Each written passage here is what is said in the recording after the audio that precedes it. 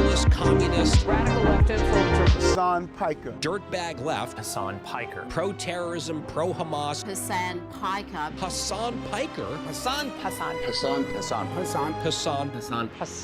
Piker, going on this vulgar rant, mocking wounded war vet for losing his eye fighting for our freedom.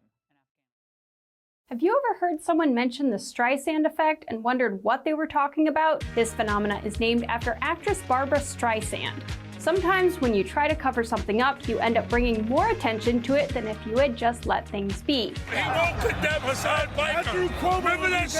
The assemblyman will not denounce Hasan Piker, who said, America deserved 9/11, dude. the assemblyman just said in his response, Hasan Piker says America deserved 9/11. There you go. There you have it. My friends, we have toppled a political dynasty. Now to the Michigan Senate race, where El Sayed is campaigning in Michigan, Appearing on stage at 2 Michigan campaign rallies. He's proactively campaigning alongside Piker. the man who says Hezbollah's flag is his favorite because it's dope. Why would you align yourself for raging anti-Semites? who has defended Hamas terrorists. Calling them the lesser of two Israels compared to the evils.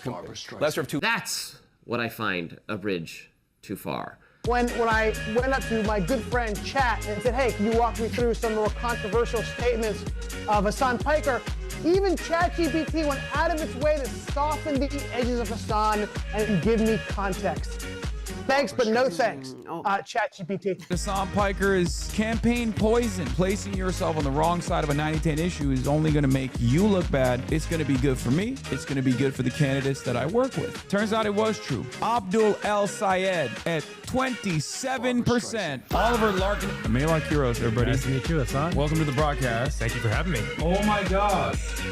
What's going on, man? What's up, dude? Good to see you again. And I really enjoyed that, yeah. How you been? He's trying to get that out. Wow.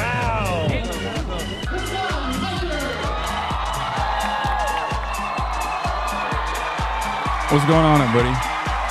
I hope everyone's having a fantastic evening, afternoon, pre-noon, no matter where you are in the world. I'm Hasan Piker, and this is our broadcast coming to you live from sunny California, Los Angeles. Folks, we're live and alive, and I hope all the boys, girls, and MBs are having a fantastic one.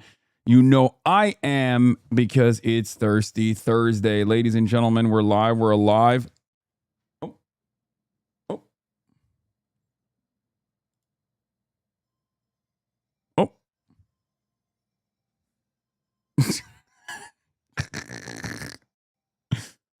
Right as the stream started, he's like, I'm ready to go. It's time. It's time to monitor the situation. Suit looking on point. Stay dripping, my friend. Thank you. She said, it's time. Situation monitoring time. Kaya. Oh.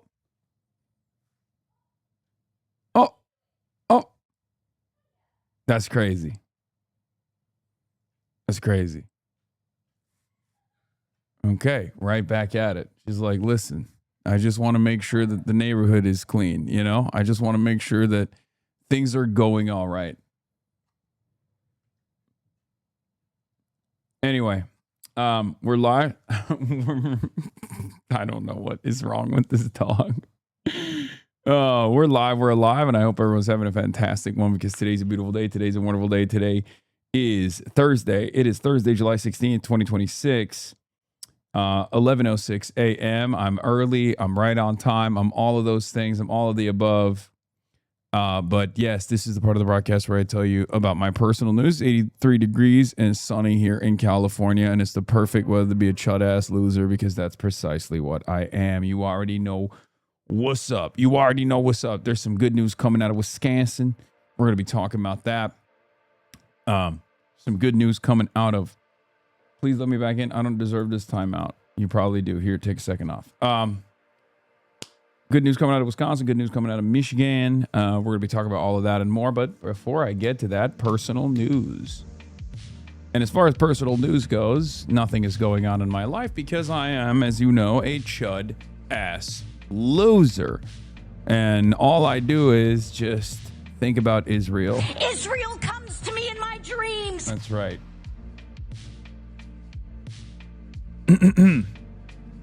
But I digress. As I was stating, last night I ended the broadcast and I wasn't being such a shut-ass loser. I actually had a big business deal phone call, big business deal phone conversation, got some really good news. Business in Singapore, obviously, as always, you know, shipping, import, export, that sort of stuff. But then also, I'm in a new documentary and I'm very excited to announce it. That's going to be announced. I had a conversation with the team last night. It's getting announced right now. It's on deadline. Don't know if you guys saw it, but from the minds that brought you the 13th, Ava DuVernay brings to you this time the 14th. Ladies and gentlemen, the woman who brought you Selma, When They See Us Origin, and the 13th is coming back out with yet another pivotal, game-changing documentary. Ava DuVernay and Netflix reteam for constitutional documentary The 14th. This film asks what kind of country is being written beneath our feet right now. And that's right. Your boy's in it. Turby Derby. No, not Turby Derby. Me. I'm in it. I'm in this documentary. It's actually very exciting. Shot this a long time ago. And Ava's the GOAT. She's amazing. Her whole team is amazing. And I'm very excited to be a part of it. And I get an even little baby mention here somewhere. I don't even know. But deadline. Yeah, there it is. Yeah, I'm going to be on a Netflix doc. Isn't that crazy? The boy's moving up in the world. You know what I'm saying? The boy's moving up in the world.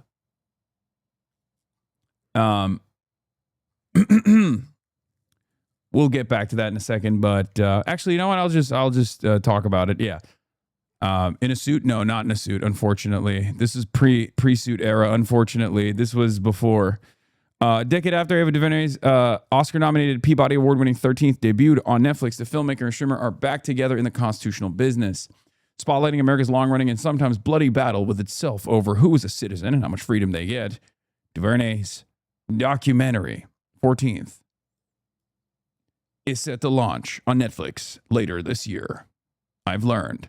The 13th asks who gets caged, and the 14th asks who gets counted.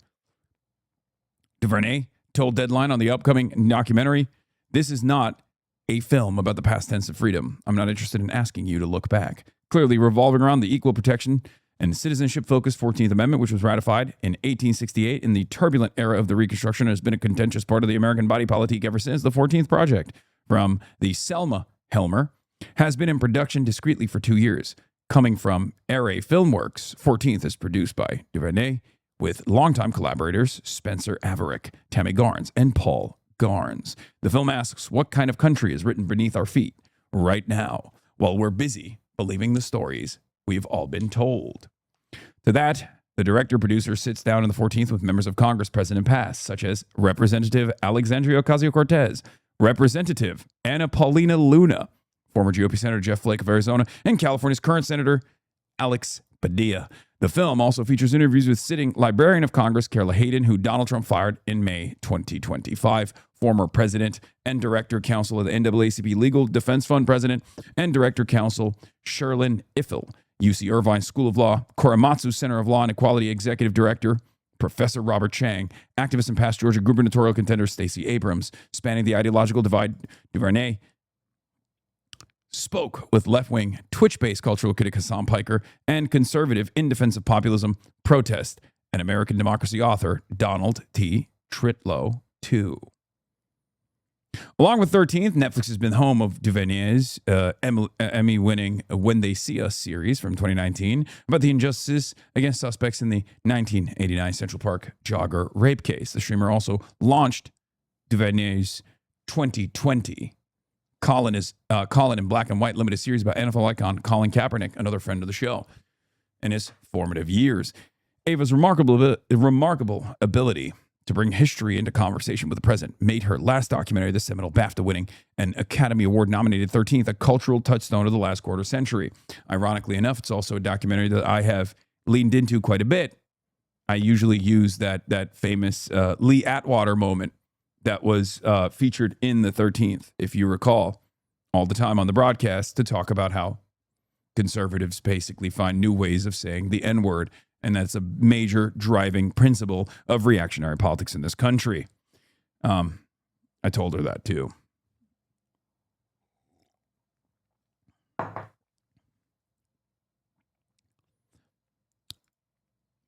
Adam Del Dio, Netflix VP of Documentary Film and Series. With 14th, she delivers another ambitious and thought-provoking documentary with the depth, artistry, and humanity that have come to define her work. We're proud to continue our creative partnership with Ava and bring this powerful film to audiences around the world. In many ways, continuing DuVernay's often probing career with projects like 13th and WTSU, the essence of the 14th is also reminiscent of the remarks the filmmaker made in 2025 upon accepting Great American's Medal from the Smithsonian National Museum of American History in front of a DC crowd, including Smithsonian Chief Lonnie Bunch III and the museum's Elizabeth Macmillan director, Anthea M. Hartig. DuVernay noted, "History is not a weapon to be sheathed when inconvenient. It is not a bedtime story meant to lull us to sleep. It is a river, flowing, deep, and often turbulent. Sounds like America."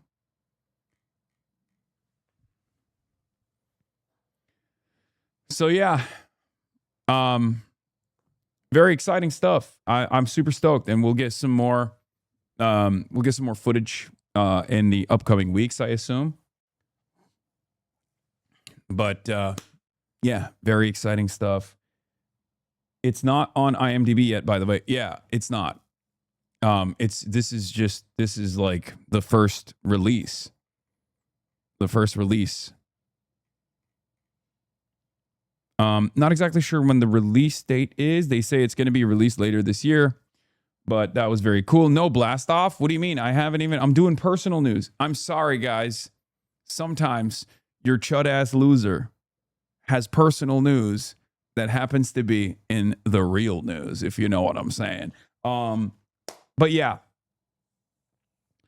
So, yeah, I was doing that. I went to dinner for my brother's upcoming birthday, which is this week, but I'm not here. I'm going to be in DC starting tomorrow, delivering a speech to the College Democrats of America.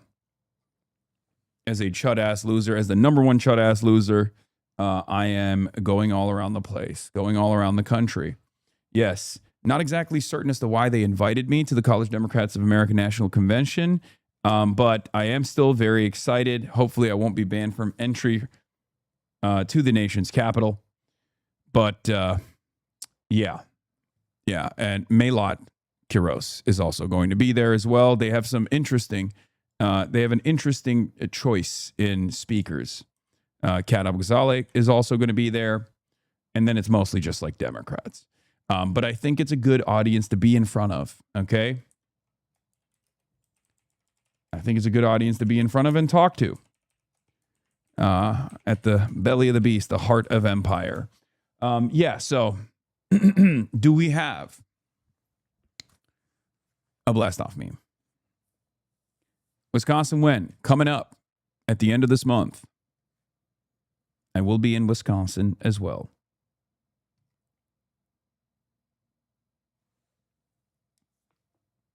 Got to baptize yourself in the reflecting pool? Unfortunately, I will not be able to baptize myself in the reflecting pool because they took the water out of the reflecting pool, which is devastating because I was looking forward to doing just that.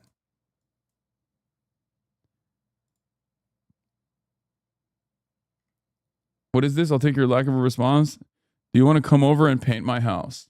Yeah, no, totally. Would love to do that. It'd be a real honor, chatter. I got you. Pee in it? Well, it's going to be tough to pee in it because, like I said, it's surrounded on all sides by fences. And not only that, but also it doesn't have water in it any longer. So we got a wonderful show for you guys today. We're going to be talking about JRE, Joe Rogan Experience, JD. 100 Democrats vote against Israel. What does this mean? War is back on. Abdullah Sayed's tax returns. Situation continuously monitored. Strait is still closed. And Chris RABB will be in the building. DC tomorrow. So yes, we have a lot happening. Also, there is the president addressing the nation later tonight, which I unfortunately most likely will not be live for because I will be filming the pod. So there is that. Trans TikTok of the year must watch. Doing my E-shot on Charlie Kirk way. We are Charlie Kirk. We carry the flame. We'll fight for the gospel. Thank you guys for watching me do my E-shot on Charlie Kirk way.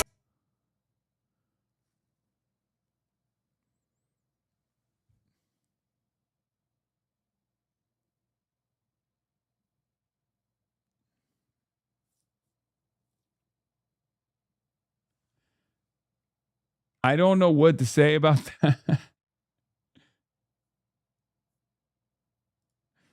That's crazy. That's, you know, trans rights and trans wrongs. You know what I mean?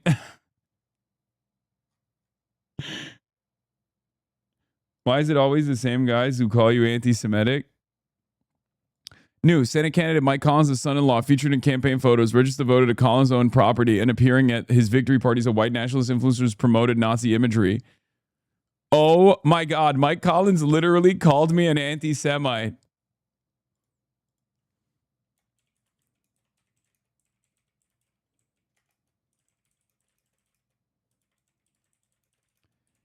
And demanded John Ossoff disavow me. That's awesome.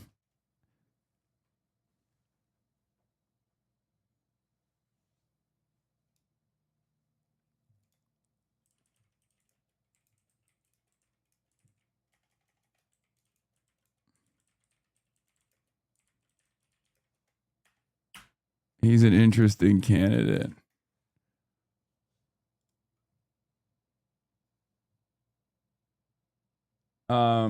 Wow. That's so funny. Randy Quaid was on Piers carrying the flame, by the way. If you want to delve into him crying over 1 million Charlie Kirks, this is the broadcast where we carry the flame. Nowhere else. I don't like that other people are carrying the flame now because it's just like kind of takes away from us carrying the flame every day, but it's fine, I guess. Yeah, we got Donald Trump's big speech tonight where he is going to reveal that China stole the election alongside Hugo Chavez in Venezuela in 2020 because we're living in a national nightmare. We're living in an international nightmare. Meanwhile, of course, Marco Rubio has designated all left-wing groups terrorists. So that's also super sick. Really looking forward to going to Gitmo and being tortured every day. I'm half joking, but that shit is actually really devastating. Who knows where this goes? But anyway, fascism is super hot right now. It's great. It's wonderful. We need all the allies we can get, and we need to buck up. We need to nut up, and we need to get a little bit more serious about the fuck's going on in this goddamn country.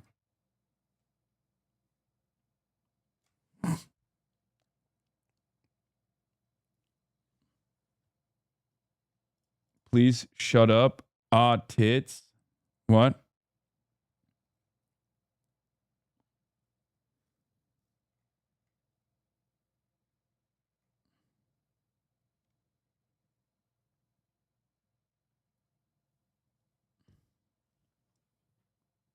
Did you see what Scott Besson said? Yes, I did. I saw all of it. I watched all of this.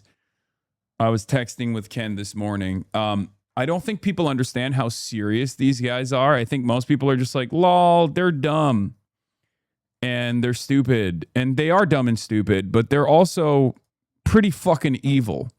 So regardless of how dumb or stupid they might be, I am still very worried about them carrying out this ridiculous targeted operation. So we'll get into that and more, obviously. Yeah, the dumb guys are unfortunately in charge. So that makes things a little bit different and a little bit difficult.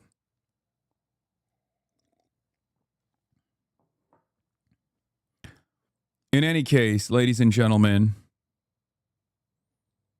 boys, girls, and MBs, we're live. We're alive. We got the diarrhea virus. Oh, this country, man. I don't know where the fuck we're going. Hopefully the T levels of the military's fixed, though.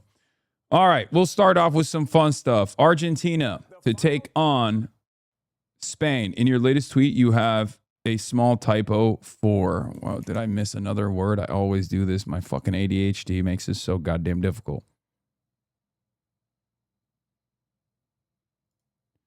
Oh, wait. Disavow me.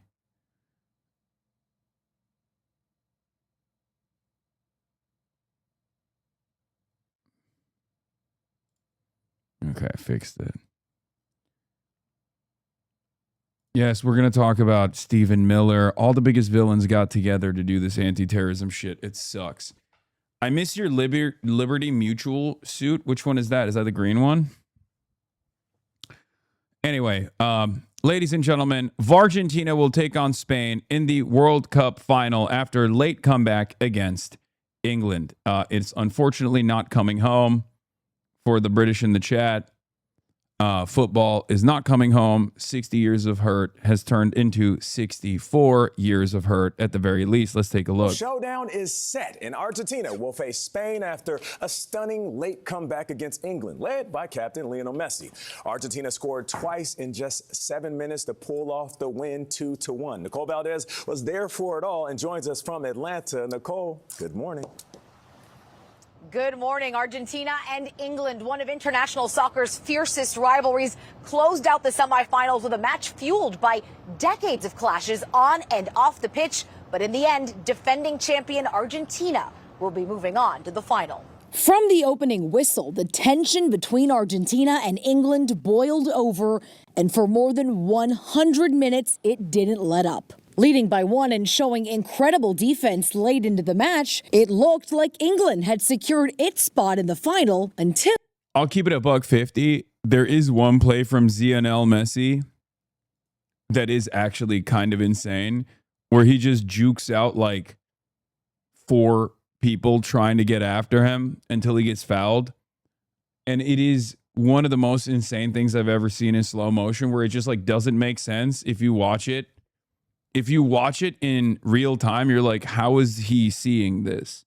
Like, how does he see this lane? How does he open his own lanes? It doesn't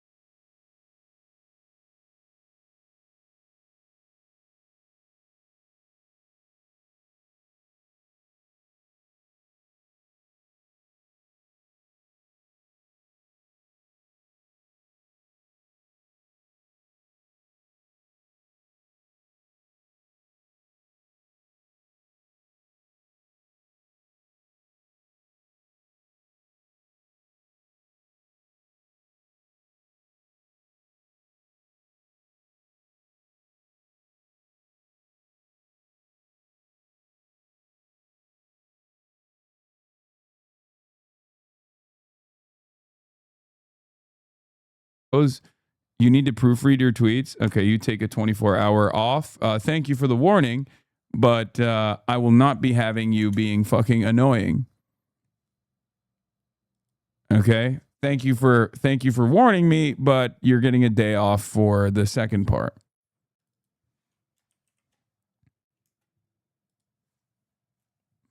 Dumbass. Obviously, Yamal and Messi are playing each other now in the World Cup final. Guys, this photo happened because there was a charity campaign with UNICEF. The neighborhood near Barcelona, where Barcelona plays, I'm in Barcelona in Spain. They asked all the families there, it's like, if you have a baby, you can enter into a raffle. And then if you win, you can bring your baby. I didn't know Yubi was like that. I didn't know Yubi was into soccer like that. The clear favoritism for Argentina this whole World Cup is a stain on Messi's legacy. He put Jude Bellingham in a headlock. An Argentinian player grabbed an English player by the back of the head. And Messi was just wasting time at the end by falling onto the ball and holding onto it like it was a rugby match. And those are just some of their dirty plays. Baby, and there'll be a photo with a Barcelona player. The Barcelona player in 2007 ended up to be Messi in the photo. And who won the raffle? Yamal. This wasn't like, oh, Yamal's the son of this other soccer. No, this was random. Random. And in 2007, Messi was pretty good, but he was not like, oh my God, the GOAT. This is, I don't care how many times you see it, how many times it gets brought up. This should be talked about for the rest of humanity. I can't believe it's real. It is the fakest real photo of all time. I could talk about this. The chances, some mathematician has to run the chances on this. Some mathematician. It has to be close to like -0. It is one of the most insane random strokes of luck. Said it's some Harry Potter shit where only Yamal can take down Messi. I mean, let's be real. If it actually does end up happening, you know, Keir Starmer hits back at Argentina after the players held the Falklands or Argentine banner. The World Cup might have not been ours, but the Falkland Islands are? No. Oh my God. Oh my God. Dude, I'm telling you, this is why I told you the British they're not doing all right. I feel kind of, I can't believe I'm saying this. I feel kind of bad for the British. This goes against FIFA rules, by the way. Yeah, of course.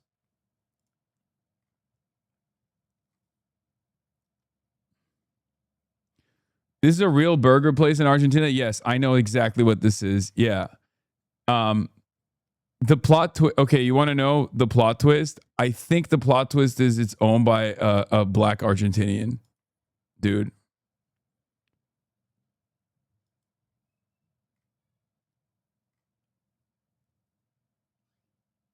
But I don't know if that's the case or not. But it is still the most insane thing I've ever seen. Yeah. Anyway. Yeah, also AI art, classic. Anyway.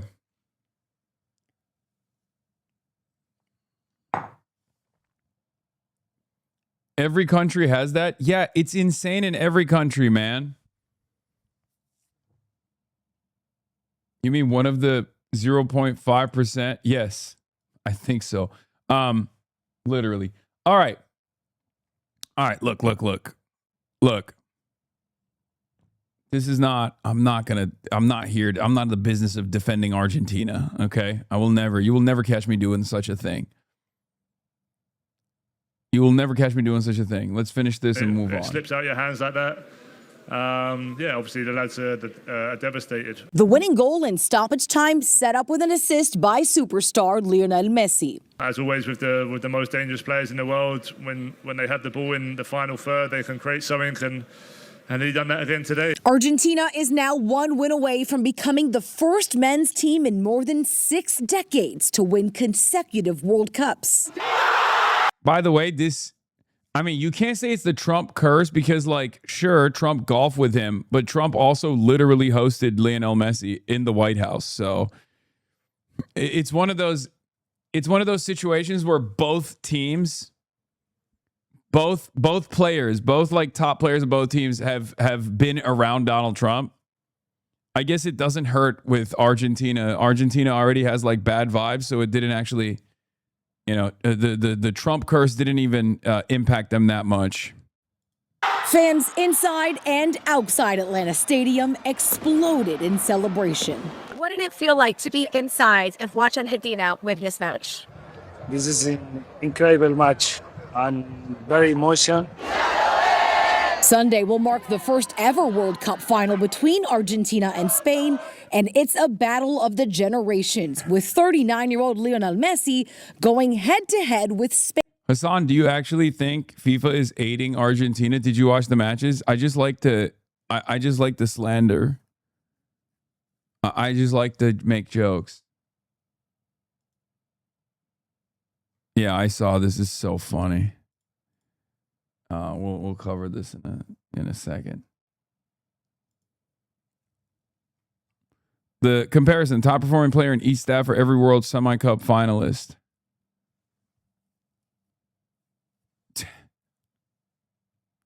That's insane.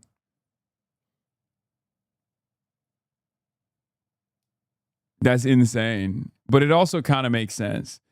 I mean, objectively, like I guess these are more stacked, right?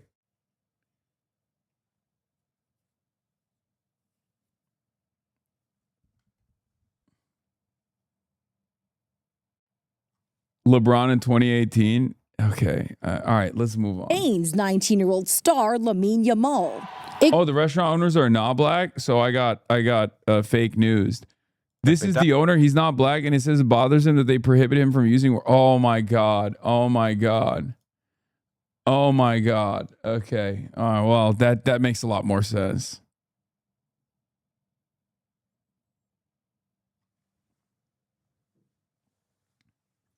I thought it was one of like the 8 black people. Someone duped me. I mean, it'd still be fucking insane regardless, but 2017 iDubbbz ass opinions. I mean, it's, dude, Argentina moment. Argentina moment. Argentina moment. I'm not, look, let's just move on from the story, please. Could be Messi's final World Cup match, giving the player many consider the greatest of all time one more chance to add another World Cup trophy to his legendary career.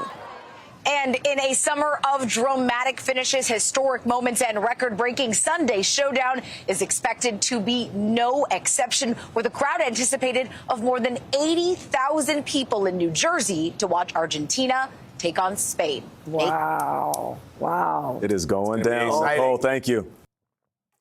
Defending champion Argentina defeated England 2-1 at the World Cup semi-final on Wednesday. It was the latest chapter in a long-running feud. Whole country watching the game because none of them have jobs. Okay, that's ruthless. Okay, now we're just being mean to every Argentinian person for things that are completely outside of their power. You know what I mean? Like, yeah, that's not their fault. You know what I mean? Feud that has transcended the pitch to encompass British control over the disputed Falkland Islands, which Argentina calls the Malvinas, claiming them as its sovereign territory. That feud spilled onto the pitch on Wednesday, when during celebrations fans held a banner with the words "Las Malvinas son Argentinas," or "The Falkland Islands are Argentine." The same banner was held by Argentina's Giovanni Lo Celso during celebrations. The British government has urged governing body FIFA to investigate Argentina's soccer team over the banner. The team could face disciplinary action from FIFA for violating rules banning political messaging on the field. The feud between Argentina and England goes back to 1982, when Argentina invaded the Falkland Islands, triggering a 2-month war. The conflict, which was won by Britain, saw the death of 255 British servicemen, 3 islanders, and 649 Argentines, many of them young conscripts under-resourced and outgunned by the British Army. It has also loomed large in Argentine soccer since one of history's greatest players, Diego Maradona, led Argentina to victory over England in an epic 1986 World Cup quarter-final, with his notorious Hand of God goal. the memory of which still leaves many British fans wincing. Oh, this is pretty crazy. Mamdani watched the World Cup semifinals with Rikers Island prisoners, and people got really mad about it because they're just fucking awful human beings in general. This is a very cool thing that Mamdani's doing, you know, humanizing people that are oftentimes the most overlooked individuals in society. 66, you have 1 star only. You can see it there. It's a phenomenal thing to do. This is one of his. Oh man, this is unironically one of his best qualities. Straight up.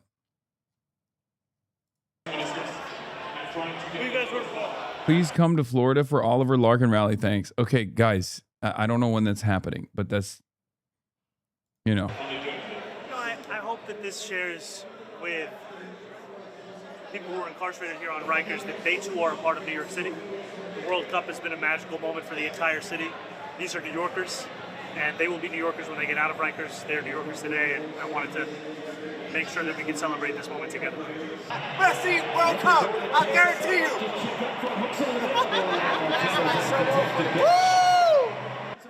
You know he's not a sports, but Of course, criminals would be in favor of that other criminal, Lionel Messi.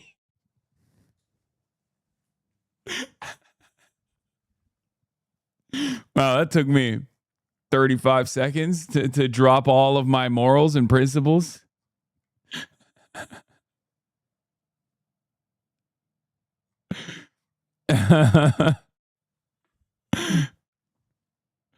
get our drinks on and stuff like that. That's okay though. We got to eat on, so that was good though. You know what I'm saying? So we got the privilege of drinking stuff, eating food that we don't really get and you know what I'm saying? Like with me, I've been locked up 21 months, so it's been a long time since I had real food like that. That's so sad. These two teams are rivals for decades, and can we get any better than this?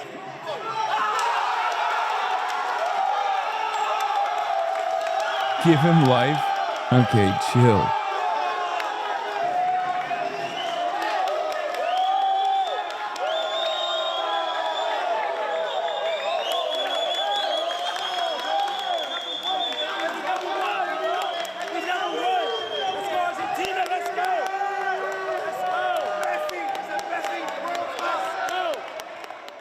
President Trump is set to give a prime.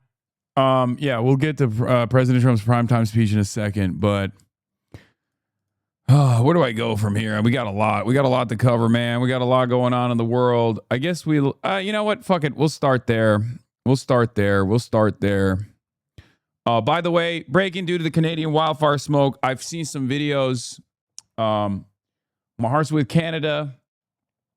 I hope you guys are doing all right. I know you're not really doing all right, but California lawmakers are begging Quebec's premier to put U.S. booze back on the shelves. She won't budge. Okay, that's not the Canadian news that I thought we were going to be covering.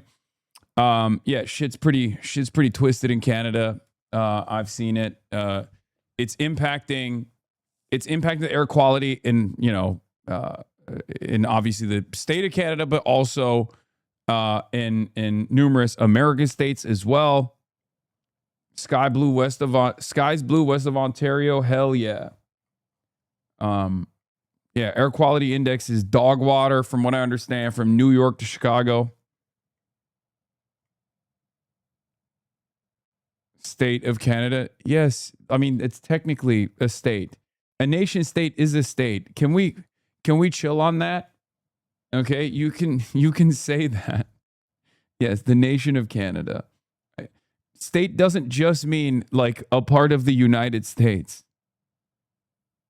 Can I not? Is that not appropriate? Can I not say, okay, whatever, it doesn't matter.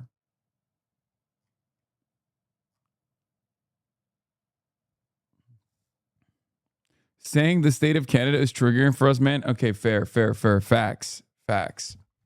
True. I do understand that, especially considering that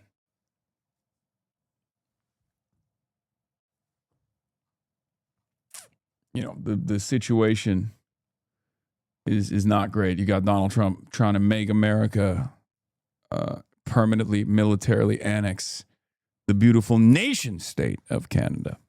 Okay? My heart and my thoughts are with the beautiful nation state of Canada, but my soul is always with the beautiful nation state, city-state of Singapore.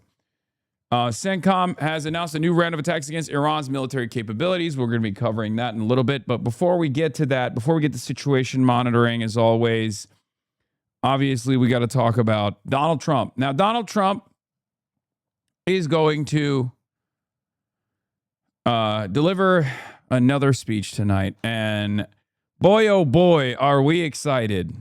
Is it going to be about is it going to be an announcement that he's ending this unnecessary war that has destroyed global energy markets? No, of course not. Is it going to be a speech talking about how he's going to handle the inflation crisis? Of course, it's not going to be about that. Is it going to be about blaming transgender people, for example? Shockingly, it's not going to be about that either. And you might be thinking, okay, is it an announcement that we're going to war with Cuba? No, it's not. And if any of you actually turned around and guessed, it will be about addressing how the 2020 election was stolen 6 years after the fact and somehow tie it to a foreign country, you would have guessed it right. We are living in the dumbest country on the fucking planet. We are living through the stupidest timeline. We are in the hell world timeline. Everything gets dumber and dumber every single day. Give it up, brother, please. You won again. You already won. Why? Why is this still happening? Why? Oh my fucking God. Everyone's got diarrhea and everyone is living under a fascist rulership. It is so awful. Time address tonight on what he calls election integrity. He continues to make unproven claims about the 2020 election, and Democrats fear he could be seeking to undermine the midterms. Weijia Jiang is at the White House for us this morning. Weijia, what is this all about? Good morning, Vlad. Good morning to everybody. Well, President Trump's primetime speech comes at No, it's not about the ballroom. I wish it was about the ballroom. Somehow this is even dumber than the ballroom and also more worrisome than the ballroom because the ballroom is just costly. It's expensive. It's a silly vanity project for Donald Trump. This is an argument that the Trump administration is going to use to literally target political dissidents, claim that they are tied to foreign adversaries like China, like Venezuela, and he is going to use this to try and justify some kind of electioneering that will take place illegally in the midterm elections where he knows he's going to lose by insane margins because everybody fucking hates him because he sucks. This is another gear turning in the direction of fascism. Due process was a pivotal part of this, okay? The First Amendment is another pivotal part of this, and the election integrity is like the three pillars that remain. Obviously, he's trying to tackle the court system, which is holding on by a thread. They've already engineered this process in the court system where they have they've appointed so many Republican judges and justices that the courts are already broken, right? But there are still some Republican conservative judges who are just like, honestly, this is a bridge too far every now and then. And there's still certain tenets in the Constitution that we abide by, all of which is hanging on by a thread. Like I said, due process is one of them. The First Amendment is another one. Birthright almost went away.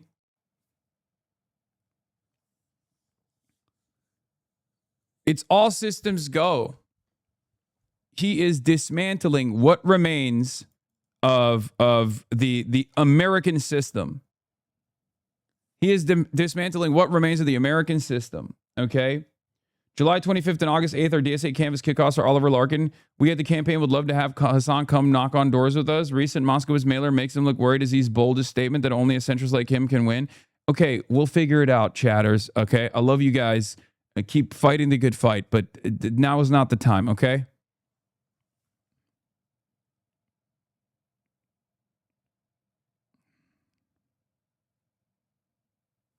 Anyway, let's get back to what Donald Trump is saying as and he doing. pushes Congress to pass the Save America Act, which aims to toughen election laws. CBS News has learned that part of tonight's address will include new claims of Chinese meddling in U.S. elections. President Trump is promising major revelations in tonight's address. It doesn't get bigger because without free and fair elections, you don't have a country. Sources familiar with the matter tell CBS News that Trump will raise allegations that China compromised U.S. voter data and evidence that the CIA withheld details from Trump during his first term. We will never give up. By the way, just complete nut house over here, okay? It's just made up. You're making this stuff up. I don't know how else to explain it to you, okay? Are foreign countries trying to interfere in our elections? I'm certain that they are, whether it be Russia or Israel that gets to do it basically legally and above board for some weird fucking reason, or China, or, I mean, definitely not Venezuela. That one is really silly. But like foreign countries try to meddle in our elections, it makes sense, okay? We are the most powerful country on the planet. We are the hegemonic superpower. Of course, foreign adversaries are going to try to interfere in our elections. The problem is, at least for Donald Trump, there is no evidence that that meddling has been successful. It has not been able to undermine the American election integrity. What are you talking about? We do it to them. They try to do it to us. But what you have to look at is the outcome. You have to look at what the actual impact is. You can't just be like, oh, well, they tried to do it, so I guess, the elections were stolen. First of all, every American election is technically stolen because we can sell our American elections. All of our politicians are bought and sold. Shouts out to Citizens United. There's one happening right now in Michigan that we're paying close attention to. Israel and numerous other corporate entities are trying to buy that seat for Haley Stevens, literally in broad daylight. It is a theft that's taking place. It is undermining the democratic process. It's subverting democracy in real time. So the reality of the matter is, if we want to get truly theoretical about this, okay, if we want to get truly theoretical, if we want to look at the actual situation, all of the elections are stolen because you can buy them. Okay, you can buy them. You can buy elections. But if we're looking at the normal process, if we're looking at like voters, who they voted for, what kind of rigging took place, American elections have fairly high levels of integrity year after year. Millions of dollars are poured into studying these results to try to identify what kind of voter fraud is taking place, what kind of engineering is taking place behind closed doors. Donald Trump has spent a good deal of time and effort trying to prove that American elections were stolen from him in 2020. And all of those initiatives have failed. Because for all of our faults and all of our failures, the American election system is like fairly good.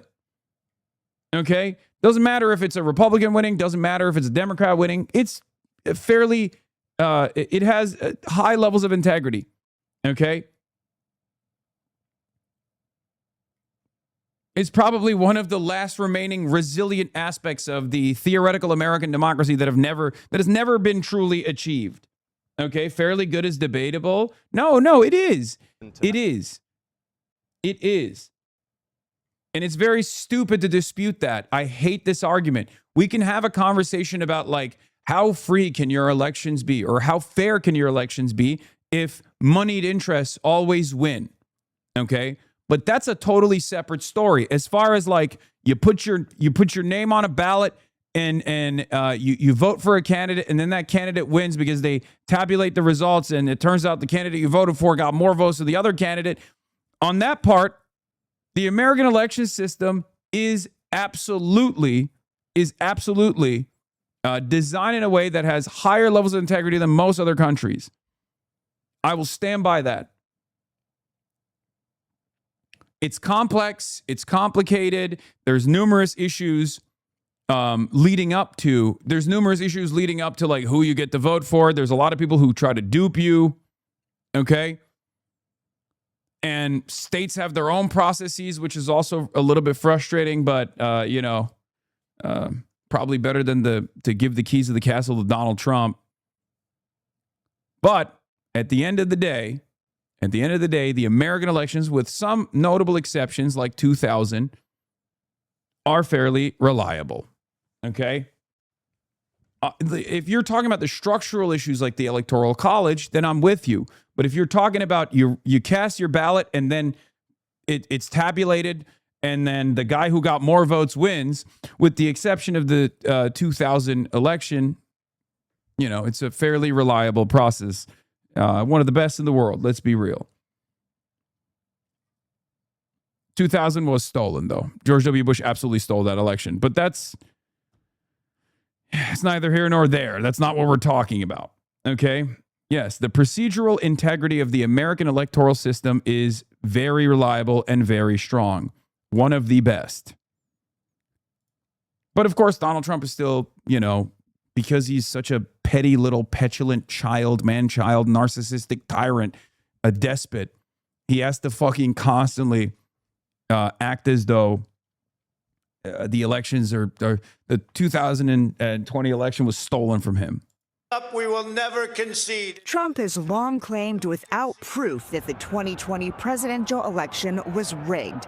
But in 2021, the U.S. intelligence community assessed with high confidence that China did not try to interfere with or influence the outcome of the election. On Wednesday, who won the 2020 election?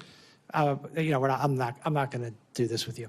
Isn't it humiliating to be unable to answer? Also, to say that China wanted Trump over Biden or Biden over Trump is really stupid, because both candidates at the time were unbelievably anti-China. Like, there was functionally no difference between Donald Trump and Joe Biden. And now I would go so far as say Trump has unironically become a better president, a better American president by Chinese needs. Like, if we're just looking at a president for China and Chinese interests, then Donald Trump is the greatest president of all time for China. That's why Chinese netizens call him Donald Trump, the great nation builder for China. And look, I want America to do well, and I want America to do right by Americans, and I want America to do right by the rest of the world. Okay? But let's be real. If you were not an American citizen at all, and maybe even hated America for all of the pain that it's dealt all around the world, you're probably looking at Donald Trump and going, look, he's a fucking asshole, but he is really diminishing America's force projection capabilities. He's really diminishing America's status as the hegemonic superpower around the world. It's probably pretty great if you are excited about the downfall of America, right? I mean, look, more people around the world now favor China over the U.S., Pew study suggests. Why would they hate this? Donald Trump has destroyed the goodwill that America built around the world with its soft power initiatives, with its Marshall Plan, while it was simultaneously destroying the planet, ironically enough, while we were, on the one hand, destroying the planet and destroying the integrity of other countries and their sovereignty, constantly waging war. We were also giving a lot of money to a lot of people while installing fascist puppet dictatorships all around the world. But like, we were doing all that when we had Hollywood, and that obviously played a role in the way that people saw America as a force for good. Donald Trump has destroyed that.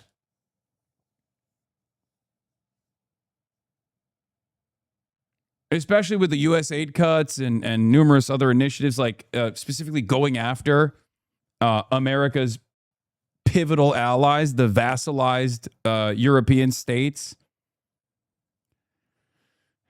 And now China, by the very nature of not being America, is actually gaining favor all around the world. U.S. has fallen behind China in public opinion across 20 countries, percentage each year with a favorable opinion. And it's not like China's doing a tremendous amount of work to get to this status. A big part of the reason is because they see China as a rising power and not doing the things that America did to rise to power and what America did to continue carrying on its power all around, continuing to carry on its domination all around the world. That is literally why people are looking at China more favorably, because they're like, okay, they just make the toys and the components that we need. And they don't really do much else. It's awesome. They're stable, as opposed to America that yields instability.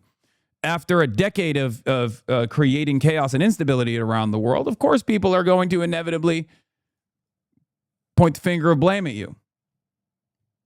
They're going to start to change their mindset on what your position as the hegemonic superpower actually means for the rest of the world. Answer this question. To have to indulge the president's delusions. Democrats grilled the president's nominee for Director of National Intelligence, Jay Clayton, about the race during his confirmation hearing.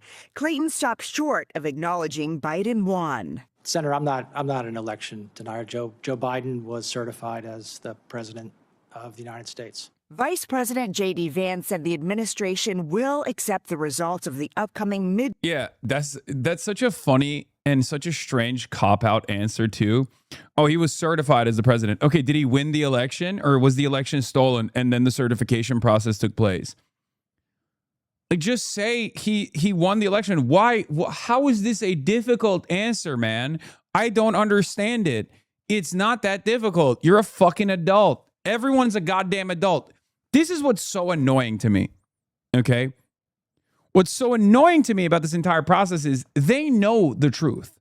These people know better, okay? They know better. They know better. They know exactly what's going on. It's another thing that annoys me about, like, the Israel situation, right? Like, people know what the fuck is happening and how untenable this is, and yet they're just fearful. They're fearful of moneyed interest coming in and, like, I don't know, ruining their reelection chances potentially. But, like, they have to lie.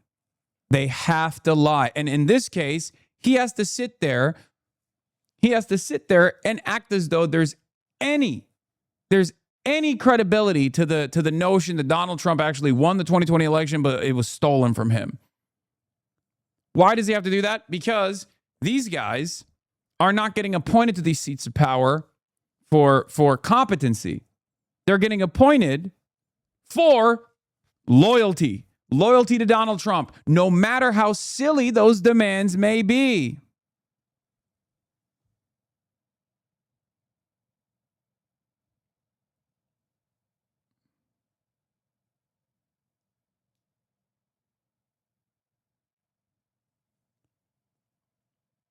Term elections. But we also think we have to do everything that we can to discourage cheating. But Democrats say they are worried Trump is setting the stage to undermine the results. They know they can't win the election fair and square. So we don't put it past them to try whatever they can. In response to our reporting that President Trump will bring up new claims of Chinese election interference, the White House says anonymous sources are speculating, but the truth is no one knows what he will say, which is why, quote, everyone should tune in. Gail. All right, Weijia, thank you very much. Garrett. Caroline, welcome back. Good to see you. Likewise. To the degree that this speech tonight is about elections past, not elections upcoming, the 2020 election has had dozens of recounts. White House previews President Trump's national address on election integrity. Oh, my fucking Lord. This shit. Bro, what are we going to do, man? What are we going to do? Oh, my God. By the way, this is yet another clear-cut example that if, like, voting was irrelevant and if elections were irrelevant, if voting was irrelevant, and if there was, like, no way that you could implement any change whatsoever through the electoral process, these guys wouldn't be taking it away, okay? This is a fundamental principle that Black Americans understand, okay? They had to fucking fight super hard to get that right, okay? People died for that shit. Obviously, the system is designed in this unbelievably distorted way where moneyed interest always wins out. But if Here we go, libbing out again. Dude, come on. Why? Okay, answer my fucking question. Answer my question. If your vote didn't matter at all, why would they, one, choose to rig the system to begin with? And two, why would they be actively working to undermine the process? I'm not saying we are going to have a revolution, a socialist revolution by voting, okay? Oh, vote extra hard, vote at the ballot box. But to just cast it all aside, to act as though there is no change that can come through this process as it still exists is insane, okay? Had two Brits LARPing as Americans crying to me about how elections are pointless, that the system is too broken to fix and we just need to tear it all down. Yeah. It's only one aspect of a multifaceted approach. I'm not saying stop doing direct action, stop organizing outside of the electoral system. It's just one part of it, okay? It's one part of it. It's one part of a much larger battle, a much larger and much longer struggle.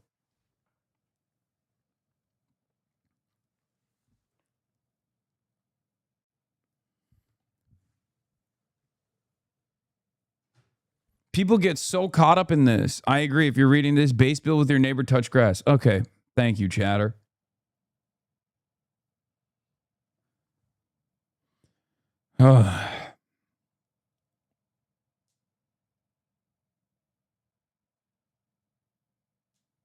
Anyway. Motherfuckers here go vote and instantly do this meme. Yes, I know. It's so goddamn annoying. It's so goddamn annoying that people think like, this is what I'm saying, okay? This is what I'm saying. This is what I'm implying. That like, just vote, shut the fuck up, and don't do anything else, okay? Do not do anything else.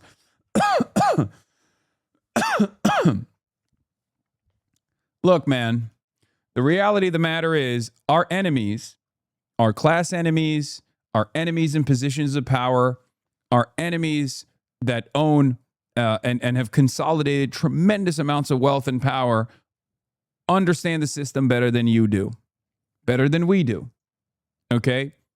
That's why they are dumping boatloads of money in the Abdul al-Sayed race, for example. They recognize how important it is to make sure that that seat, a Senate seat, the upper chamber, is not lost to the democratic process, okay?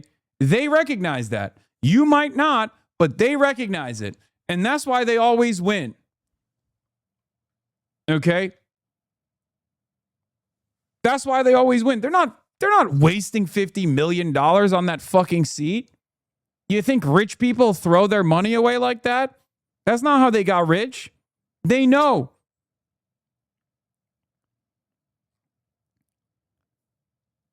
I know that people think like, oh, who gives a shit? This is electoralism, it's bourgeois democracy, but like, you just don't understand.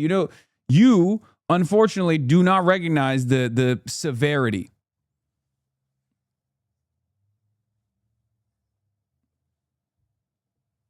Voting is how the system sustains its legitimacy. Yes, but also at the same time, there are small changes that can lead to massively consequential differences in the lives of tens of millions of people or hundreds of millions of people all around the world. Tens of millions of people in America, hundreds of millions of people in America, or even a billion people.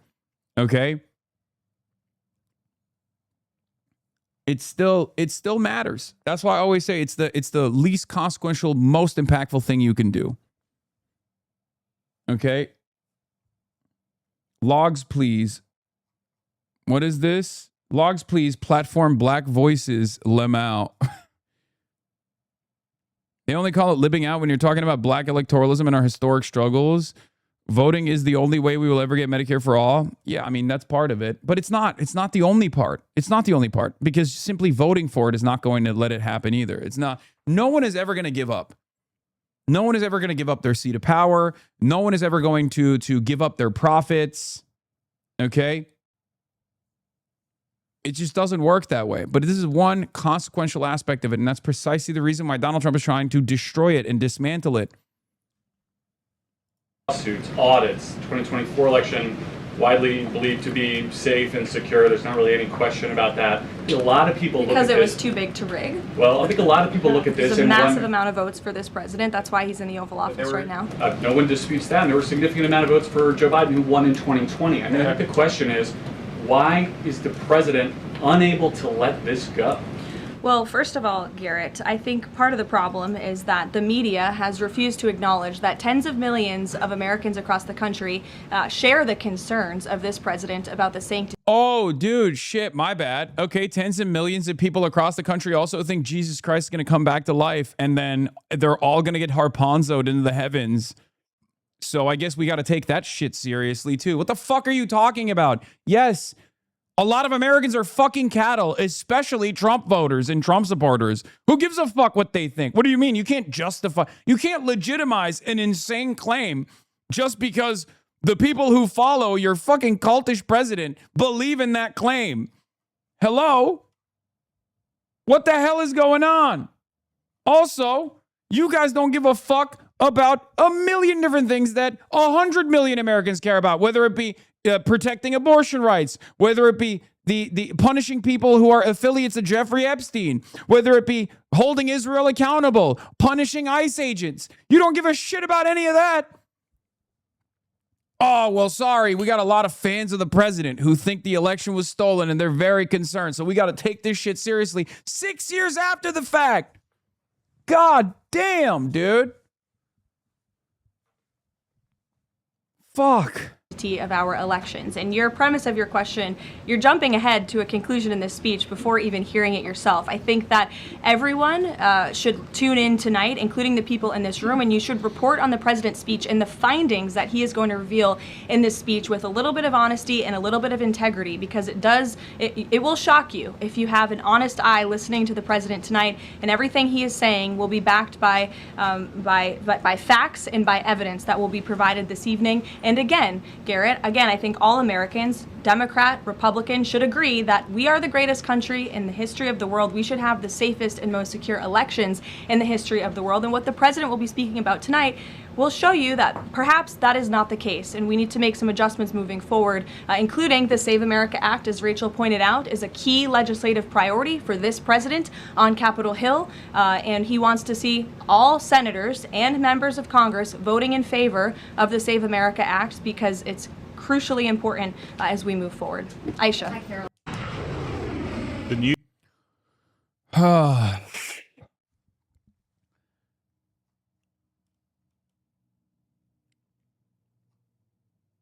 McCarthy 2.0 dropping tonight. It already started dropping. Here's a couple things that I think are very dangerous, and then here's a couple things that I think will be helpful for us, at least on the left. My suspicion is the American government has started moving on a lot of people that they're claiming are wealthy benefactors of the American communist movement, or what exists of the American communist movement. They already arrested, the Spanish government already arrested Fergie Chambers, I believe his name is. Fergie Chambers, who is he's like a famous, super wealthy guy from the Cox family. I believe he has like $250 million or something. He's an interesting dude, right? I don't know him. I know of him, but he is he has been a major donor to pro-Palestinian causes all around the world, right? He took his family money. He denounced the family. He said, fuck you guys. I'm a communist, all this stuff. And here's the thing. The American government arrested him, got him to be arrested in Spain when he was on a family trip. And now they're demanding his extradition to the United States of America. So this is one aspect of this. And they're basically claiming that he is James Fergie Chambers, transferred from Ibiza to Madrid, step closer to extradition. James Fergie Chambers has been transferred to a maximum security facility in Madrid, one step closer to extradition to the U.S. Chambers faces dubious charges by the Trump Department of Justice, federal charges of international money laundering with the intent to provide material support to and resources to foreign terrorist organizations, could result in up to 30 years of imprisonment. Family and friends of Fergie call on his supporters to phone and email their country's Spanish embassy, demand no extradition and his release. Okay, it's insane. This dude has been funding a lot of pro-Palestinian charities all around the world, and that's the reason, as an American citizen, he's doing this. That's the reason why they're coming after him. Okay, they're saying that he's a terrorist. He's like offering material support to terrorist groups, and it's total fraudulent charges. But it's a huge, in my opinion, it's a huge deal because it's they're starting to move on a lot of these people. Okay, so.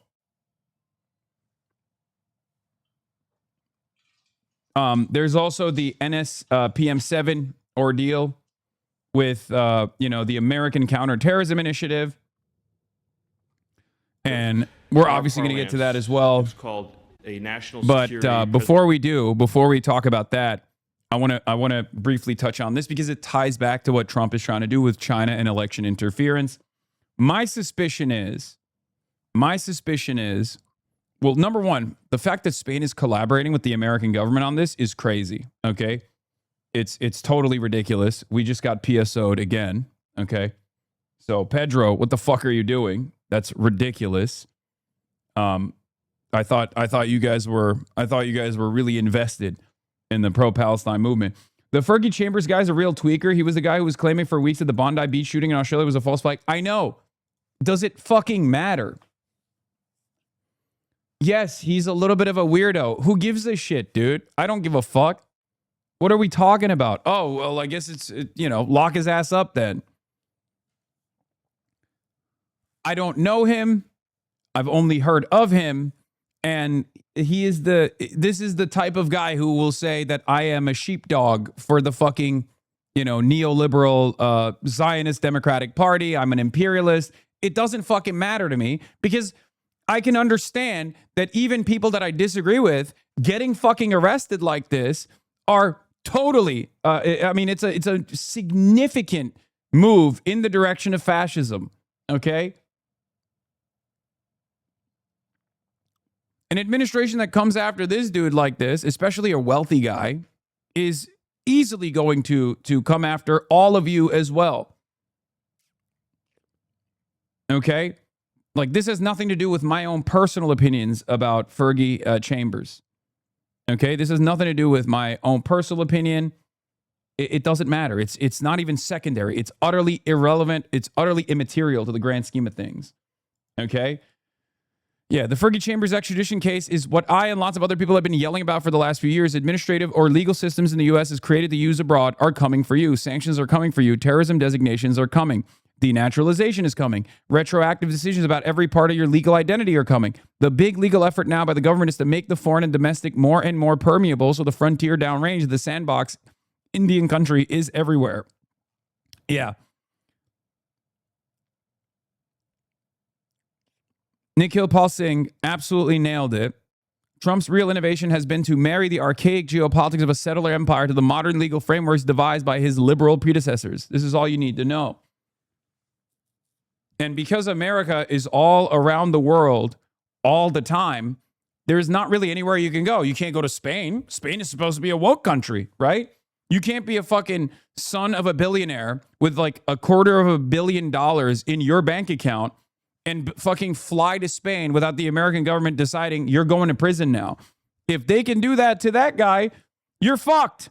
I'm fucked. We're all fucked.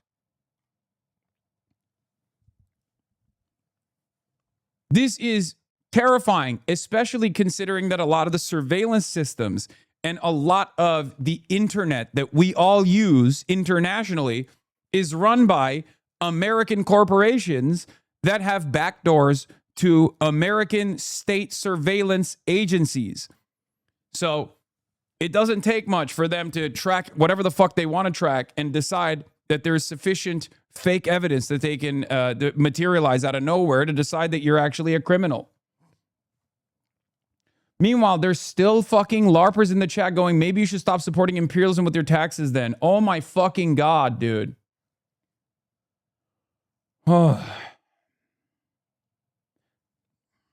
Based, brother. Based. You're so based. Thank you for being based.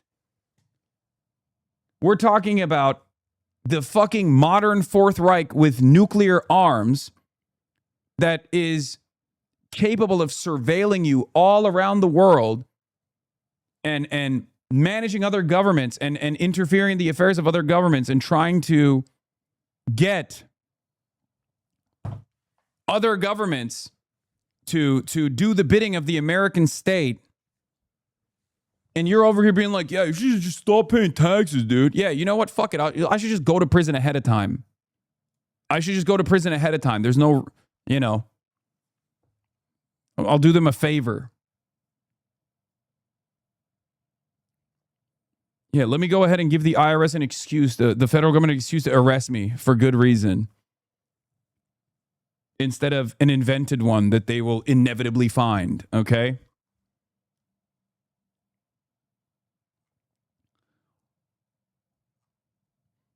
Things in the Western liberal capitalist world are changing at an alarming pace, and no one is aware of it, okay?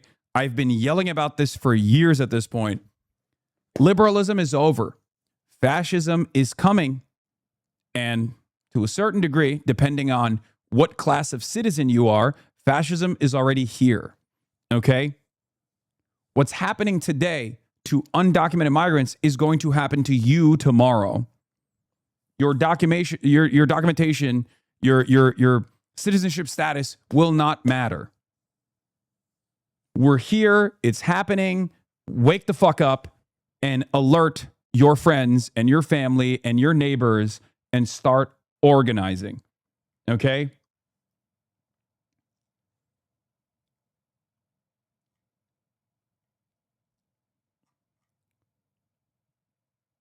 I suspect that, yes, PSL and groups like that will get designated as terrorist groups, DSA 2 probably.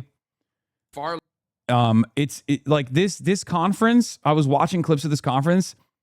It's fucking terrifying, dude. It is so worrisome for the First Amendment, for political organizing in this country, and people don't realize it.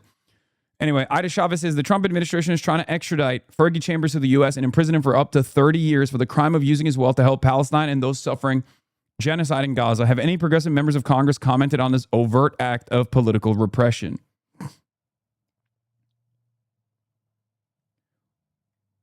Schumer and Jeffries doing nothing? Yeah, I don't expect Schumer and Jeffries to do anything, but I expect at least like some of the more progressive members of Congress to wake up to the reality that they are in the crosshairs too. If they're not going to do this out of a principled stance against fascism, they should do this for self-interest. There is a self-interested argument here as well. Now, this moves me into the second part of this equation. The Trump administration doesn't really give a fuck about communism. They don't really care about the DSA, okay? As a matter of fact, they might even like some of the members of DSA, like Zohran Mamdani. They want to do this to every dissident, okay? They want to do this to every dissident. They're not taking an ideological anti-communist stance here. They think every liberal is a communist. Communism doesn't mean what you think it means. Communism doesn't mean the end state of a different economic organization of society by way of socialism, where we arrive at a classless, moneyless, borderless society. That's not what they're thinking. What they're thinking is anyone that actually is even remotely to our left is an enemy of the state. They're not us. They need to go to perma-jail. That's what it is. It's a catch-all terminology for Nancy Pelosi and myself. Okay?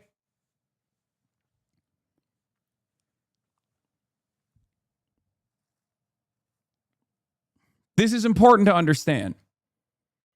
And given the severity of the crisis and how much more pain Americans withstand, one day, even if you like the government right now, which, none of you in here do, but you might have family members who like the government right now and everything that Trump is doing right now, one day they won't. And then they will be in the crosshairs.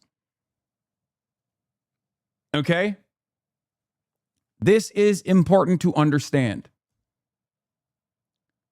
So to the Democrats, I say, if you think that this is just going to take care of your problems in the short term, the problems that you're foreseeing from the growth of the socialist movement and the DSA candidates that are making your jobs a lot harder because now you actually have to legislate. Now you actually have to put the needs of the masses first. You know, if that's like if you're like secretly excited, Neera Tanden, you're going to prison too. Okay? Like, this is what I mean. Third Way, Center for American Progress. These groups think that the Trump administration is doing a wonderful job going after these disgusting commies. Okay? What they don't realize is the Trump administration finds them to be enemies of the state as well. As a matter of fact, probably more people in the Trump administration hate those guys and the liberals that have controlled the Democratic Party than they do people like myself. So this is the other side of the story. They are going to say that China tried to steal the election. I suspect they'll try to tie this back to Roy Singham, the guy we talked about before, the wealthy guy that lives in China. And this is going to be their sufficient reasoning for trying to prosecute PSL and all these other groups, these front organizations. And then they'll try to extend it to Democratic Socialists of America as well. And they won't stop there. They'll say that all of the votes in Georgia, for example, for the John Ossoff and Raphael Warnock special election were also fake and phony. They'll try to, overturn those results, which I'm just spitballing here. But basically, they're going to say that there's this grand conspiracy that ties, the Communist Party of China to American socialist movements and organizations, and that extends all the way into the Democratic Party as well. And if the Democrats think that this takes care of the insurgency problem that they're experiencing right now, where voters in the Democratic primaries are excitedly voting for Democratic Socialists or, DSA aligned candidates, if they think that this is going to help their goals of maintaining the duopoly, their goals of maintaining the bipartisan nature of the House of Representatives and the Senate, and their singular focus on defending Israel, for example, they're fucking stupid. McCarthyism is coming back. My hope is that liberals will wake up to the reality and be on the right side this time. Okay? Because if it's socialism or barbarism, I don't think liberals want to live in a world where fascism is the norm. I know that some will. I know that some will be collaborators, but I still believe that the overwhelming majority of self-identifying liberals, hopefully, will not want to exist in this space. They hate these people. Trump is not popular enough to do this, but it doesn't matter, chatter. What you don't understand is Trump is not popular enough to do this. But guess what? This is not the actions of a strong state anyway. Only weak governments and weak states and weak movements engage in this kind of action, engage in this kind of repression. I've seen it. I've seen it with Erdogan in Turkey. That's what's going on. Viktor Orban in Hungary, Vladimir Putin in Russia, Erdogan in Turkey. These are the actions of a state that is engaging in repression because they no longer have the mandate. They might have at some point, but they no longer do. And they recognize that. So it's an act of desperation to maintain some kind of law and order by using the most militant aspects of the state to repress any kind of political dissent. That ranges from, again, Nancy Pelosi to people like myself.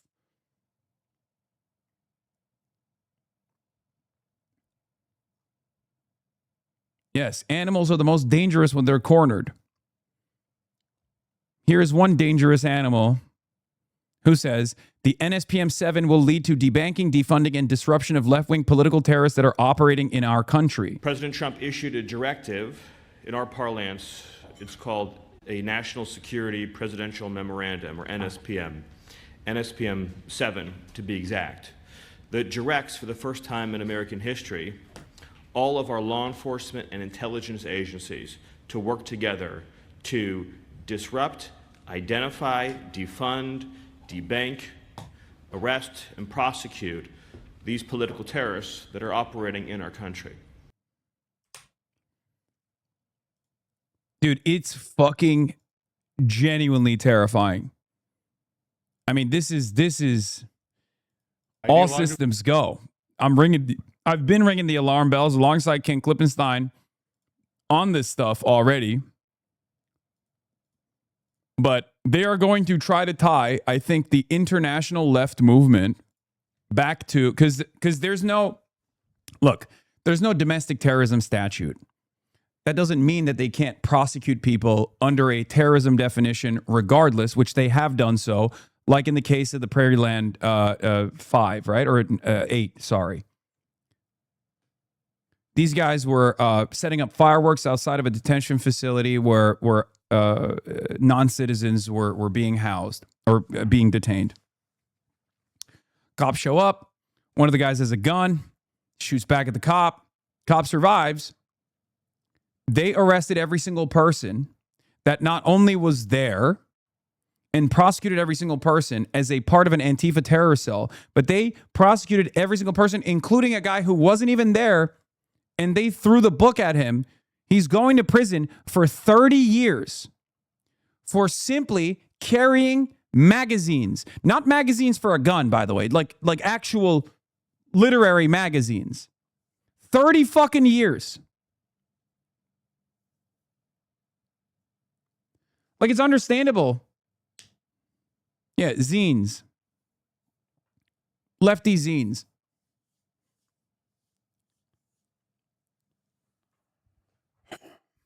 It's understandable that, like, there's going to be some prosecution for a guy who shoots a fucking cop, okay? I'm sorry. That's just how the law works. That's understandable, okay? It's going to happen.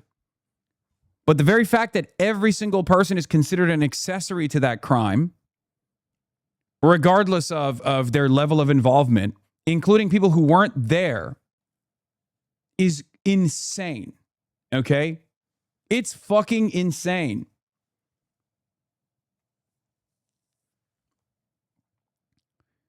So it turns out, regardless of the lack of domestic terrorism statutes that exist in the United States of America, because it directly contradicts the First Amendment, our criminal justice system is currently operating as though there is a statute. Okay? It's not reasonable that Song got 100 years. He literally saved someone's life. Guys, I'm not talking about how long his sentence is, okay? I'm not discussing how long his sentence is. I'm saying, of course, there's going to be people that are prosecuted if a fucking cop gets shot, even if it's an act of self-defense by the person who shot the cop, okay? I'm saying it's understandable that there was a prosecution that took place in that instance, okay? What's not appropriate in any way, shape, or form is not only the long sentences that they got, but also the fact that there are people who were not even there.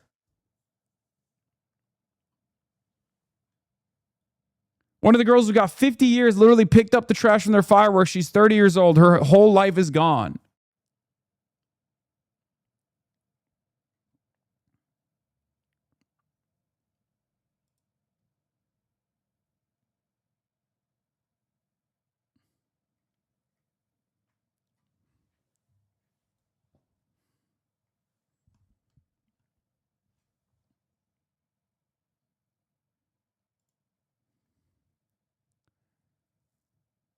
People are completely oblivious to what's going on. The feds are reviving a Nixon-era counterterrorism framework that hasn't been used in decades.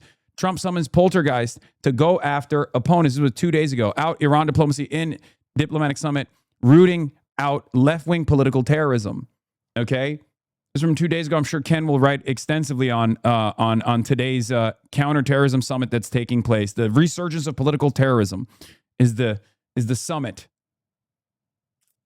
Last November, the State Department designated 4 violent far-left extremist groups as foreign terrorist organizations, and there will be more designations soon.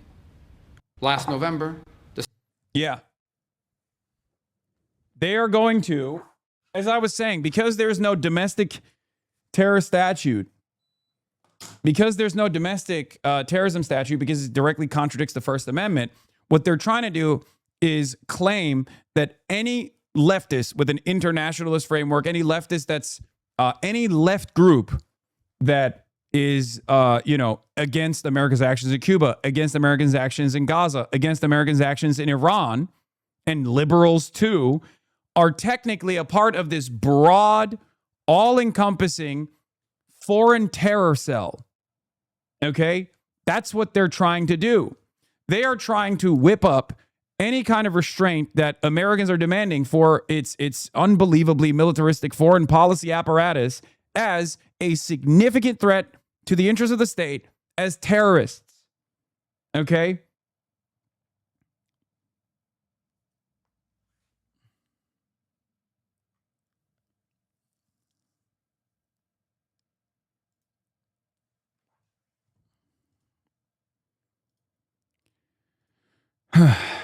boundary. Here is in Political Terrorism Summit, Treasury Secretary alleges a new operation alliance between international Marxism and radical Islamist movements. Are now giving way to new operational alliances.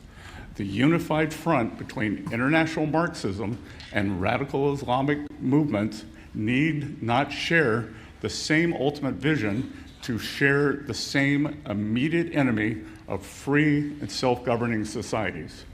That convergence should concern every government represented in this room. Yeah, there's 65 governments that have signed on board for this, by the way, just so you understand. These terrorists understand and yeah, this also obviously, considering that many people organize on the internet, and they can still maintain a sense of anonymity on the internet, what do you have to do? You have to make sure that everyone is de-anonymized, that there is no more anonymity on the internet. Where do you think the ID laws are coming from? All around the world. This is a part of it. They want to make sure that they surveil you every step of the way, no matter where you go. Okay? They start off with these digital IDs. They can identify you on the internet, and they can designate you as a terrorist. And because the terrorism statute in this country is specifically designed to be all-encompassing, it's specifically designed to take away your due process rights, anyone that is declared a terrorist can be prosecuted like that. Evidence is not necessary. Real evidence is not necessary. A real crime does not need to take place. They can just determine that you are a criminal because you are a terrorist. America did this in the global war on terror to random Muslims all around the world. They would just black bag people, put them in CIA black sites and torture them, and then ship them to Gitmo and continue torturing them. enduring truth. Societies are rarely subverted from afar until they have first been weakened from within. Meanwhile, isn't this way worse than McCarthyism by like 1,000? Yes, because technological advancements have made it so that people can organize anonymously on the internet, or people can let their opinions be known on the internet anonymously under the guise of anonymity. But that also has made it so that there are new mechanisms of surveillance as well. Okay?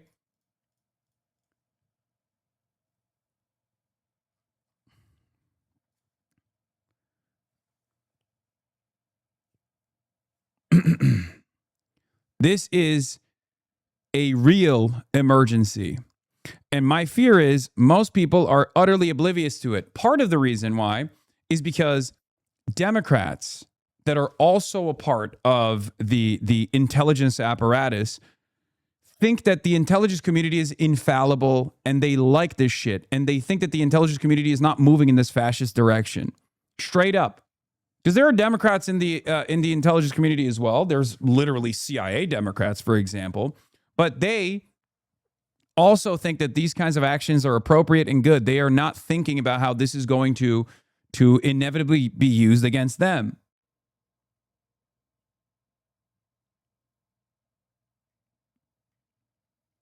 This might literally be our last shot, our last chance before complete fascist takeover, using all of the available tools that technology has given them, where your thoughts can be analyzed and determined to be dangerous, where you can be arrested literally, like in the way that conservatives, you know, how they used to exaggerate and be like, thought crimes, like it's coming. Like that's real.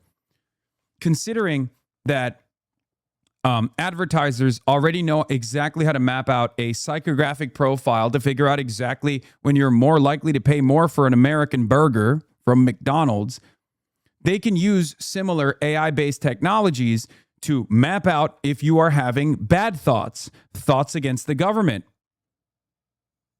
and determine that you're a threat to the state, determine that you're a terrorist, and decide to prosecute you and throw you in jail. That is the new design, and people are completely oblivious to it.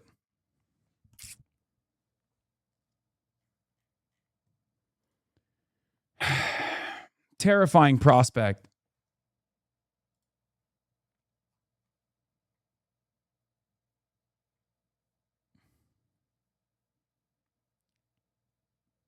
And it doesn't just, by the way, this is, if you want to understand how this is going to be impactful across the board, if you think that this is just going to be like, you know, lefty losers, communists or whatever, make no mistake. I've seen the terrorism designation. I've covered it extensively on this broadcast. Okay? I covered the terrorism designation on this broadcast. It's all encompassing.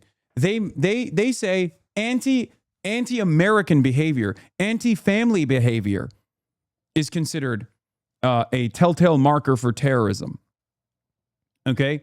So it's not just going to be people like us. It's going to be the fucking people that tune into the pod Johns. It's going to be people, grandmothers, grandfathers that go out and protest at a No Kings rally. But if you think it's just going to be liberals, you're also wrong. They're already adding additional statutes. The Marco Rubio-led summit tomorrow will unveil a new terror designation for militant anti-tech and anti-Semitic networks. That's right. U.S. is targeting anti-tech, pro-Iranian, and anti-Semitic networks with new 3-letter designation. So first it was just like anti-Christian behavior, right? Anti-family behavior, anti-American behavior.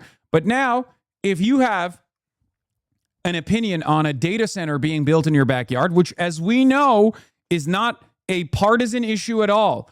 It is the most nonpartisan issue.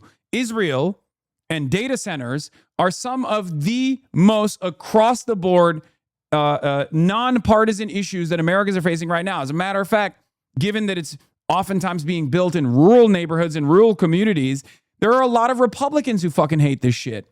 Now they will be considered far left terrorists. America's waging war with Iran. Overwhelming majority of Americans are against it. But if you organize, if you demonstrate against the war in Iran that the overwhelming majority of Americans are against, you're a terrorist. Well, what do? You look at the polling. What? You are 1,000% bailing out the AI corporations? What do you mean? Oh, you're talking about the government.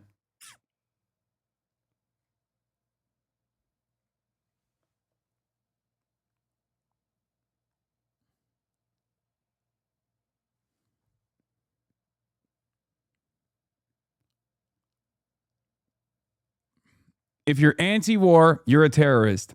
If you're anti-data centers being built in your backyard, you're a terrorist.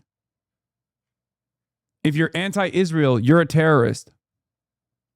That's the future we're looking at. Eventually, I mean, if you're anti-capitalist, you're a terrorist, obviously. If you're against flock cameras, you're a terrorist. If you're against mass surveillance, you're a terrorist. If you're against companies placing the interests of profits over the interests of the people, you're an anti-capitalist, and therefore, you guessed it, you're a terrorist.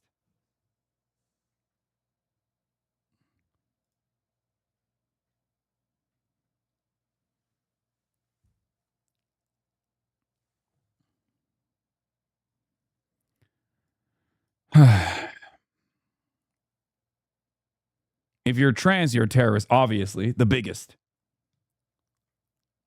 States' talking points drop any pretense that this is a politically neutral endeavor. Officials are instructed to rely on the following talking points per the leaked documents. We go where the threat is. Political terrorism is resurgent, and the far-left terrorism specifically poses a unique and distinctive threat today.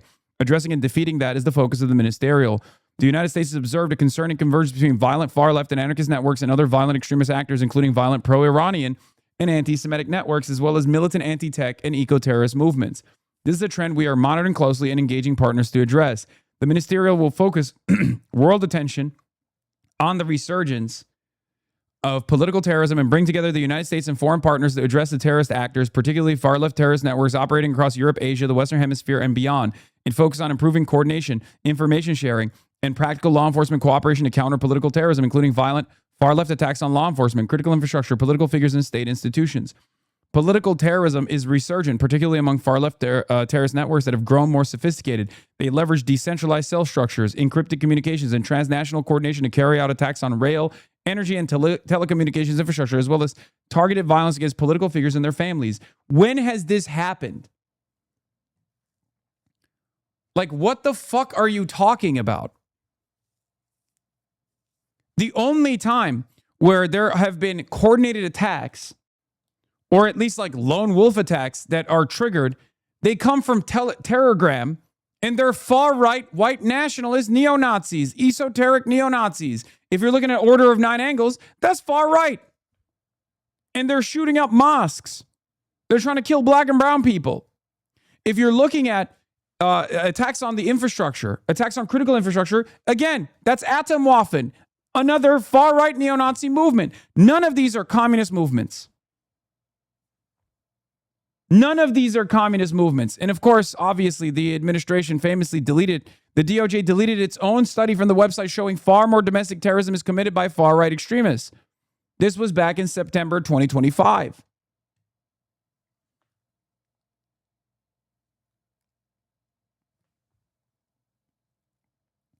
In 2024 alone, there were 21 far-left and anarchist terrorist attacks in the EU, nearly matching the number of jihadist attacks that year. These are not isolated incidents, but a part of a sustained transnational campaign of political terrorism that is growing in sophistication and lethality, aimed at dismantling the foundations of self-governing societies.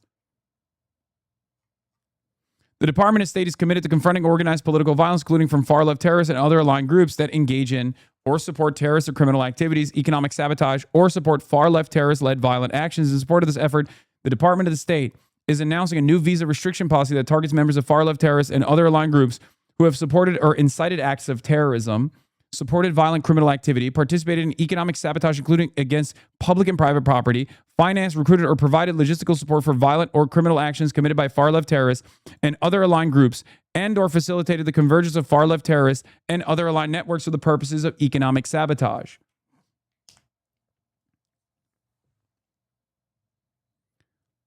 This policy will protect U.S. citizens and safeguard the American homeland by restricting entry of foreign nationals who finance, recruit, incite, or otherwise enable terrorist, violent, and criminal far-left terrorist networks, closing the visa pathways that far-left terrorists, blah, blah, blah. Look, this is a State Department enforcement, and that's precisely the reason why they're trying to say, like, oh, these are immigrants that are doing this. It starts with non-citizens on U.S. soil, both documented and undocumented, okay? This is why they went after Mahmoud Khalil. Mahmoud Khalil has a wife that's an American citizen and a child that is an American citizen. Okay? Mahmoud Khalil himself is a legal permanent resident, a green card holder, one step removed from becoming a naturalized American citizen. But they went after him and they tried to remove his First Amendment protections, even though technically, if we're taking an honest look at the First Amendment, everyone on U.S. soil is covered by the First Amendment. Everyone, citizens and non-citizens alike, undocumented citizens and documented citizens alike. That is the law. That's the faithful interpretation and application of the law, right? But the administration has tremendous powers over non-citizens because the State Department can just like revoke visas and shit like that, which they tried to do for Mahmoud. Okay? That was a huge test, and people did not comprehend how big of a test that was for the First Amendment. Because if we take away a piece of the protection that exists for the First Amendment, if we just decide that non-citizens, or rather green card holders, legal permanent residents, and documented non-citizens are no longer eligible to be protected under the First Amendment, then eventually it's going to move to documented and natural-born U.S. citizens and naturalized U.S. citizens as well. First, it'll be the undocumented migrants, which has already happened. Okay? Then it'll be the documented migrants, which almost happened with Mahmoud Khalil, and they're still trying to do that. Okay? Then it will be naturalized U.S. citizens that are on the verge of denaturalization. And then, lastly, it will be natural-born U.S. citizens. The administration is trying to jump ahead of the line all the time. The Trump administration tried to, by executive order, decide that birthright was not real. That's a stretch. You wake up, buddy. Wake up. It's happening. What are you talking about? The fucking Trump administration openly said birthright should not exist. There was a Supreme Court case that came close to destroying precedent designed in like 1868. What are you talking about? Precedent that has been defended legally over and over again for hundreds of years. What are you talking about? Do you not read the news? What do you think that is? If they were to take out birthright citizenship, they could then go back and retroactively start denaturalizing people that they decide are quote unquote birth tourists. You know, people like myself, they say I'm a birth tourist. That's the goal. You're a frog in a boiling pot and they keep increasing the temperature and you are unaware that you're boiling.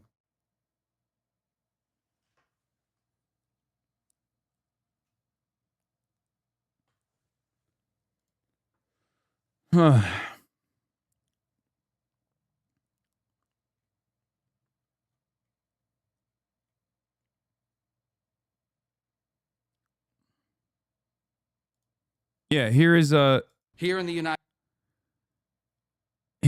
little bit of a gift for Luigi Mangioni's defense, if we're being real. But the Secretary of State is just calling him a fucking left-wing terrorist, blah blah blah.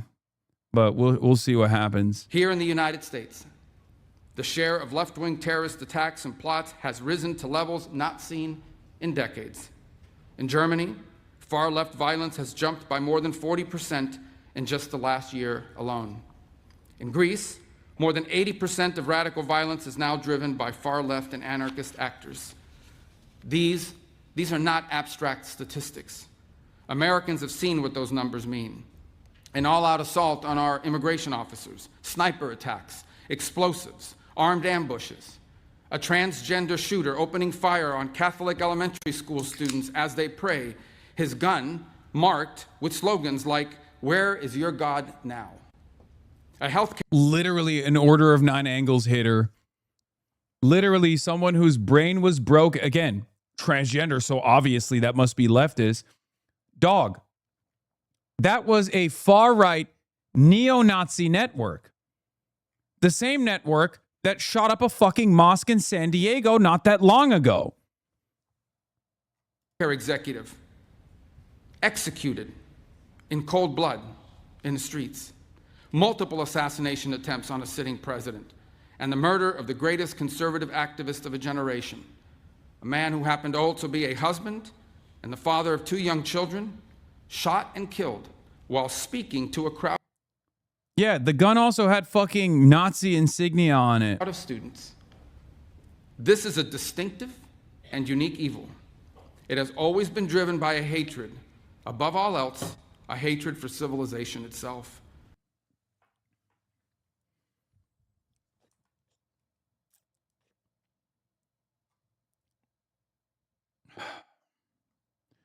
This is so fucked up, man.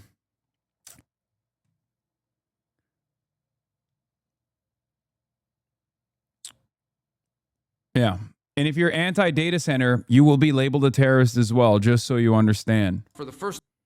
Yeah. The NSPM-7 embodies the infrastructure, the partnership, and the strategy to defeat the scourge of far-left terror. Under President Trump, for the first time, the United States is building the infrastructure, the partnership, and the strategy to defeat the scourge of far-left terror.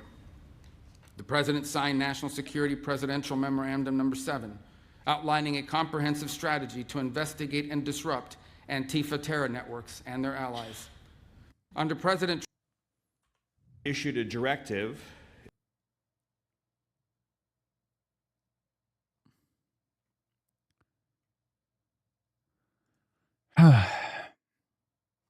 Anyway, we're back to situation monitoring.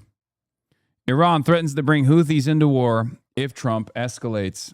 Round-the-clock reality of this not-quite war, far from ceasefire. I gotta pee. U.S. forces once more striking Iran overnight. U.S. Central Command saying it was focusing on targets near the Strait of Hormuz, command centers, air defense, surveillance, and missiles and drones.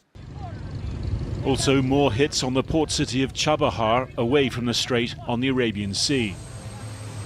President Trump overnight welcoming Iran's release of a U.S. dual citizen as a gesture of goodwill, but maintaining his renewed threat to attack civilian infrastructure, including power plants, as soon as next week. I don't like giving deadlines, but they pretty much know. They know the story. They better behave.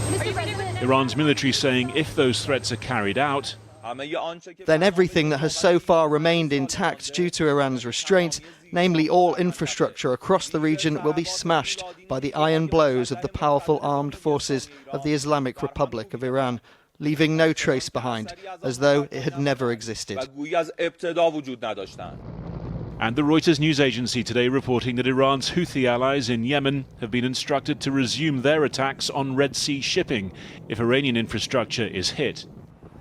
Iran threatening the global economy, the US threatening Iran's. A high-stakes game of chicken briefly averted by the two sides' agreement in June, now resumed. The United States back to blockading Iranian ports, striking an Iran-bound tanker last night. Non-Iranian carriers once again seized up in the strait, forcing oil prices up more than 7% this week, with mounting fears of the economic effects of another long closure. That is the first that I have ever heard of this particular story. The U.S. Vice President telling the podcaster Joe Rogan that Iranian hardliners, fearful of losing leverage, were behind the resumed hostilities, and blaming Israeli elements for hindering peace.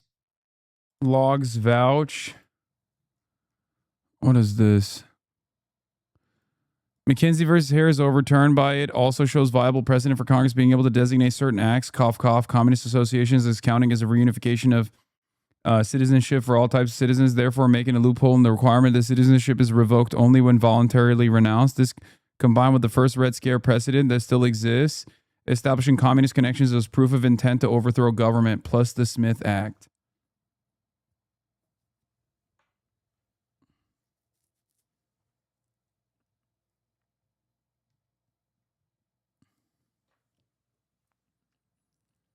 I will always show the SCOTUS case, Harvisidius versus Shaughnessy, in people's faces. It is important precedent that is ignored far too much.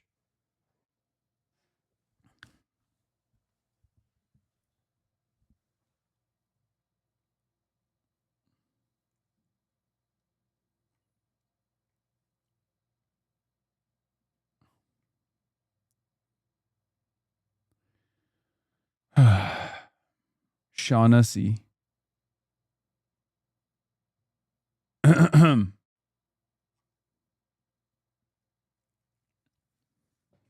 Meanwhile, these are the motherfuckers who are running the show. Talks. I know beyond a shadow of a doubt that there have been people within the Israeli government who are trying to, actually shift us away from that policy because they want to continue the military campaign. So far, Israel excluded from this resumption of hostilities, the Prime Minister this week warning Iran of a more forceful response than before if it attacked Israel. In southern Lebanon, from where Iran had demanded a full Israeli withdrawal, Lebanese troops reportedly preparing to take control of limited pilot zones from Israeli soldiers, where Hezbollah fighters have been disarmed. Pressure on Hezbollah coming from Syria too, where authorities displayed a cache of weapons discovered inside an empty oil truck, which it said was bound for the Lebanese group, dispatched by Tehran. Right now, it's the delivery of these Iranian munitions at commercial shipping at US military bases, igniting fresh concern in the region. two worrying scenarios: that this so far limited conflict escalates, or that it simply goes on for so long at this level as to cause ever greater economic damage. Joining me now is Javier Blas, energy and commodities columnist at Bloomberg. Thank you for joining me. I mean, the rhetoric feels very worrying. Some of what we're seeing feels very worrying, but the oil price hasn't actually moved that much. Do you think the markets just don't? People in Wisconsin seem to be turning against Franny because of some PAC. Wait, what? What are you talking about? Oh, it's a Republican attack ad against Francesca Hong, which the New York Times is covering as the Republicans promoting Francesca Hong, because the Republicans, just like they did with Abdul, are trying to do a Pied Piper strategy because they think Francesca Hong is easier to beat. They're wrong. But of course, liberals, either because they sincerely believe that a left candidate is weaker than an establishment Democrat or a centrist Democrat, or because they insincerely believe that because it would disprove their theory if Francesca Hong were to win, are leaning into that as a show of support, as a way to prove their theory, claiming that their theory is validated. Republicans believe it too. I don't think it's as big as you think it is. Like, I don't think it's as big of a story as you think it is. I think you've probably seen that on the internet. I'm sure that there are a lot of people that read that New York Times article. We're going to get to that later. We're going to get to that later. But yeah, all systems go right now. You need to understand they are, let me tell you something, okay? New York Times, CNN, all instruments of capital are attacking left flank candidates as aggressively as they can. And it's going to only get worse as the election nears. Okay? So get ready for it. If you thought that it was going to be easy, you forgot how difficult it was for Daria Lisa, for example. Right? That was not easy at all. We were there. We played an active role. Jim Clyburn has endorsed Haley Stevens as well. Establishment Democrats are fighting against their left flank with more gusto than they ever fought against the growth of fascism in this country. Okay?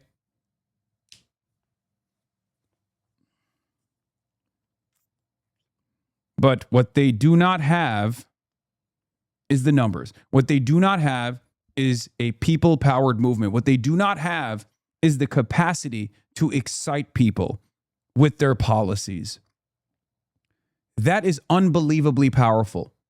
So we can push back and we will continue to fight and we will win. I believe it. But it's up to all of us in this community to continue putting on a strong opposition, going out, talking to as many friends and family, neighbors, phone banking, door knocking for candidates like Abdul El-Sayed, for candidates like Francesca Hong. Okay? In Missouri for Cori Bush and Hartzell Gray. In Florida for Oliver Larkin and numerous others. I believe Donald Trump, for example, saying he's going to bomb Iran back to the Stone Age. I think that the market is in part a bit relaxed because they saw that at the end of the day, last time that we got this position, both sides decided that they wanted to negotiate. And still, I believe that the market feels that we are heading to an outcome that it will be solved through negotiation rather than a massive bombing campaign as we saw in March and April. But if Iran does what it seems to be suggesting and hits infrastructure across the Gulf, individual strikes like that can have a huge impact, can't they, on the market? Those threats certainly are having an impact, and that's why we are trading close to $80 a barrel for Brent crude from the North Sea, rather than $70 that we were about 10 days ago. But still, there are relatively low prices for all what is happening in... If all those countries are about to make opposition to capitalism in any way, what? In any way consider terrorism? Why are they even trying to win elections?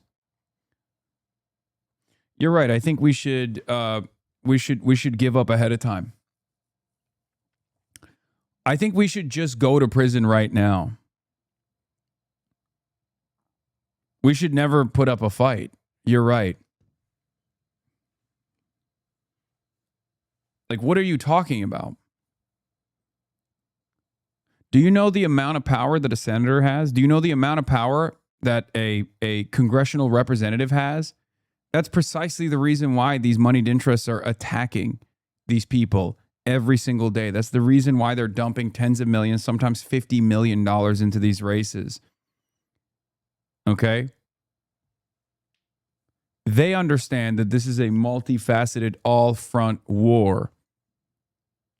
The problem is people on our side don't.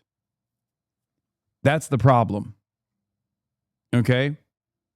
A governor can offer a lot of protection. A governor can also offer a lot of changes to her constituents. That is so incredibly disingenuous. Their opposition is to electoral struggle, not a people power struggle. The power of a Democratic senator is inherently limited by the Democratic Party, the party of open genocide, and you know this.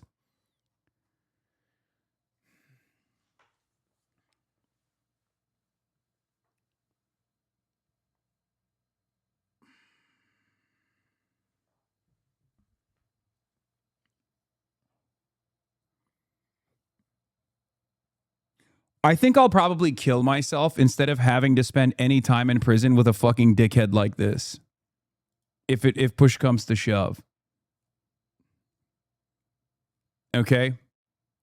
Because like at least if the people in the prison are chill, then that's fine, right? If we're going to jail as like political dissidents, at least if the other people are, you know, like-minded, kind-hearted individuals, that's fine.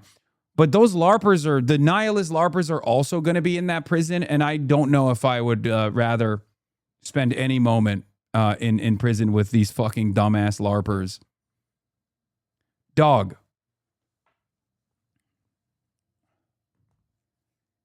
I don't know how to explain this to you. Okay?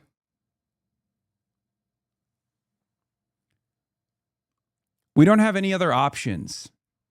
Okay, we don't have any other option. You don't have another option. You don't have anything else. I'm not saying don't organize outside of the electoral system.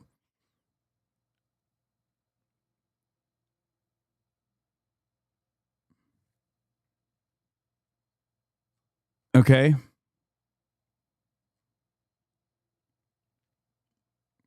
My position is not antagonistic to yours, but yours is antagonistic to mine for some reason.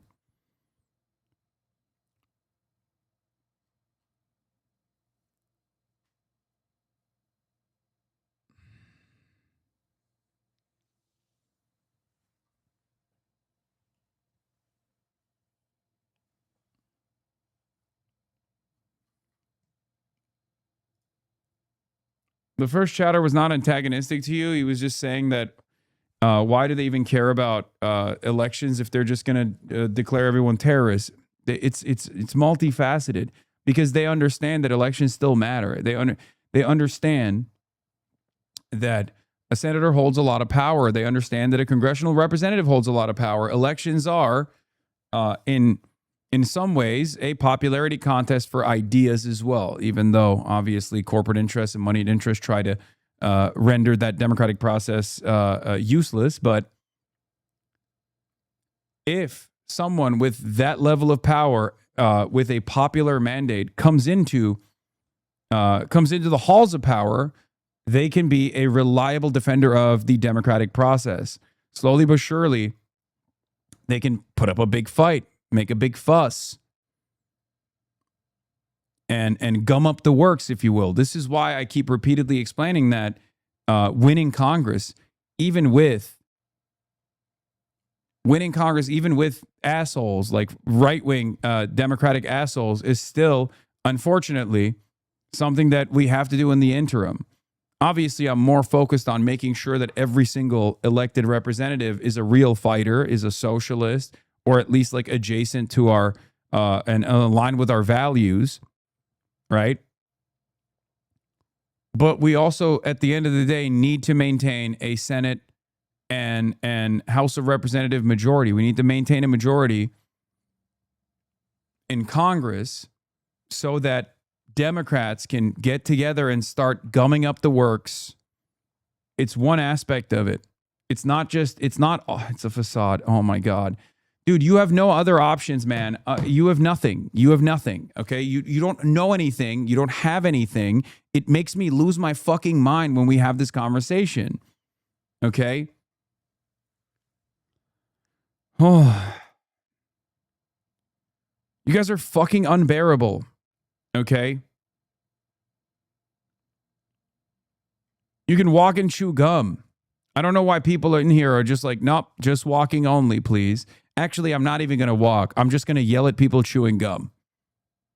I'm going to sit at home and yell at people chewing gum. That is my advocacy. That's my resistance. All right, congratulations. How are you any different than the fucking SJWs that you hate that yelled about whatever TV show was not issuing a fucking trigger warning or something? You're literally just as unproductive as those guys are. Okay? That's it. It's just LARP. In the Middle East. So I think that the market is not yet convinced that we are heading back to the kind of campaign of high intensity that we were 100 days ago. And what could, in this situation, trigger another shock? Well, I think that there are three major things that they are keeping the market under control. One is that we are releasing oil from the strategic petroleum reserves. That is finite, and at some point we run out of those reserves. But we still have several weeks, perhaps a couple of more months of strategic petroleum reserves. The other thing that is happening is that through the Strait of Hormuz, although Iran has declared it closed, there are oil tankers that they are still crossing. We call it dark crossing because those tankers are shutting down their transponders, their beacons that indicate their position, and they are mostly crossing at night. But there is still a flow of oil through the Strait of Hormuz. And of course, we have pipelines that they bypass the Strait of Hormuz through Saudi Arabia and the United Arab Emirates. And the other big reason that we are where we are today is because China has taken a huge step back from the market. China typically buys around 11 million barrels a day in the oil market. At the moment, is buying less than 6 million barrels a day. That's like removing the whole of Germany, France, and the UK from the oil market. And as long as China stays away from the market, that helps. What's going on there? How are they managing that? We don't know. We believe that they are releasing some oil from the stockpiles. Then China has been investing a lot on electric vehicles, and there is a shift clearly from the population of running on electric vehicles. Their chemical industry that typically uses oil as a feedstock is using coal through a process of coal to chemicals. But the exact mechanics of that is a mystery to the oil market. No one is for sure certain of how China is doing it, and therefore we don't know how long China can continue doing so. Let me ask you this. Marco Rubio, the Secretary of State in the US, has described the Strait of Hormuz as Iran's economic nuclear weapon. Is that what we are seeing, or does their power over the Strait weaken over time? I think that it weakens over time because everyone in the Middle East is going to be building pipelines. So yes, for sure, for the next few weeks, months, the next couple of years, Iran has a nuclear weapon over the global economy thanks to the Strait of Hormuz. But if we think where we are going to be in 2030, everyone is going to be building pipelines to bypass. The United Arab Emirates already has a pipeline that is 50% built. Okay. Saudi Arabia is thinking about expanding pipelines. Kuwait also. All right. It will weaken. Javier Blas, thank you very much. Hey, meanwhile, more than 100 House Democrats voting against providing U.S. aid to Israel. Stunning. It's a shift from 2 years ago, when 37 voted this way. How dare they? How dare they? Yeah, this is impactful. It is a real sea change. Before we get to that, though, New York Times, will oil prices soar as the U.S.-Iran truce phrase? The answer lies with China. Mark Ames summarized, says, our China experts can't tell us how or why China slashed oil imports by 1/3 during the war, nor did they predict it. And yet these China experts do claim to know what goes on in Xi's head. And he's planning to invade Taiwan in 2027/name your date.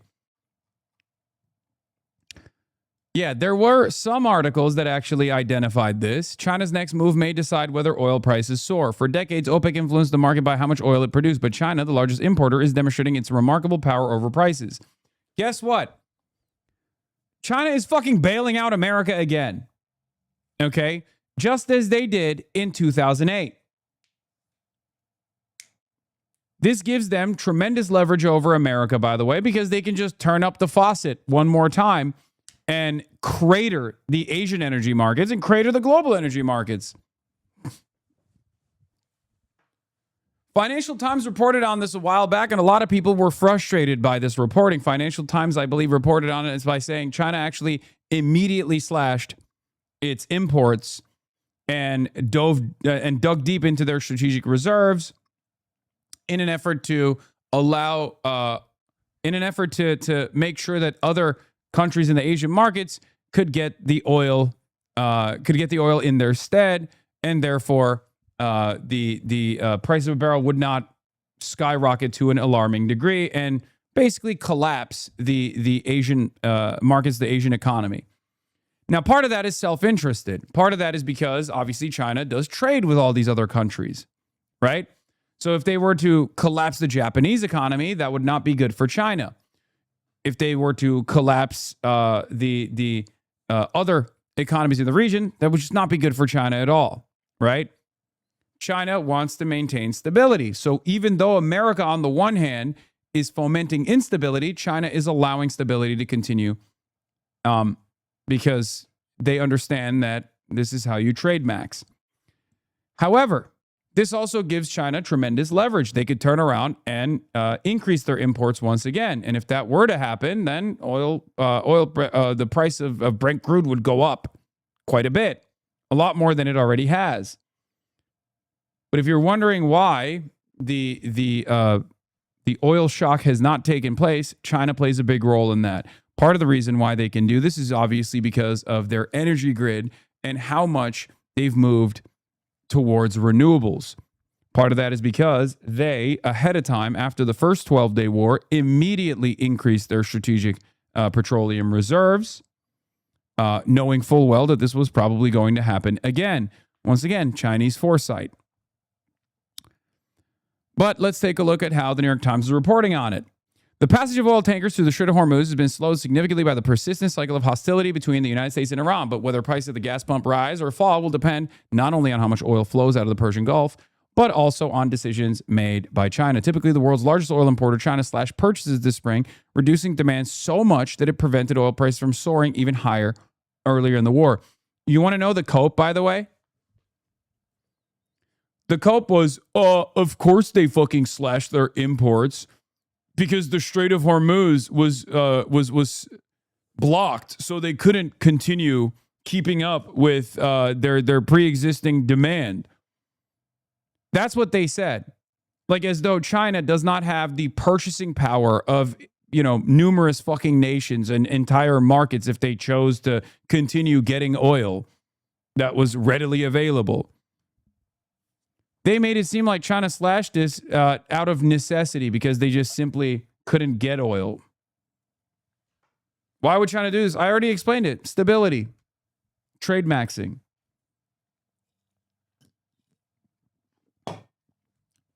And partially because they can. Now, one of the biggest questions facing the market is, when will China start buying more oil again? The longer the country holds back, the lower oil prices are likely to go. The reverse is also true. A pickup in demand from China would raise prices, all else being equal. Where Chinese demand goes is really the most important piece of the puzzle, said Karen Young, a senior research scholar at the Columbia University Center on Global Energy Policy. Another significant factor is the Russia-Ukraine war. Wholesale diesel prices soared last week after Russia, one of the world's biggest exporters, banned overseas diesel sales to preserve supplies at home.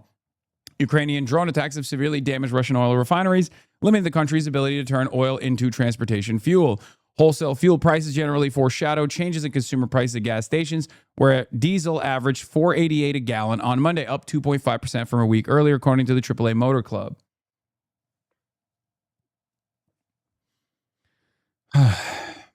There have been signs that China's oil imports might soon pick up. The International Energy Agency recently cited procurement efforts and one-off tanker deliveries as hints of renewed Chinese buying interest. It remains a mystery to most of the market how China has managed to slash imports by almost a third compared with a year earlier, according to Make Customs data released by Beijing. China is widely thought to have the world's largest stockpile of oil, but it does not appear to have pulled much from the above-ground stores that analysts can monitor via satellite. And while its refineries have been processing less oil than usual during the war, and the country banned oil product exports early on, that doesn't fully explain the huge drop in imports either. The country has other levers to pull, including vast coal resources that it can use instead of oil products to make chemicals. At the same time, China gets a large share of its electricity from renewable energy. Oh my God. Not having reliance on fossil fuels can be a real lifesaver, it seems. That's it. That's the answer, by the way. That is it. Their grid has increasingly relied on renewable energies. They have the infrastructure for it. They built it in the last decade. It's this explosive growth in green energy is what is allowing the Chinese government to basically move away from oil, at least for the interim.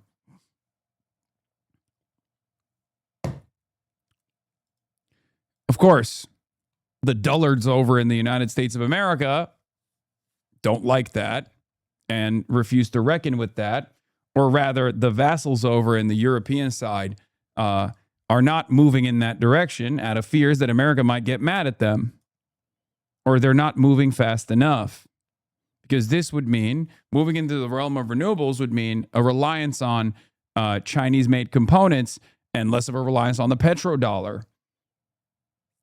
So, the vassal states are going to continue being vassals until morale improves. Anyway, its extensive high-speed rail network, the biggest in the world, also dampens demand for oil. This year is likely to be the first time China's oil consumption will drop significantly since the oil crises of the 1970s and early 1980s, the IEA said.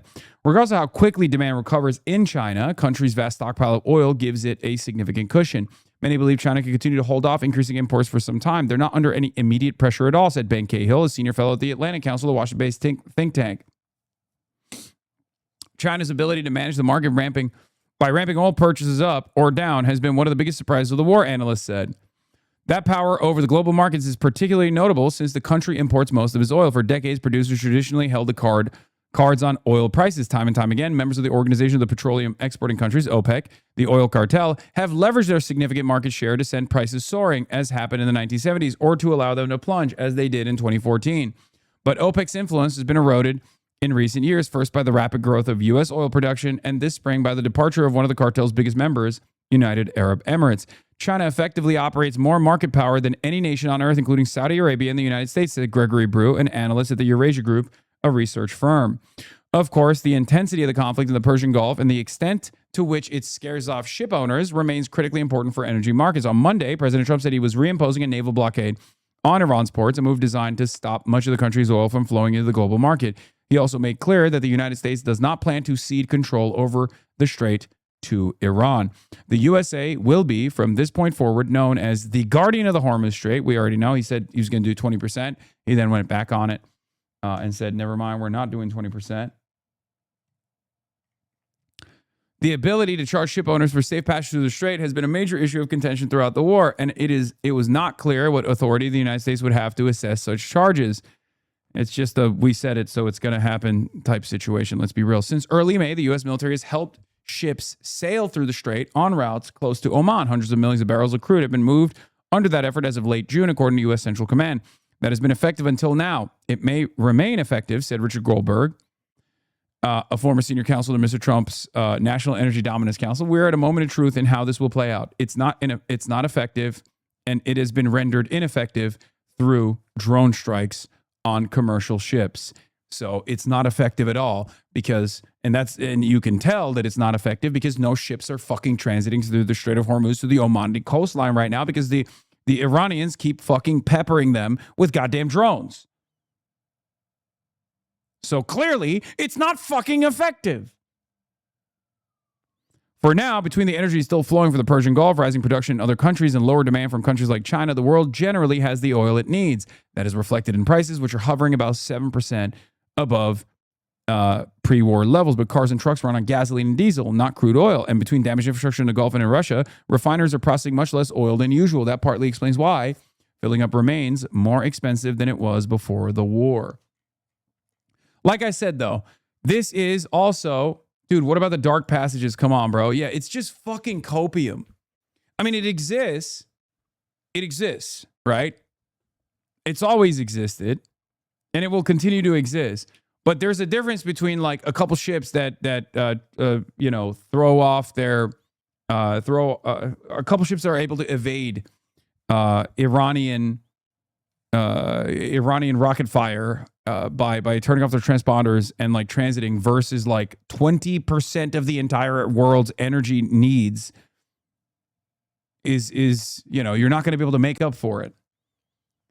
If China was still importing oil at the regular levels, the entire world's energy markets would have collapsed at this point. Okay. It would have been great for, American oil and energy, oil and gas giants, of course, but it would not be so great for the regular consumer.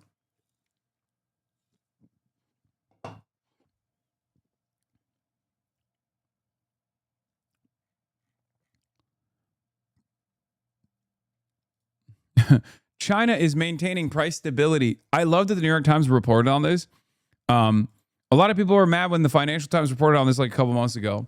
But it's really funny that the New York Times reported on it and then said, China is stabilizing the global energy markets, and that's the reason why the price of the pump is not as high as it's supposed to be. But at what cost? Like, they literally did that. They did. China, as a foreign adversary, has decided to once again bail out America as it's fomenting instability around the world in global energy markets. But at what cost? Incredible work from the New York Times. Thank you. That's what I'm thinking too. I'm always thinking, oh man, at what cost are they maintaining stability? Anyway, speaking of fucking instability, I forgot to mention this, but John Ossoff obviously had some more words on the Trump speech that's going to come out tonight, where Donald Trump is going to talk about how the Georgia elections, special elections, were bullshit, how 2020 was stolen, and how China did this. Here's what John Ossoff had to say after his grilling in the appointment Here's meeting. What's going to happen tonight. The world's most famous sore loser will deliver a primetime presidential sour grapes address to pursue his 6-year-old grievances about the 2020 election, while his war in the Middle East spirals out of control and the cost of living continues to rise for Americans across the country. I expect the president to reheat debunked conspiracy theories about the repeatedly litigated and audited and confirmed 2020 presidential election in Georgia, an election that Donald Trump lost.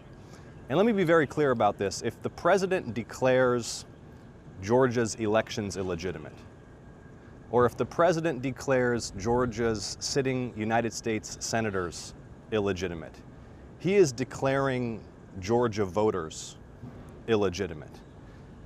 It's Donald Trump who tried to defraud Georgia voters in that election. Donald Trump who tried to commit election fraud when he called Georgia's Secretary of State, Brad Raffensperger, and it was caught on tape, and you should play the tape for your viewers today, and badgered and bullied Georgia's top election official to, quote, find him the votes that he needed to win in a state where he had lost.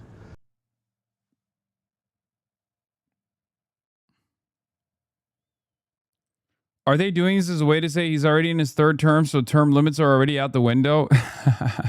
I mean, who knows? They do have a child brain, so that's a childlike attitude to have, so I wouldn't put it past them. But no, I think the reason why they're doing this is because they want to engage in some kind of hurdles in the upcoming midterms. They want to say like, oh, in order to maintain election integrity, we have to put ICE agents at every polling station that will see if you're an actual American citizen. They'll have guns. Maybe they'll kill you if you look communist. Who knows? You know? I think it's more so about the midterms that are coming up, because something that these guys have very openly mentioned over and over again is, if the Democrats win in the midterms, if they win Congress, we're all going to jail. That's what they keep repeatedly saying. Now, I don't think the Democrats, the National Democratic Party, has it in them. Okay. I don't think that they're going to be able to do that. I wish they would do that.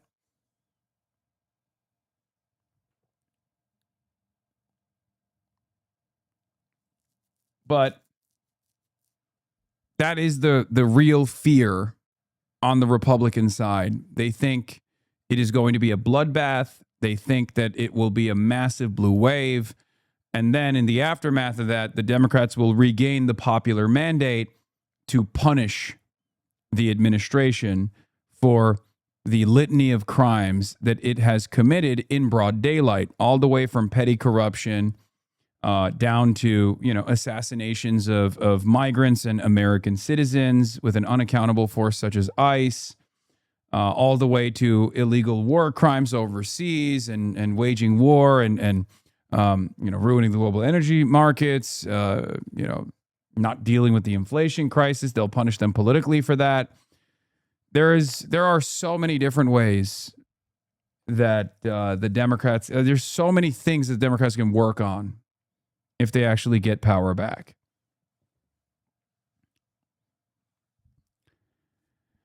So yeah, and I think they should. So we shall see. I mean, look, Zoran Kwame Mamdani became the mayor of New York. And you might think, elections don't fucking matter. Well, let's take a look at what he's doing, right? Here's more evidence that elections can matter. Zoran Mamdani and his administration are taking new actions to crack down on landlords and help tenants. The New York City mayor just announced steps including requiring landlords to disclose when listings have been altered by AI, legal recognition of tenant unions to expand tenants' ability to organize, stronger enforcement against negligent landlords whose buildings have conditions like mold and pests, and more. These steps come out of the rental ripoff hearings held in the 5 boroughs where the mayor's office heard from thousands of tenants. Today's announcement is entitled to the Rental Ripoff Report, and it contains a total of 23 policy actions the Mamdani administration will now pursue based on what they heard from tenants.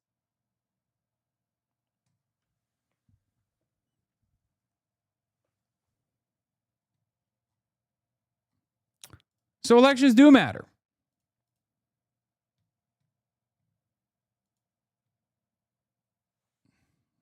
They do. They matter quite a bit. Because if they didn't matter, these people in positions of power would not work to undermine and subvert the democratic process as aggressively as possible. Democratic strategist Liz Smith worked for former Michigan Democratic Senate candidate Mallory McMorrow. She tells Dana Bash she's concerned Democrats are left now with an imperfect choice in the primary between Abdul El-Sayed and Haley Stevens. Now, you might be asking yourself, why the fuck is Liz Smith on CNN? Why does she get to do analysis when she loses all the time? Which would be a great question. It's because she's in agreement with Dana Bash's worldview. Who is she? Liz Smith is a former Pete Buttigieg advisor to the failed Mallory McMorrow run. Liz Smith might have been the consultant that cooked up the most devastating move for her client, Mallory McMorrow. Liz Smith is probably the genius behind the Abdul El-Sayed is hanging out with HasanAbi Piker. He's a dangerous radical, and he should not be elected into office. My fear now, though. Oh, Andrew Cuomo as well, of course. Liz Smith, famous Andrew Cuomo victim smearer. Is that we're sort of left now with an imperfect choice. It's an imperfect choice like we were left with in Maine, between sort of a stale establishment candidate, someone who is not really offering anything new, saying sort of a defender of the status quo, and someone on the left who's offering very toxic and oftentimes dangerous positions, things that people don't embrace, like defund the police. And I really do think for Democrats to succeed going forward, there's got to be a third path. A Democratic Party that can call out corruption in Washington and offer up big ideas that get to the main problems people are facing. Build more housing and make it cheaper. Give people a healthcare option without throwing out the healthcare plans they like. Let's finally get a sane immigration policy on the books. And until we start offering up those ideas and stop just reflexively being anti-Trump, I think that it's going to be hard to bring more people into our party. My fear now, though,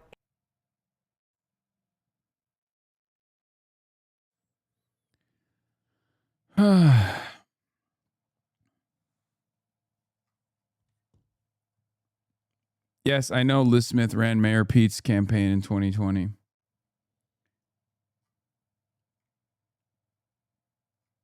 Third way, third path. These guys aren't subtle anymore. Yeah. Dangerous ideas like everybody gets health care. Look at this unbiased survey from Pennsylvania Opinion Survey. If Democrats succeed in electing extreme socialists and win the majority this November, they will implement policies like eliminating private property to provide universal housing, eliminating mandatory criminal minimum sentences, defunding the police, free healthcare for illegal immigrants, allowing illegal immigrants to vote, open borders, and replacing America's free market system with oppressive government control. Beast mode. All right. Let's get to House Democrats voting against Israel. How dare they? I'm Brian Kilmeade. I'm Brian Kilmeade. Hey, meanwhile, more than 100 House Democrats voting against providing U.S. aid to Israel. Stunning. It's a shift from 2 years ago when 37 voted this way, and 10 years ago when none of them voted against Israeli aid. And now AOC is warning the rest of her party to get in line. The majority of Democrats now have shifted where we are on this issue with respect to Israel, that the U.S. cannot continue to finance a reckless government that has no regard for human rights. I would certainly hope that anyone running for president in 2 years would not be stuck 10 years in the past. She doesn't know what she's talking about, and she's never cooked. She doesn't know what she's talking about. Shut up. Everybody loves Israel. In my country club I go to, everybody loves Israel. Stop hurting Israel's feelings. I'm Brian Kilmeade. I'm Brian Kill myself. Israel comes to me in my dreams. Never been to that region, but she's right about this. Even Nancy Pelosi, former... Yeah, this is like Nancy Pelosi is caving to the trend. Yeah, it's called, responding to the overwhelming majority's perspective on an issue. One of the most pro-Israeli Democrats in Congress, now flipping to vote against the funding bill. And our next guest warns this is only the beginning as Jewish Democrats discover their loyalty to the party is not being returned. Fox News contributor Bill McGurn joins us now. Bill, are you shocked over 100 Democrats, and not including Hakeem Jeffries, because he voted to fund Israel aid, would vote against Israel? No, it's not a shock. This is the direction the Democratic Party today has taken in America. I love that. Yeah. Let's go to our guest, vampire who hasn't seen the sun in 700 years. Bill McGurn, everybody. All right, let me tell you something about these guys. They're talking shit about the beautiful nation state of Israel, which I love. They're constantly sending me a steady supply of blood that I need to survive. Why is nobody thinking about my needs? Well, guess what? Israel is. 20 years ago would be a shock. I grew up in this area, so to see like the New York contingent especially be overtaken by anti-Israeli voices. You always go after the skin color of white people. Bitch, I'm white. Shut up. Stop crying. I just would not have thought it imaginable. It's interesting. Look, you showed AOC speaking instead of Chuck Schumer because she better represents where the Democratic Party is going, not Chuck Schumer. Bernie Sanders gets up every day wanting to defund Israel. Right. He's a Jewish guy from Brooklyn. And Chuck Schumer wrote a book about anti-Semitism. He doesn't want to take ownership of that. He's too scared to come out on something like this and stand up to his own party. Yeah, and it's been a while for him because, he likes to say that his last name comes from Shomer, which means protector, and he considers himself the protector of Israel. But, when Obama made that very bad deal with Iran on the nukes, he and... By the way, guys, forgive me if I'm being a little insensitive here with what I'm about to say, but I don't think Bill McGurn, not that this changes the dynamic that much, but I don't think Bill McGurn is Jewish. Okay? So where is this like he doesn't have the social conditioning, right? He doesn't have like the Zionist social conditioning. I mean, he has a Mick in his last name. It's the most goyim last name you can have. If you have a Mick in your last name, you're, probably not Jewish. So what's really interesting to me about guys like this is like, where did you develop this unique boomer philo-Semitism? Where he's down to the wire. He's like talking about how like Chuck Schumer's last name is a defender. He claims he's a defender of Israel, but he's insufficiently in defense of Israel. I, on the other hand, Bill McGurn, know a lot more about Judaism, Jewish culture, and how much that's important to the nation state of Israel. It's like, what the fuck is happening? This is the American news media version of those guys that go to the Jewish National Foundation and be like, and say shit like, as a goyim, I don't really know much, but what I do know is I love Israel. Those fucking strange seminars that take place where I just don't understand why these people are saying things like this. That's what the American version of that is. This is what it is.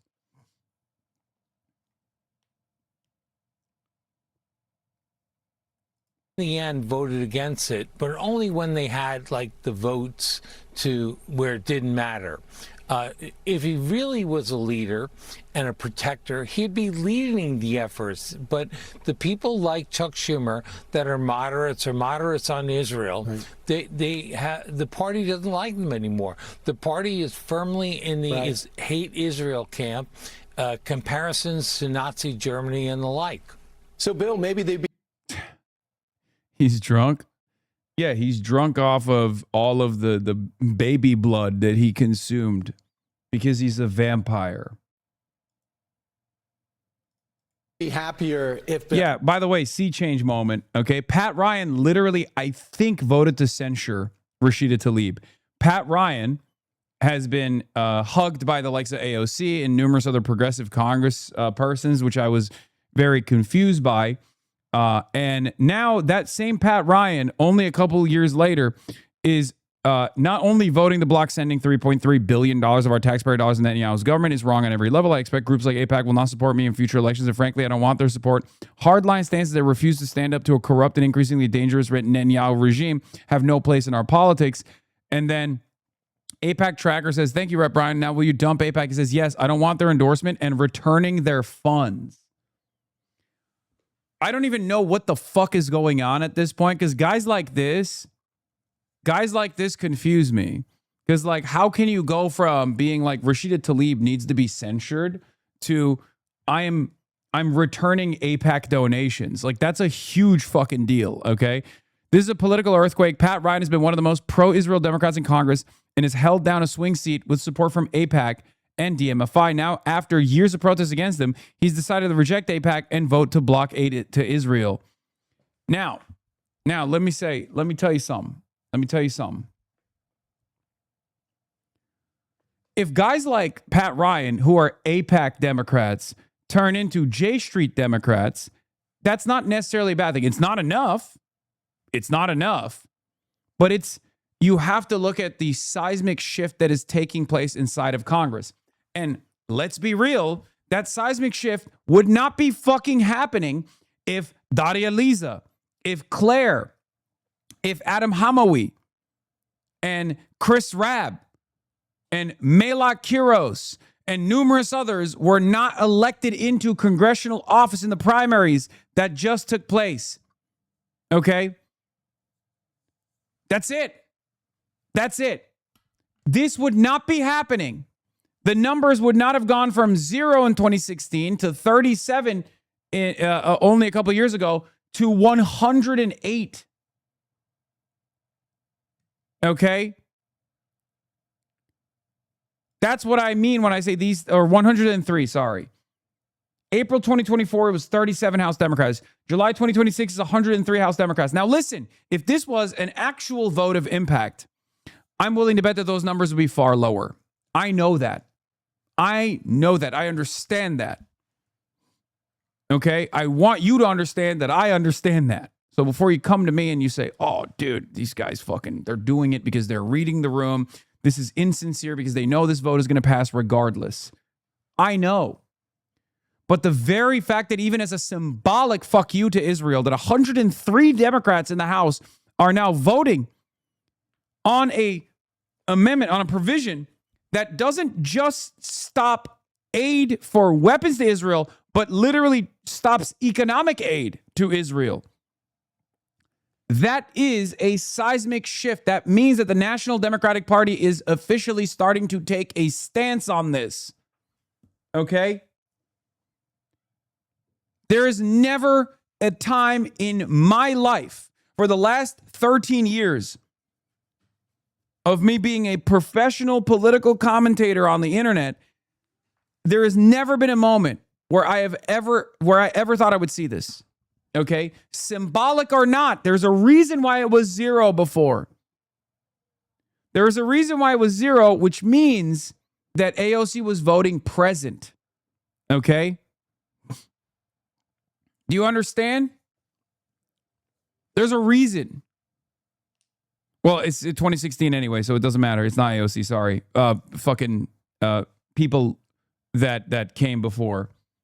At most.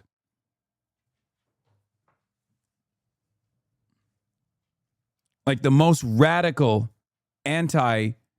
these are House Democrats, Bernie's not there, but the most radical anti-Israel Democrats, the most radical, most critical anti-Israel Democrats in 2016 that were in the House of Representatives were still either at most voting present or not voting against aid to Israel at all.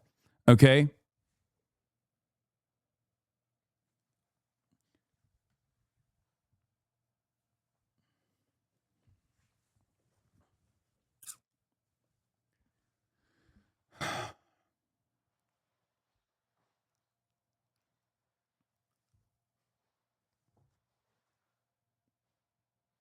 Your dumbest op is losing it because he can't get a job now. Michael Rappaport and struggles as a Jewish actor in Hollywood. I have lost roles or not gotten roles for things I have felt I was right for, qualified for, because they've said you don't seem Jewish enough.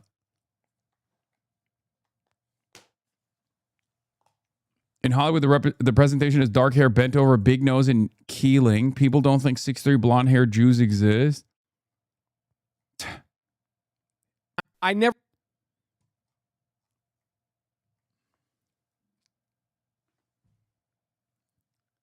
Dude, this has been really funny. The complaints about like Hollywood is actually very anti-Semitic is perhaps one of the funniest.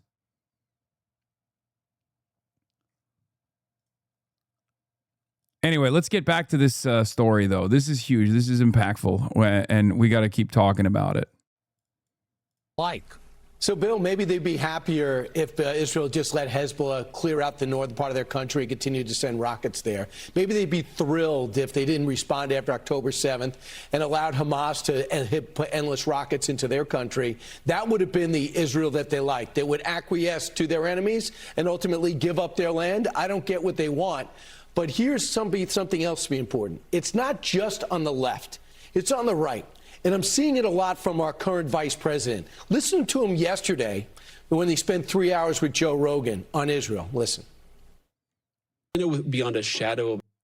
I like that. Wait, so what's going on? Are they shitting on JD Vance too now? This is where the boys get separated from the men, okay? Like, this is where when you start calling the Republican vice president on Fox News a fucking terror apologist, this is where you really get to see who is, or to what level these people offer fealty and loyalty to the nation state of Israel. Okay? Because that's crazy. That, like... Saying that about the Republican vice president, oh my Lord. I mean, let him fight. Oof. incredible moment. No doubt that there have been people within the Israeli government who are trying to actually shift us away from that policy because they want to continue the military campaign. There are some people within their system we know beyond a shadow of a doubt who are manipulating and trying to change American public opinion to keep the war going on indefinitely. Again, not towards any objective, but just indefinitely. So what do you think? What do you think the president thinks about that? And do you think, dude, what the fuck? They're trying to, dude, they're trying to get the president to get mad at JD. It's probably going to work, by the way. Love this moment, the vice grifter. Yeah. I can see Trump hating on JD for shitting on him so aggressively on this Joe Rogan. On this perhaps pivotal Joe Rogan appearance. I know it sounds stupid, but he's right? No, I don't think he's right. I agree that if you want an end to it.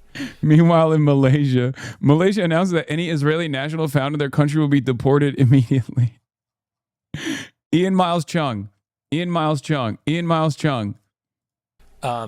I think the end is a victory, not another hollow victory where Iran reconstitutes itself as a major threat in the Middle East. So I'm not okay, this guy got drunker in the first 4 minutes of this appearance. How is that possible? sure what purpose the vice president's serving by attacking Israel or something. Also, it makes sense. If you were Israel, wouldn't you like it? Your primary enemy is at war with the U.S. You might be rooting for it to go on until it's concluded, but that's just a matter of interest. I don't think he expressed it well. I think to single out Israel, I think it gets your priorities wrong. And look, say this about Democrats and Republicans. I think there's one Republican that voted against Israel, and that's Tom Massey. And Democrats have nearly half the party. The liberal Groyper pissed off the bootlicker fascists. There's anti-Semitic voices in the Republican Party, but not like the Democrats. Half the House. Half their House members.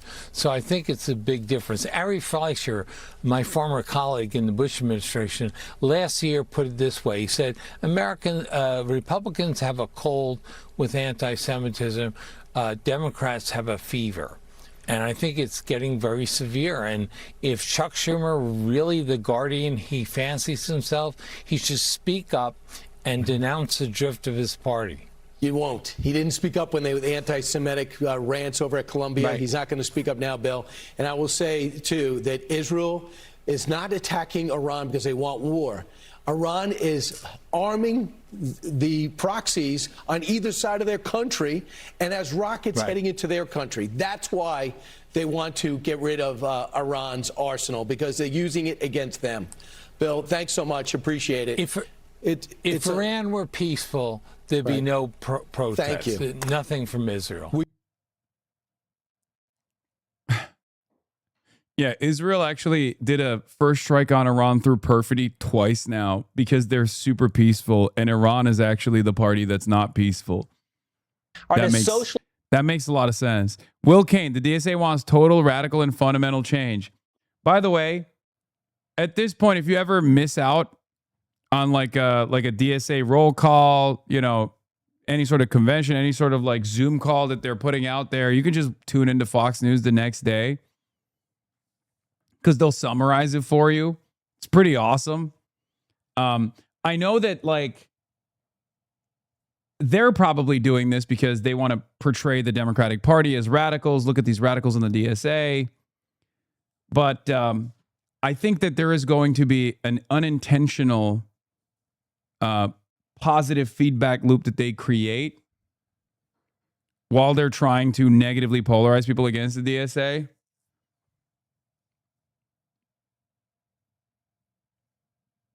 I don't know.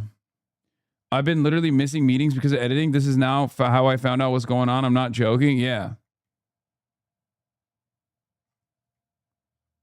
Socialism takes root now in the Democrat Party. Are voters taking to socialism? We may not have an answer yet, but we are getting a pretty clear. Well, I don't know. Maybe putting this image side by side is probably part of the reason why young people are taking to socialism, because this is the only thing that our productive output moves in the direction of. Picture of what democratic socialists have in mind for America. Total, fundamental, radical change to pretty much every area of government. The DSA underscoring that plan for upheaval in a new platform just released. Let's walk through it together. We have it up on the wall. It's no less radical than starting with replacing the president and the Supreme Court of the United States. But we're just now getting started, because the DSA would also abolish the United States Senate, expand the House of Representatives, and move to rank choice voting, the likes of which you see in California. California? Huh?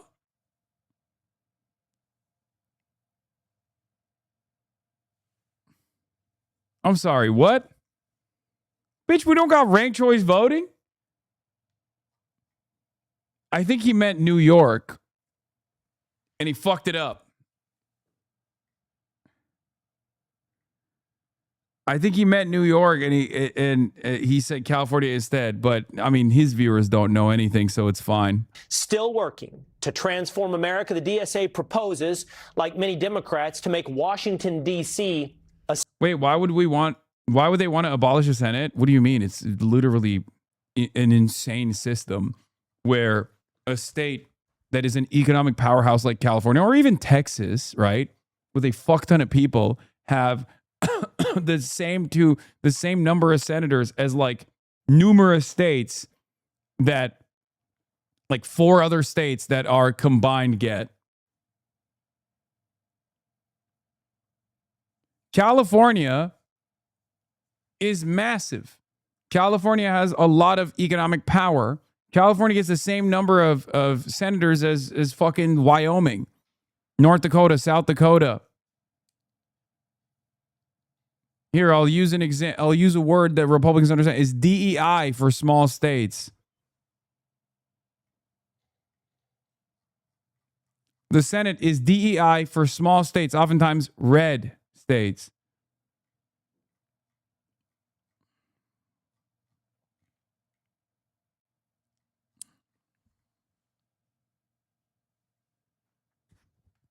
State to defund the Department of War, end ICE detention and deportation, and grant amnesty to all illegal immigrants. Now, these are the radical, transformational things proposed by the Democratic Socialist of America. Some of these we've heard already from establishment Democrats. They've opened the door, and the DSA has simply walked through the door. Would you like to abolish the Senate? That's part of our platform, and we don't think that's extreme. We think it's a change that would help make this country more democratic. We have criminal illegal aliens in the country. Don't they need to be removed? We believe that demilitarizing the border, that violent oppression of working class immigrants. Look, I love all the speakers for DSA. I have a different method of dealing with these kinds of conversations, but you know, they're still great. Immigrants who come here is not something that most Americans want. I just don't think that they speak Haganese. You know what I mean? They don't speak Haganese. They're too kind. Not that they're doing a bad job. They're not. They're doing a great job. They're honest. They have integrity. But you know, sometimes just like tuning the dial a little bit to be a little to speak a little Haganese is not the worst thing. You know what I mean? Like with the Senate thing, you could just immediately be like, the current way as it stands currently, Maine has the same number of senators as the state of Texas. Do you or your viewers think that's appropriate? Boom. You know, that's a dialect and a frequency that you can tune into to get the hogs to recognize how ridiculous the system in the Senate is, right? You want Delaware to have the same number of senators as the state of Texas, the beautiful state of Texas, which I admire. And then in the whole, like, what do you think about deportation stuff? It's just like to simply say, like, look, if someone has done a crime, documented or undocumented, if they've done a crime, if they've harmed people on U.S. soil, I think they should be punished to the full extent of the law. They shouldn't get a free ticket home. What are we doing? And that's currently the way it works regardless. And in most circumstances, it's not actually criminals that are getting this violent deportation. It's your neighbors. It's your gardener. It's the barback. It's people that are just working on U.S. soil that are waiting to fill out their paperwork, and the government's just like refusing to do it for them. Also, I remember a time when figurehead that many of your viewers will remember and admire gave mass amnesty to every migrant on U.S. soil. His name was Ronald Reagan. And it turns out Americans actually, when faced with the two choices of mass deportations and conditional amnesty to people that have been working on U.S. soil for a long and extended period of time with no criminal record whatsoever, they choose mass amnesty over mass deportation every single time. Well, and I bet many of your viewers on Fox News probably know someone that has struggled with the immigration paperwork process. It's a wonderful person, a kind person.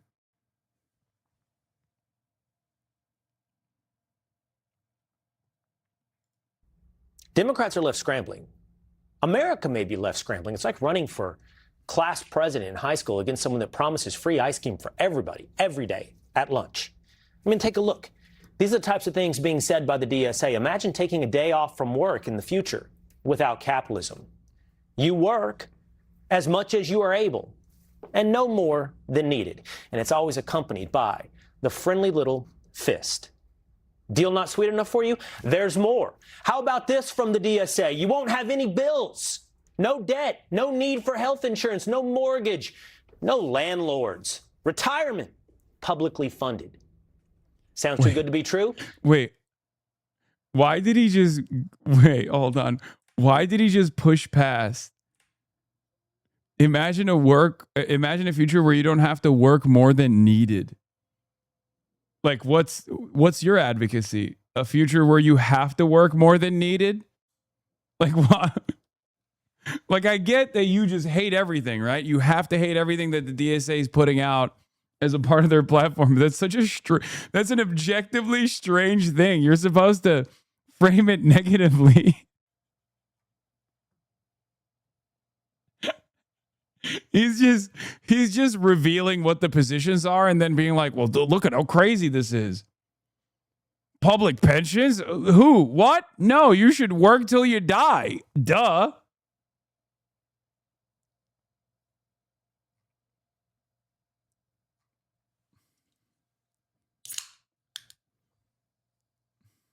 Deal not sweet enough for you? There's more. Need for health insurance, no mortgage, no landlords, retirement. I guess if the audience is like 65-year-old pensioners, so they probably think, yeah, these goddamn teens and youths, they don't want to work no more. Like I certainly did back in my day. I shook my boss's hand extra hard, slapped the secretary in the ass extra hard, and I got a promotion for that ass slap. That's right. And then I got a pension and a gold Rolex by the time I graduated. By the time I retired, it was so good. Turby derby. Publicly funded. Sounds too good to be true? That's because, of course, you're not a sap. But for now, all of this is too much for traditional Democrats. It's too hard to compete. So you're looking at traditional establishment Democrats say, don't look here. Look over here, like former President Biden, who has a book he'd like to talk about, but not until after the midterms. It's about the challenge we face as a nation. About the What the fuck does Biden have to do with DSA, man? What is happening? decisions I made. Yeah, Biden announces new memoir, Promise Me America. Promise me, America, that you won't let Israel go. Promise me, America. Yeah, Will seen here supporting the idea, the radical idea that workers deserve more. Promise me, America, that you won't retire at a reasonable age. Promise me, America, that you won't do this democratic socialism. Promise me, America, that you'll say, "Am Israel High" every single morning like I do. Why? Why I made them. Xavier Baccaria.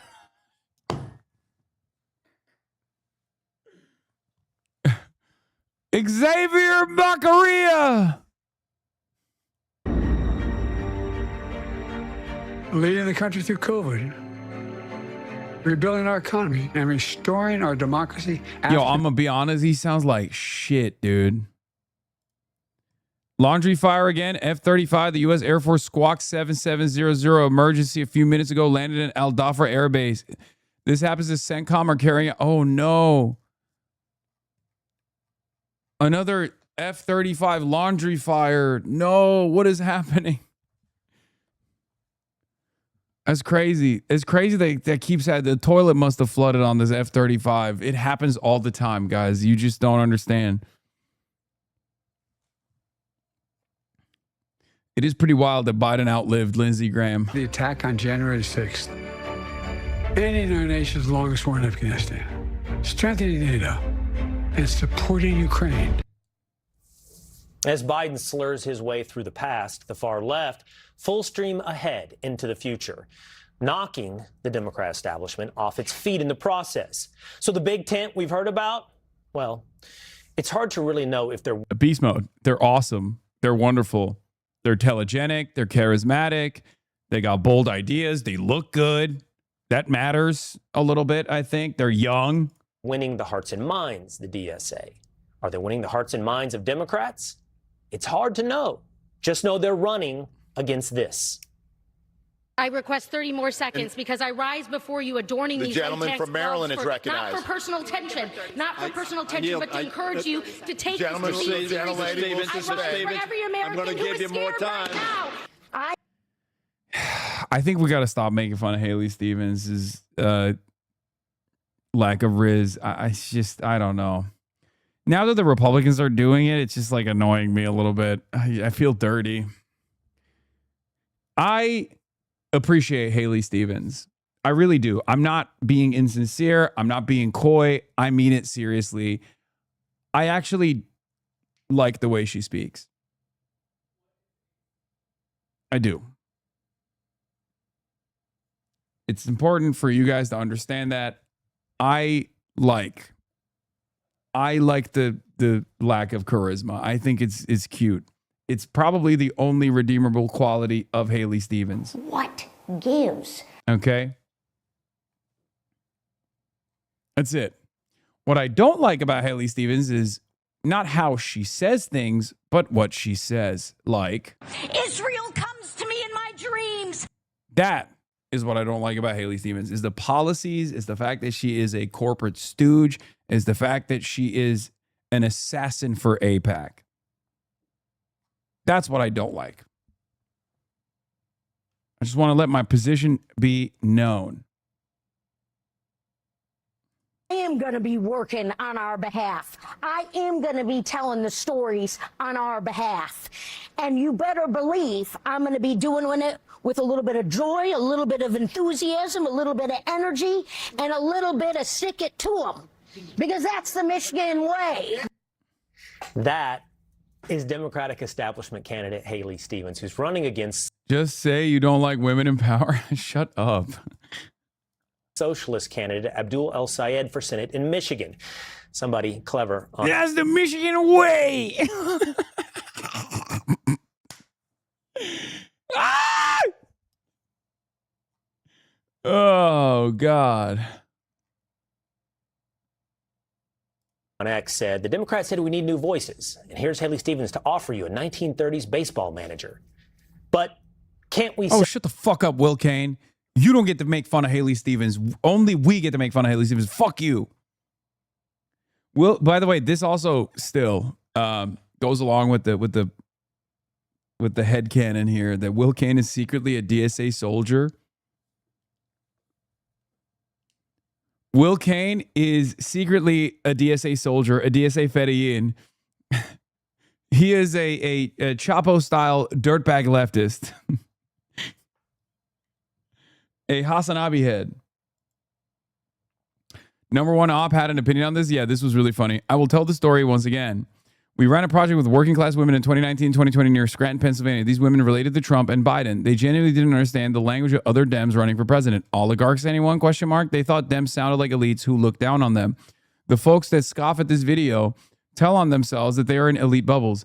I love this because Neera Tanden is literally in an elite bubble, right? This is a Clinton acolyte. But it's so funny because there's two different schools of thought on this. And the DC tunnel vision is all these fucking dumb hick yokels don't understand big concepts like oligarchy. Okay. And that's what she's saying.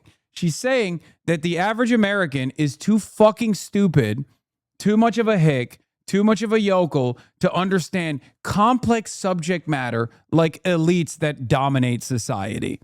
Okay. You're the fucking asshole, simply put. That's it. And it also, it's like adjusting 2019 and 2020 Scranton, Pennsylvania voters to 2026 Michigan primary voters is idiotic regardless, okay? Michigan is not Pennsylvania. And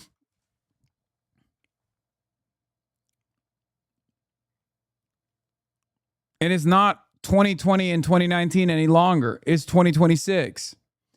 But once again, these guys are operating on old mentalities, and that gives us an opportunity to win. Okay? Yes, if you're operating with 2019 mentality in 2026, you're probably going to lose, even if you spend a shit ton of money on these races, even if Israel spends a shit ton of money on these races. So yeah, to Neera Tanden, I say, what gives? Say, it's something we've seen before. You better thank a union member for the 5-day work week. You better thank a union member for sick leave. You better thank a union member for paid leave. You better thank... I don't understand what the problem is with this one. Like, I don't like Kamala for other reasons, but like what? This doesn't even...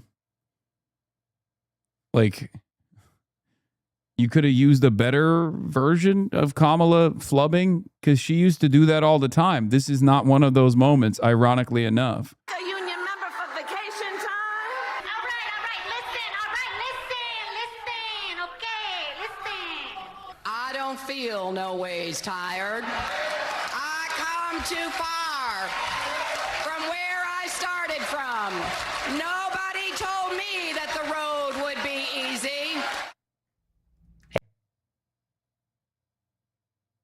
What is the argument? Like, what are they?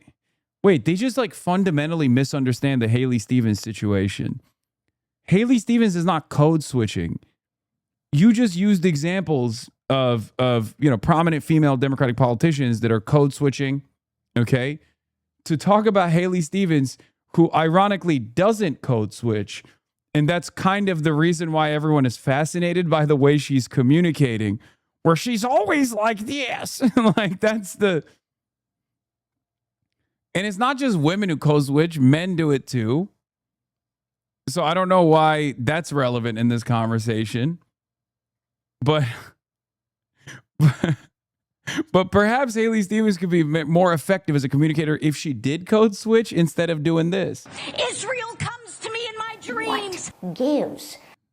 What gives? Haley Stevens doesn't even take the gold for changing accents in front of her audience. Yeah, Haley Stevens invented her own thing.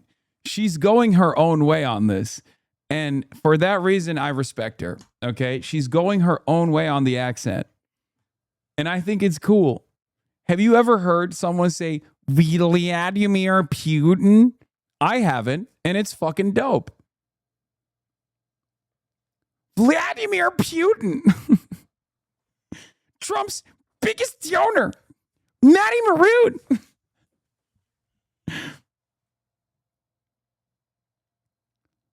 They're claiming her stick it to him clip is her doing a fake black voice, but I don't think anyone else has ever sounded like that.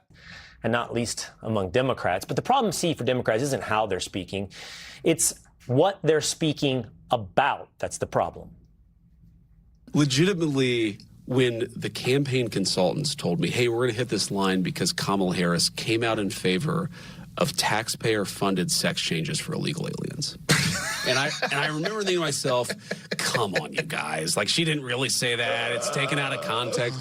And then I go and look at it, and I'm like, holy she actually said that. And she really was like the very worst version of what the Democrats were producing in 2020. The thing is, they were all doing it because that was the incentives of the party. None of that would be relevant at the national level if the Democrats had a comprehensive economic agenda that people were responsive to, people were actually excited for. Okay? You want to know the craziest part of the Kamala Harris story? That was an ACLU questionnaire, right? Kamala Harris is being asked about this. She says yes.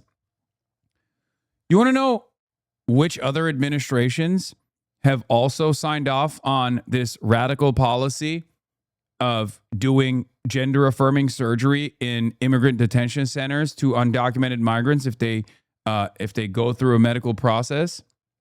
Donald Trump. That's right, Donald Trump, because it was just official American government policy, because gender confirmation surgery, gender affirmative surgeries are oftentimes life-saving measures. So if you're a prisoner, doesn't matter if you're a trans prisoner or if you're a prisoner in general, yes, the state has an obligation to help you. Okay? The state has an obligation to take care of your medical necessities, your medical needs. Just because you don't think that that's a medically necessary surgery doesn't change that reality. As long as doctors believe it to be the case, then of course the government is going to be like, no, we're going to fucking torture you because you're in prison. That's it. That's the truth of the matter.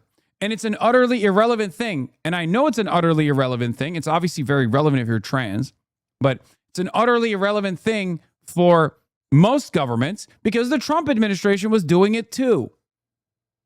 Okay? It only becomes a cudgel. It only becomes a wedge. It only becomes an important salient point to attack the Democrats if the Democrats don't have anything. If you are not defined by your own policy platform, then your enemies will define you in the worst ways they possibly can. That's it. That's it. It's that simple. It's not that complicated. I'm sorry, I'm uninformed. How is sex change surgery life-saving? Transgender people have a super high rate of suicide. And gender-affirming surgery, according to doctors, is seen as the most effective way to engage in suicide prevention. There are a quintillion studies that were conducted on this matter. That's why. That's why it's seen as a life-saving measure. Now, I'm no big city lawyer, and I'm not a doctor. I have a doctorate in racism, a doctorate in jihad, and a PhD in racism. That's totally separate from this conversation. I don't have the necessary medical background to understand, but at least I'm smart enough to look at the studies and recognize that this is the consensus in the medical profession, regardless of how even the New York Times and numerous other outlets and numerous other anti-trans movements have tried to present this as not the consensus in the medical field.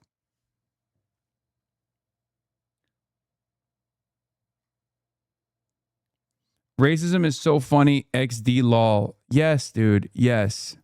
That's what the goal. That's what I mean when I say I have a PhD in racism and a doctorate in jihad. That's what that is. I'm saying racism funny law, not that I cover racists and racist movements and racism, and I'm jokingly referring to that by saying I have a PhD in racism.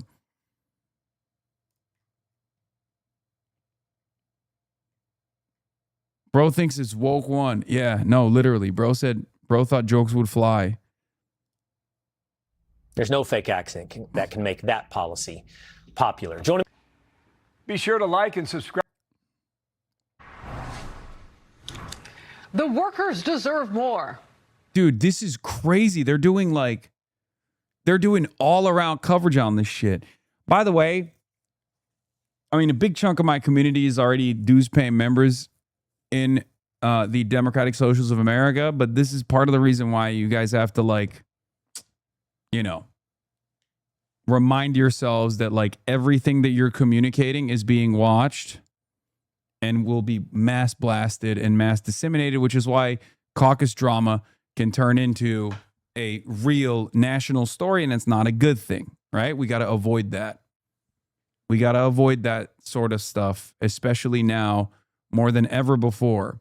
Because if you remember, one of the biggest hits that DSA ever took was the whole, was it at the convention where, they were doing the snaps and the, calling on privilege and demanding no one clap because of, audio sensory issues, stuff like that. Point of privilege drama at the 2019 Atlanta convention. Yes. It's good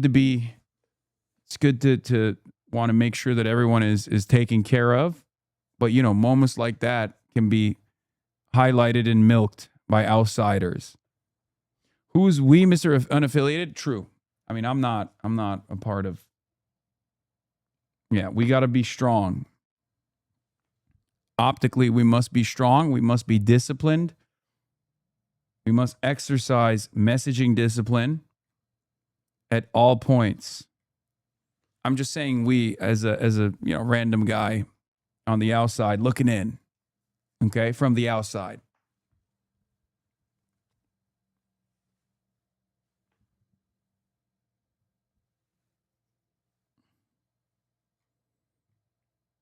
Yeah.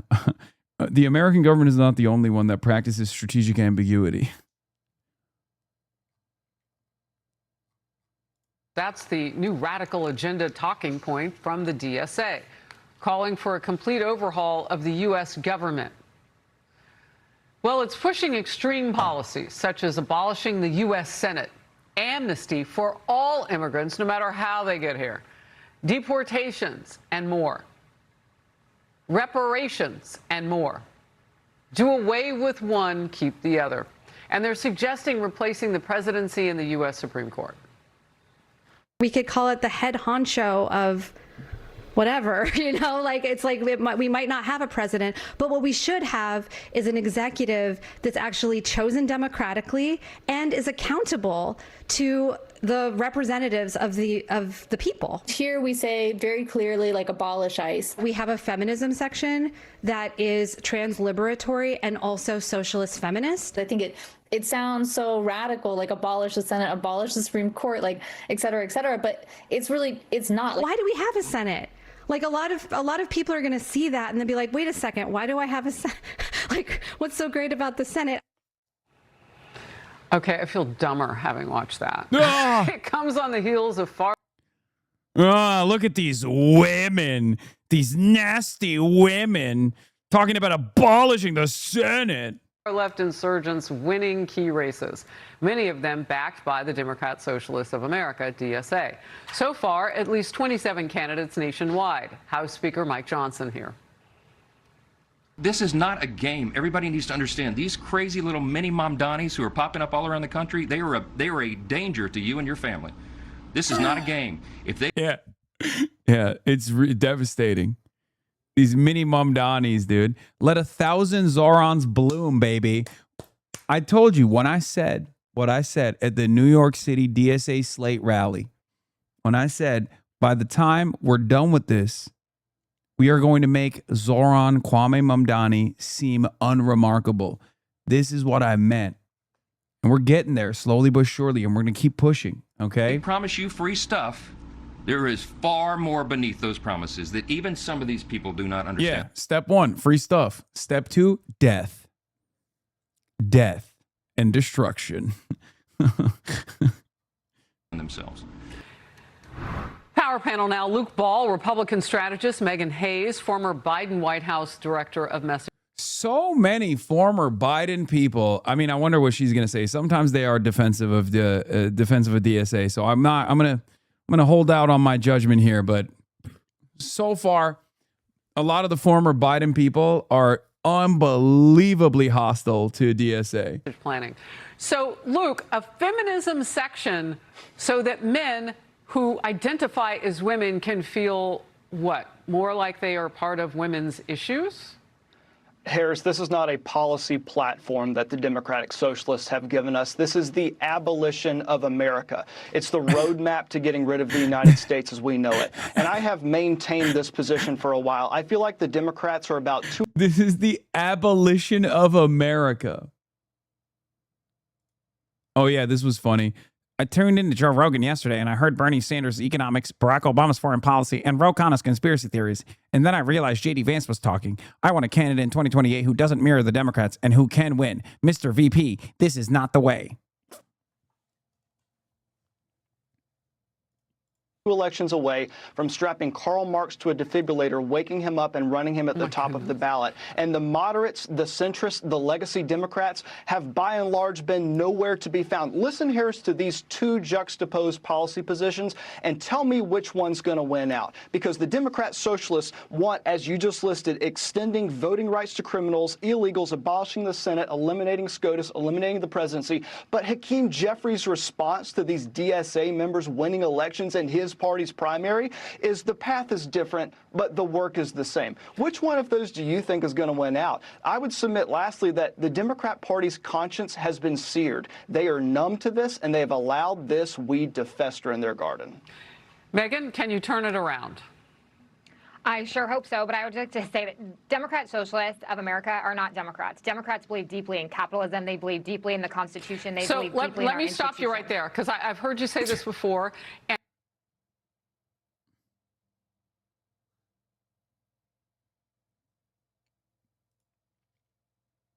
Jesus Christ, dude. And I mean, Constitution. Let's run it back. And they've allowed this weed to fester in their garden. Megan, can you turn it around? I sure hope so, but I would like to say that Democrat socialists of America are not Democrats. Democrats. Oh, great panel. Thank you. Great panel. Just two people that both hate the platform that you're talking about. One Republican, one Democrat. Nice. That's cool. Boomer Coco Melon at work. Yeah, it's awesome. Believe deeply in capitalism. They believe deeply in the Constitution. They believe deeply in let our me stop you right there, because I've heard you say this before, and I mean, I believe that you believe that. Absolutely. The problem with that is that your party is giving them money and resources to run as Democrats. They don't say anything else on those ballots in the primary. They won't say anything else on the ballots in the midterm elections. They're not going to say we're actually socialists. They say they are Democrat socialists. Yeah, and that's a huge problem that the party needs to address. And I have, on this program, asked leadership why they are doing that. But I will say these are not districts, or these are not people who are going to win the Senate or the House majority. These are people in blue states getting bluer, which people can argue that's a problem. But actually, that's not what's going to take back the majority for the Democrats. This was her on CNN. Republicans. Oh, this is Caitlin Leggett. Oh, no, it's Megan Hayes. This is the one that was shitting on Abdul and claiming that Abdul was just like Plattner or some shit. All right, hold on. Can you get it? Can you go outside and get it? I don't think they can find it. These are moderates that are winning in their communities, that are putting up candidates that are actual moderate Democrats that believe in the democratic values. So you're not concerned? I mean, of course, I am always concerned, but I am concerned that we're making a lot out of very few candidates. There have been like 4 or 5 of them that have won in the last Did you see the scroll? There are 27 names on that. There's 27 out of 435 members of the House. That is a very small percentage that they have not won into their general elections yet, and may not win in their general elections. This is an anti-incumbent. Yeah, they're gonna lose in fucking. Chris RABB is gonna lose in Philadelphia. Actually, bro, that's crazy. These people just take checks from these networks, say whatever they're asked to say, the majority of which doesn't happen, i.e. your subpoena. I know it's good content for you as a streamer, but I think it's doing more damage than helping in some cases. Buddy, the first part of that is not wrong. The second part of that couldn't be more wrong, okay? These people say these things, but people listen, okay? People listen. The Democrats. Oh, this is from April 14th. Associated with Tom Piker isn't how Democrats win young voters. It's how you alienate everyone else. Need to realize that these are not the kind of people you want to platform and be a part of. I mean, he's an anti-American, anti-Semitic misogynist. That the tent doesn't need to be that big in the Democratic Party, and I wish people would stop platforming him. But I also think Democrats and Republicans here need to realize that I'm platforming people. I'm platforming people. Not the other. You're getting it wrong.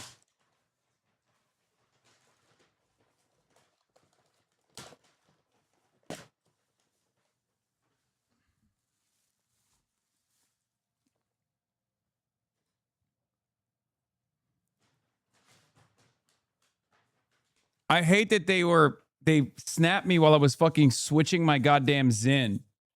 And they use that photo all the time.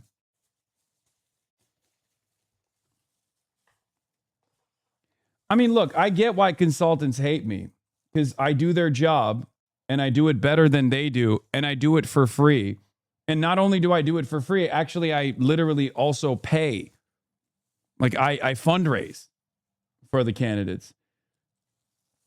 So yeah, of course, I'm a significant threat to some of these staffers. Not only are they ideologically opposed to me, but I'm also doing something that they will never be able to do.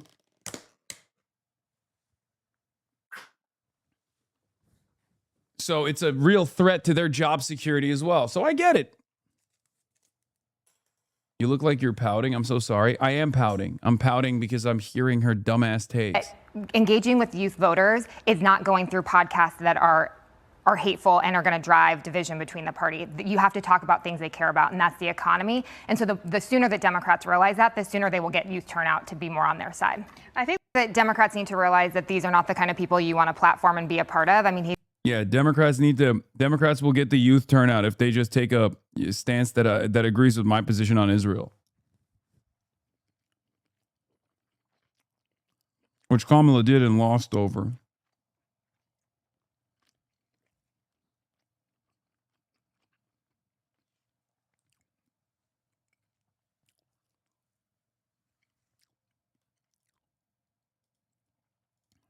The election cycle, the Republicans are facing the same thing. You lost two moderate Republicans. Now the Republicans are not facing the same thing. The Republicans are not facing socialism. That is not what's happening. What? Although I will add.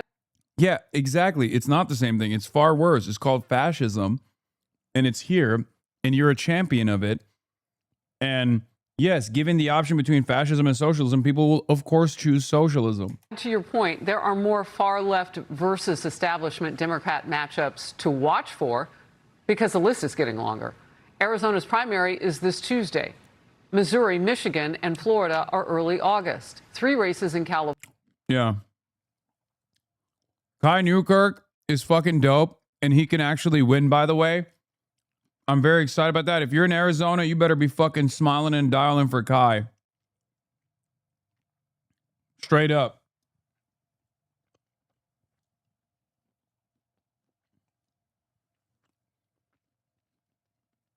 California will pit incumbents against progressives on midterm election day. Luke. I would say that I feel too many Democrats are in denial of the party's evolution. They're not mourning the loss of their party. They seem to be looking the other way. And I also have heard the argument that these are not Democrat candidates. But to your point, Harris, they have a D beside their name. Yes. They're using Democrat resources. The moderates have accepted them into their big tent party. They have tolerated them. They've been afraid to speak out. Chuck Schumer's been terrified to say anything against AOC because she's going to primary him at some point. Folks have been terrified to say anything against Mamdani because he's the energy of the party. So if we can get past like the 5 stages of grief with the Democrats and start hearing them actually speak out against these members, we can have another conversation. But as it stands right now, there's a D beside. What do you mean? The Democrats are doing that. The problem is the voters like the fucking socialists. It's awesome. I love seeing Fox News freak the fuck out over this shit. Their name, and that's why we have to call us out. I'm tired of having to like critique the Democrat Party and try to point members in their own direction to say, let's go against this. Let's join hands and fight the tide here. But it looks like we're the adults in the room that have to do that for the majority of Democrats. So Megan Hayes is an adult in the room. And I know you know your history. Dude. To sit there and agree on the fascist news network with the fascist commentariat that the real problem in America is not the fascist Trump administration, but the Democratic Socialists in your ranks that your voters are voting for, you're not part of the team. You're not. These people used to call you a communist basically 3 years ago when Joe Biden was president. You're a fucking idiot. And what this is rooted in is what we already fought against and made a promise we weren't going to go there. People come from socialist nations to this one because it's the best. We fought people who were anti-Semitic because it was hateful and it was wrong. So who's going to stand up to those members of your party who are winning and who have aspirations beyond to just destroy the government?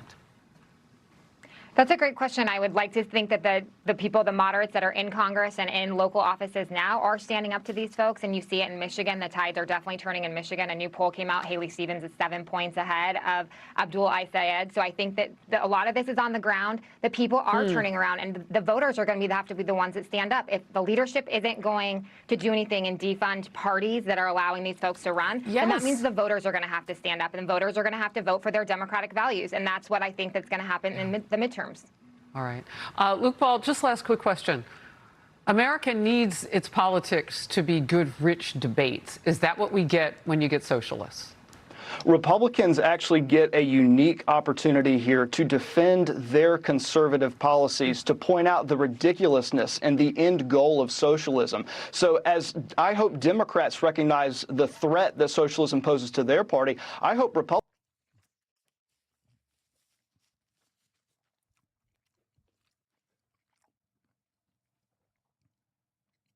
Dude,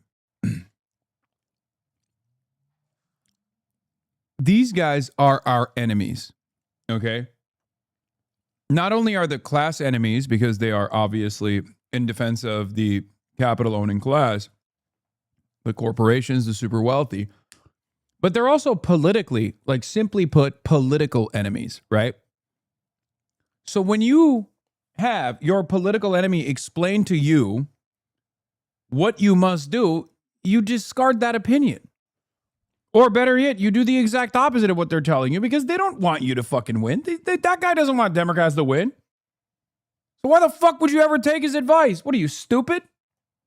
And the answer for many of these people in the establishment Democrat camp is yes. The answer to that question is yes. Republicans recognize the opportunity that we have to beat back these horrible policies and make sure that we stand firm on our convictions. Luke and Megan, great to have you. Thank you.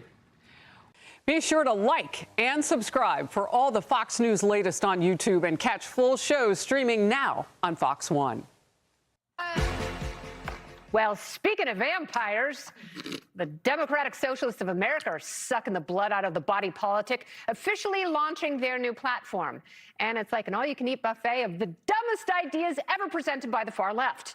They want to abolish the Senate, get rid of the presidency and the Supreme Court, and replace them with an executive and judiciary chosen by and subordinate to Congress. Yeah, screw you, Constitution. Plus, they want to give amnesty to all illegals and defund the Department of War, of course. Just listen to their socialist sales pitch.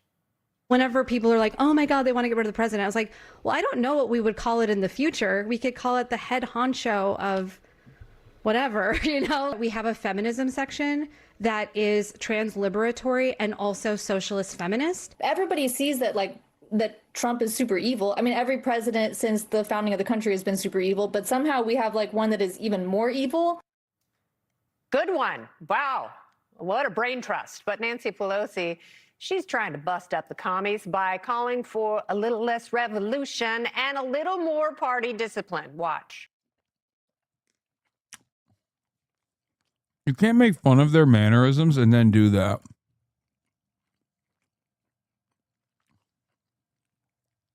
Like, you can't be like, oh, look at these like dumb broads and then also do what you're doing right now. I wasn't happy about people saying, let's spend a whole lot of money challenging Democrats. There are elements, exuberances in the party now that should be heard and the rest. But when we have that vote, the first couple of days of January, we will all, not me, because I won't be there, they will all be voting for Hakeem Jeffries for Speaker. You run anytime you want and do whatever you want to do. It's crazy that Nancy's my fucking girl right now. Obviously, she's riding for Connie Chen, and Connie Chen is the far preferable candidate to Scott Wiener. It's not even a question. I'm riding with Nancy Pelosi, and I'm riding with Connie Chen in San Francisco. The Queen has spoken.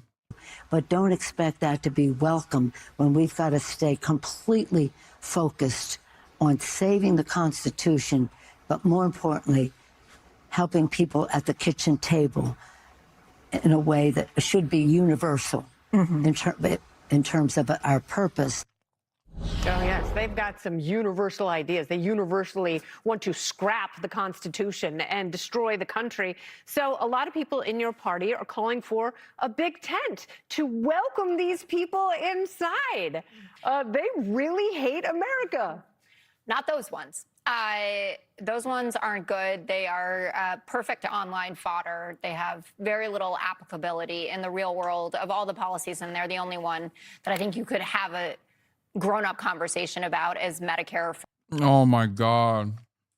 for all. But otherwise, it's all totally crazy. And I think that we are in a little bit of a crisis of Twitter is not real life and the online world is not real life when you look at how people are actually voting. And they're winning in these very blue seats. And then we're electing great moderate Democrats in swing seats where we need to win, like Kate Conley or Bobby Polito. And it was interesting. There was a new poll out for the Michigan Senate primary with Abdul Al-Sayed, who actually, by the way, isn't a DSA candidate. He identifies further left. Or a doctor. No, a physician. But it was interesting because, you know, everyone is dunking on Haley Stevens because of that clip that went viral, and she's up 7 in this poll. And with no college voters with no college degrees, she's up 22. With black voters, and 15% of Michigan is black people, she's up 46. And Al-Sayed ahead with college-educated white people. Of course, again. it's always the college whites. But who is going to? Say it it is the again. college. I am the college Can't whites. stand 'em. I'm done. Anyway, Twitter is not real life. Jesse. Yeah. What they're calling for is absolutely. I hate to see my queen fall out of favor like this. But yes, Jessica Tarkov is one of those kinds of Democrats. I guess it kind of makes sense. If you've spent your entire career being around these fucking demons, you got to be at least on some level very conservative or a little comfortable with conservatism.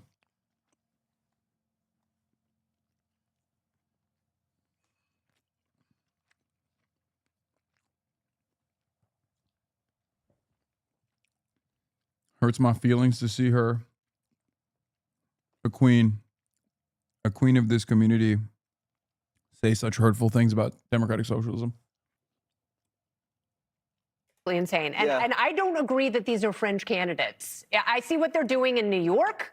I see Zohran Mamdani. I see what they're doing in LA. They've got two commies running for mayor of Los Angeles. They will have the two largest cities in America. This is not fringe. And also, this is not a Trojan horse. They are telling you exactly what they want to do.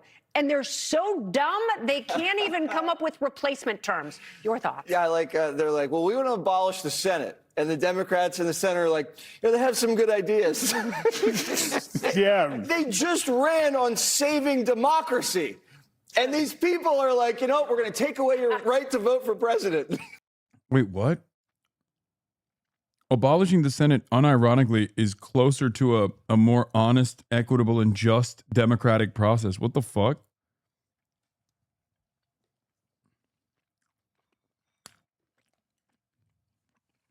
Also, none of the fucking DSA candidates are running on abolish the Senate.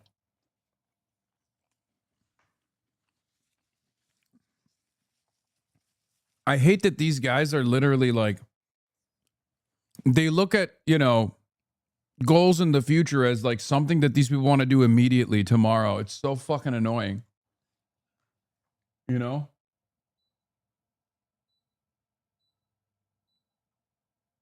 Like, that's not how this works.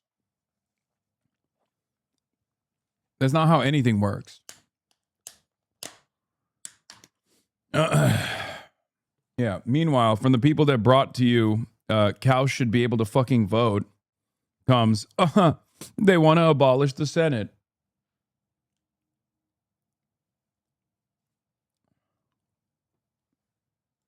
What? I like primaries and conventions and debates and campaigning. I don't want to give my right to vote to Congress. Congress has a 9% approval rating. If we abolish anything, let's abolish Congress. Then they said they want to There's no, wait, what? What? What do you think the Senate is a part of, my man? There's no way he's that fucking stupid, right? Like, I think he was just real horny to come out with a joke and he just didn't realize how stupid that sounded. Jesus Christ, dude.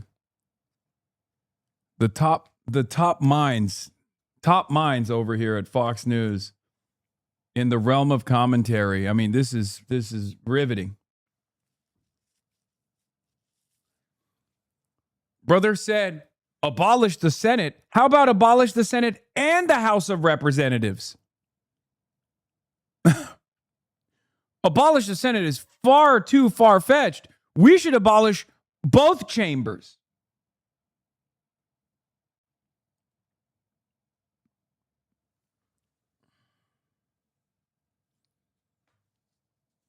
Turns out he's far more radical. This is the average American father? No, I know. What is this? Hey, Hasan the Hun, you're next. Neville Roy Singham, the wealthy husband of the founder of the progressive non-profit Code Pink and benefactor of far-left political causes, under criminal investigation by a grand jury in the Southern District of New York, according to multiple sources with knowledge of the matter. Hasan the Hun, you're next. For what? I'm an American citizen. I'm an American taxpayer. I live in the United States of America. I work with American political candidates. Like, what do you mean you're next? You can't even like tie me to any foreign activity in any way, shape, or form. It's so fucking dumb.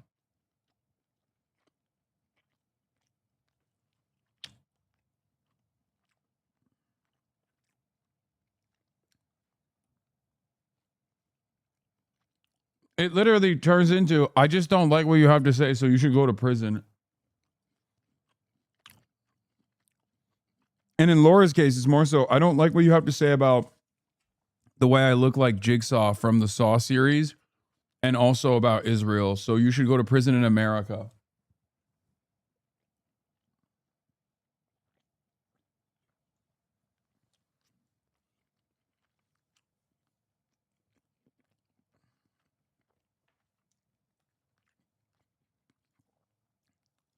Incredible stuff.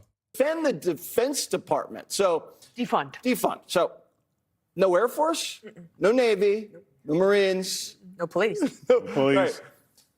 I have a feeling Mexico is going to try to take some land back, Jessica.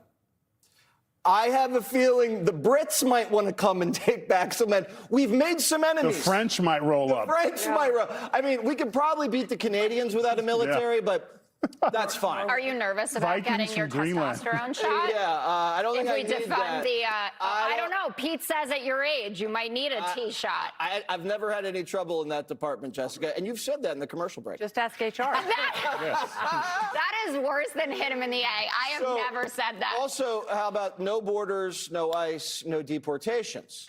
So someone can break into the country, rape us, go to jail. Oh, actually, no, there is no jail because there's no social worker police. will talk them down. That's right. So it sounds like they just want us all dead. Do I have that right, Jessica? And Medicare for all, Green New Deal, and freezing rent. So they're going to take away your vote. They're going to take away your gas grill. They're going to take away your doctor.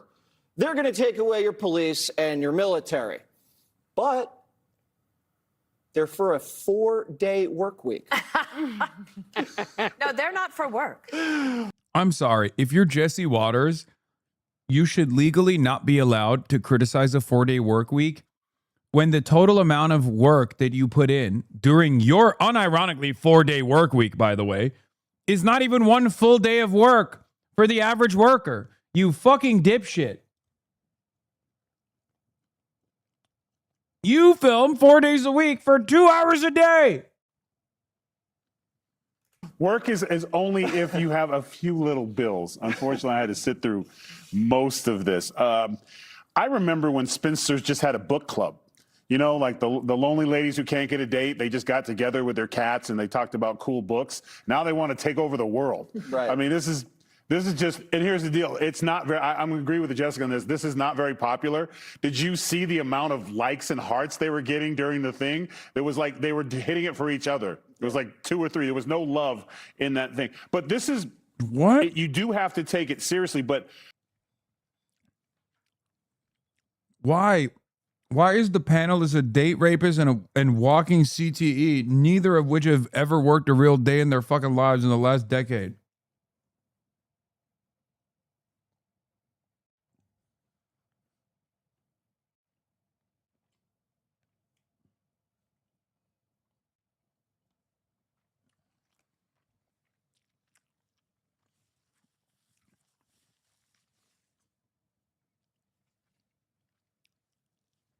Everyone would make fun of this guy's backwards hat and tattoos if he was a leftist. I mean, I think everyone should make fun of that regardless of his political ideology.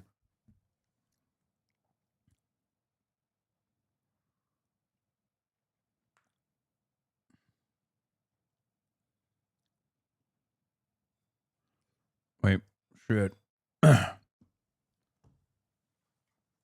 At some point, the Democrats have to say, hey, you're not with us. You're communists. Form your own thing. Get out of our tent.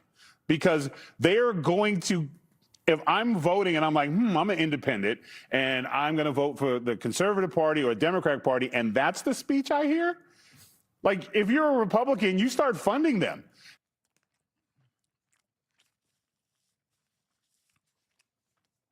I think there's something very funny about a guy who's never going to vote for the Democrat being like, oh, this is a bridge too far. Oh, the mask is off now. Y'all done did it now. Dog, you're never voting for a Democrat. Why the fuck is this a matter of importance to you? That's why Jessica Tarkov sitting there and being like, you're right. You guys are right. These guys suck is fucking annoying. They're not Democrats. They're never going to vote for the Democratic Party. Their job is to lie about the Democratic Party And you're sitting there agreeing with these fucking demons, Jessica. Meanwhile, those demons don't want the Democrats to win. And you know who is a Democrat? The people who voted for those socialists. The New York one is a closed primary. These are lifelong Democrats that are a part of the party.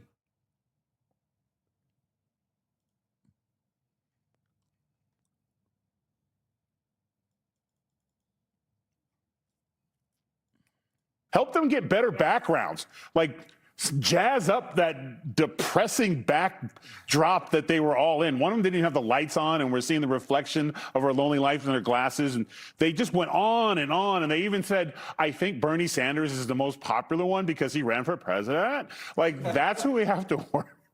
Like, if I'm a Republican strategist, I'm like, that's it. Like, get them on the debate stand. Right.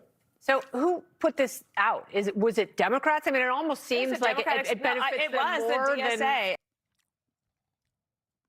It's an organizing call for organizers that are not media personalities. They're not media professionals. They're just members of the Democratic Socialists of America. They're not politicians. The only person on there that is a media personality is Emma Vigeland, which suspiciously they didn't mention any of her clips for some reason.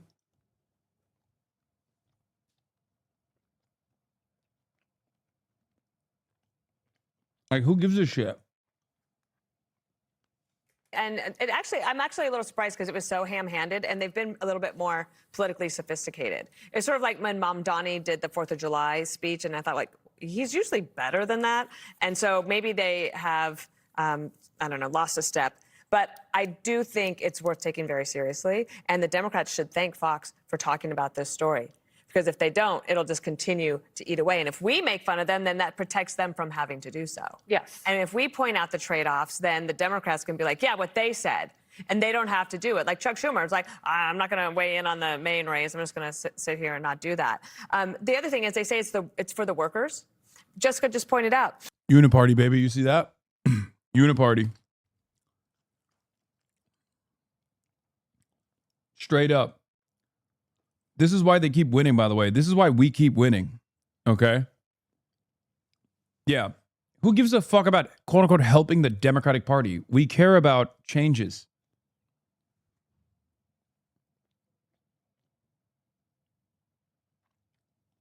These people want you to live in a world where you will never retire. Okay?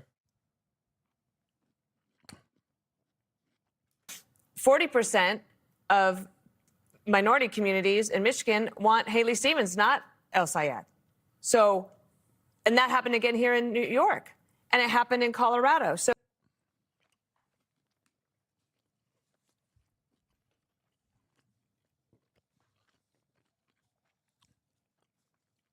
47% of minority voters want Haley Stevens. Is already a bunk poll regardless, but it's really funny that a fucking Republican is saying that. Okay, if only black people were allowed to vote in this country, there is not a single state in the entire nation that would go to the Republicans. You're a Republican. Your entire political project revolves around trying to stop black people from voting. Like, who are they speaking to? Who are they talking to? This is literally like a fucking Klans rally being like, you know, them blacks, they know who to vote for. They're voting for the right one and not the wrong one. That's Muslim man. Now, of course, if you ask me, obviously they shouldn't vote at all, but if they're gonna vote, they should vote for the white woman. The fuck?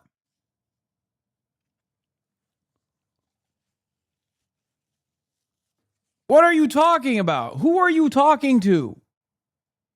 So the white liberals are the ones that are propping them up. But also, when they say they're for the workers, let's be clear about that. The candidates that we know about so far, they lied on their resume, i.e. oyster farmer or doctor. Or non-raper. Some of them. Dog, what are you saying? The motherfucker's a doctor, bro. He is a doctor. What are you saying? Wait, what the fuck?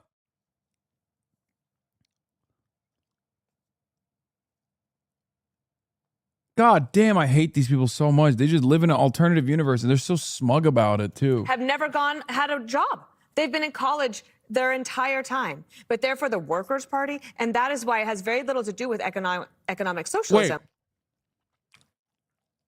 Wait. Abdullah Sayed was in charge of fucking Detroit Public Health. What are you talking about? It has everything to do with anarchy. And I would also say that when they talk about packing the court or getting rid of the Supreme Court, there's a direct thread to be made to that and the threats against the Supreme Court justices that have been happening, because it dehumanizes these people. And you can't respect what the Supreme Court says because you disagree with it unless they go your way and then you think it's great and then you don't want to pack it. So I think that there's a moment for a Democrat to have a Sister Soldier moment here, but if they don't want to take it, we'll just keep doing it for them. Well, if they're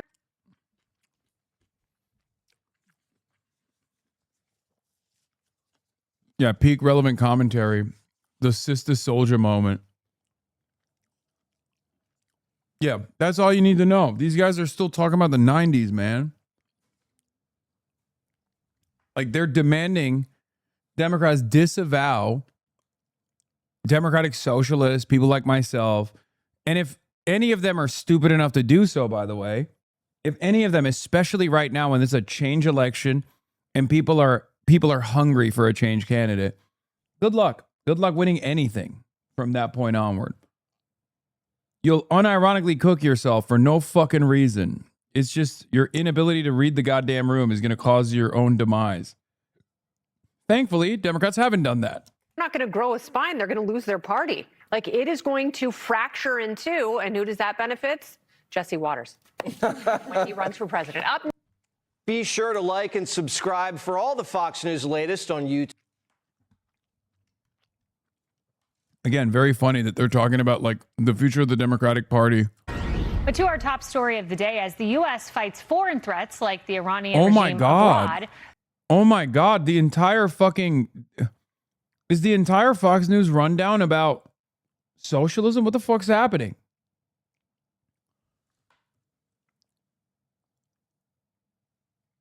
It's just one speed.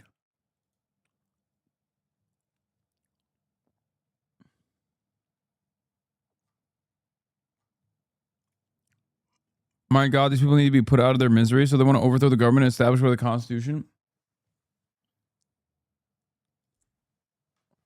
Meanwhile, not a peep about this from the family values and joys of Fox News. Ken Paxton bought 3 condos in a luxury resort in Utah earlier this year. On the deeds, he listed a home in Frisco as his address. Police reports we obtained refer to the home's owner as a woman who was not his wife, and Mr. Paxton... Dude, can I say something crazy? What is the dick market looking like in the fucking state of Texas, bro? Because I'm sorry, it can't be, you can't be living through the dick drought that whole ass, grown ass, Texan ass adult women are like, damn, that chopped motherfucker Ken Paxton, I need to have him bust me down. I need to have him blow my fucking back walls out. Have you seen Ken Paxton? Does Texas have a top shortage? What the fuck's going on? Shit must be bleak. There's like 15 different fuck scandals about this guy. And he is ugly as sin.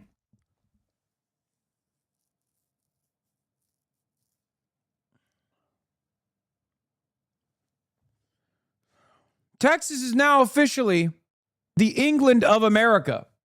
Okay, the only other country where I have seen politicians be outed as dogs when they literally look like shit is England.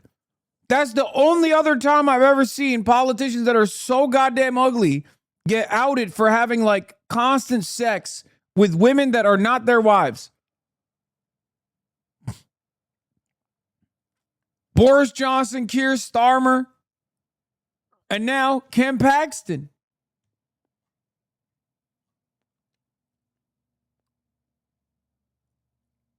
Funny accent. Ugly dudes get tremendous play. Is it Texas? Is it England?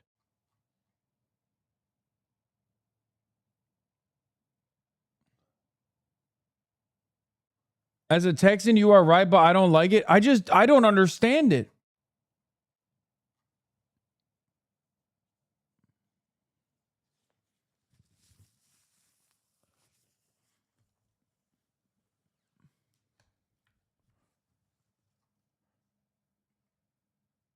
Mr. Paxton got an extension on his April federal candidate filing, so he did not disclose his purchases during his contentious primary with John Cornyn. A campaign spokesperson did not answer the questions about the new purchase or their links to the new Frisco home.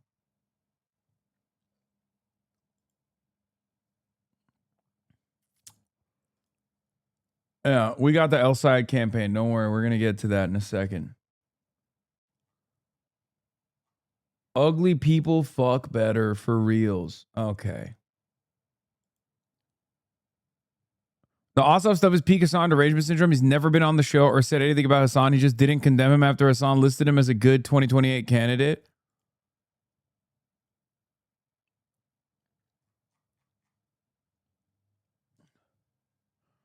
Yeah, it turns out Mike Collins, who's running against John Ossoff, has been outed as having close ties to a white nationalist influencer who happens to be his son-in-law.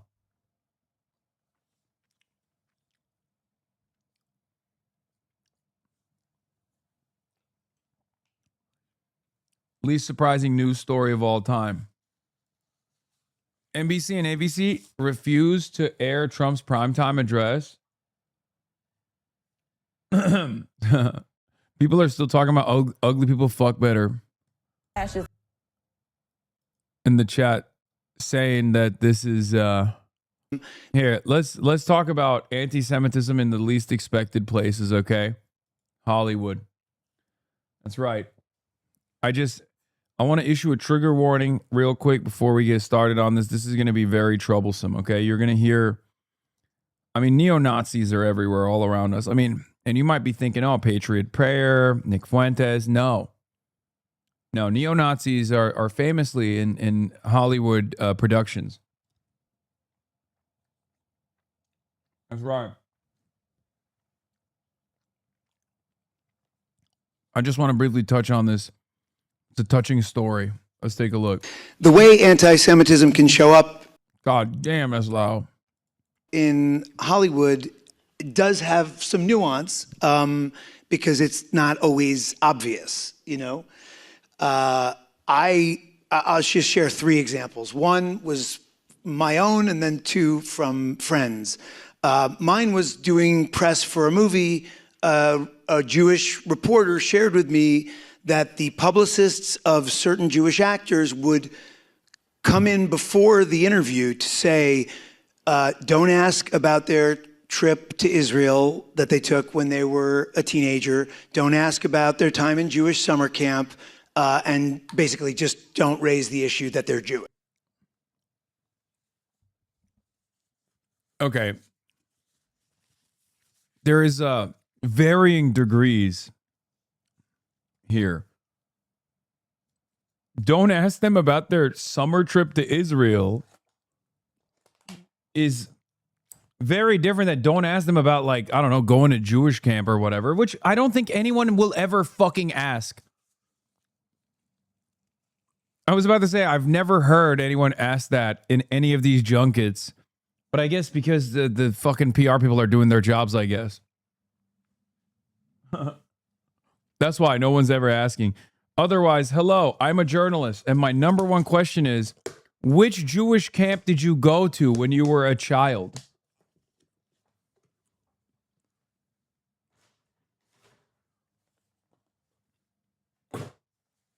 Why would that be a question?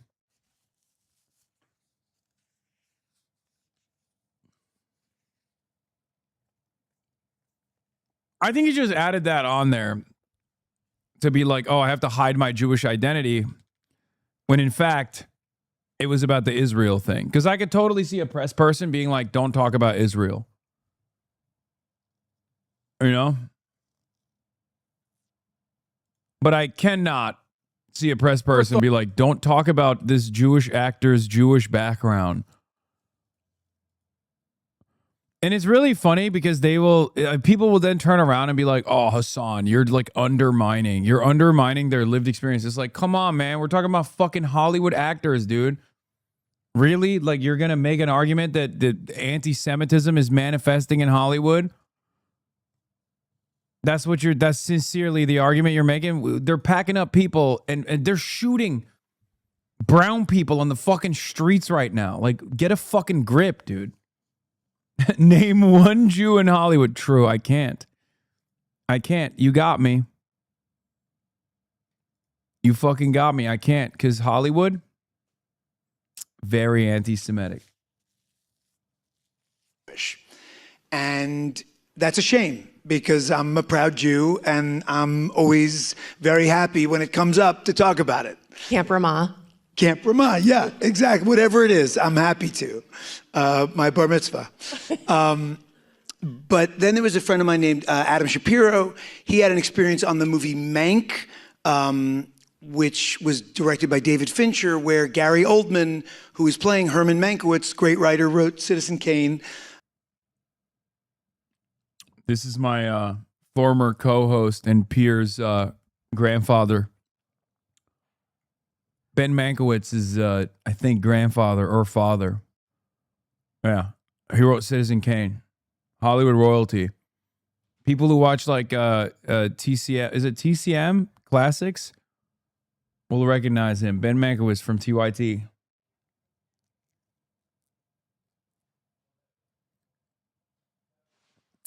Yeah.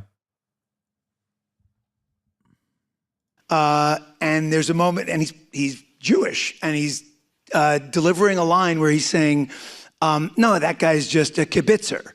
Every take, he just says, no, that guy's just a kibitzer. And Adam Shapiro, my friend, is going, hello, anybody catching that? And he tells David Fincher, who's like, just let it go. And then a couple more takes. No, he's just a kibitzer. And finally, Adam goes up to Gary Oldman, and he's like, hey, Gary, it's kibitzer. Okay, just say kibitzer. The level of discrimination Jews experience in Hollywood, will anyone ever understand the pain?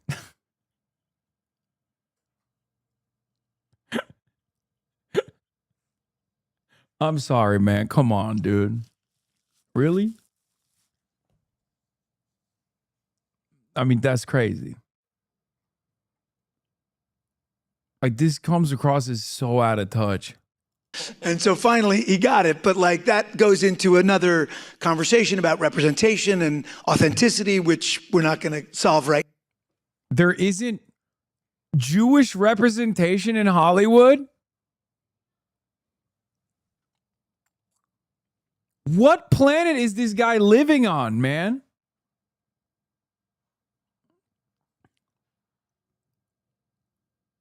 It's like saying there aren't enough black and brown people in the NBA or the NFL, okay? What the fuck?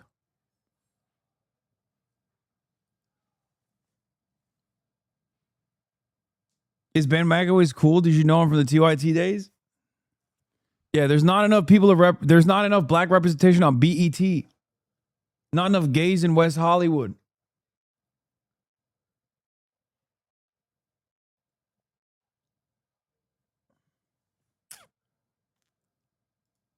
That is not an argument you want to forward, man. I mean, what are we talking about? It's just true. There's nothing wrong with it. It's just ostensibly, it's just objectively a ridiculous thing to complain about.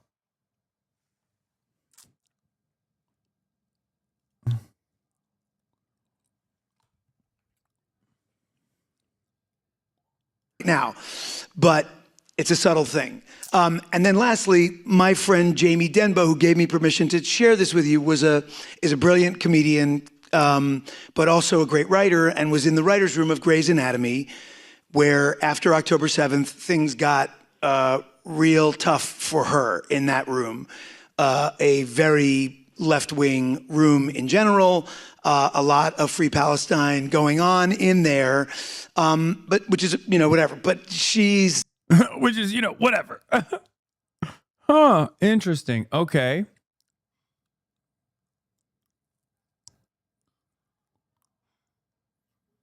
They're pitching stories, great stories, realistic stories about a Jewish character dealing with anti-Semitism, and it just keeps getting pushed aside. She just cannot get any traction on this.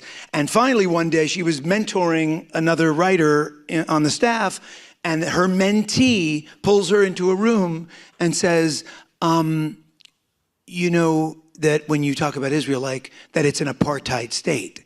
And she says, have you ever been to, Jamie says, have you ever been to Israel? And this mentee, who's supposed to be looking up to her, goes, no, but I've been to South Africa. Oh. Yeah, so she got schooled by her fucking mentee. How is this discrimination? Dude, how is this anti-Semitism, dude? How is that anti-Semitism? That's just a real conversation between two people that was fairly cordial, where, you know, the party that you hate was kind of right and was trying to course correct.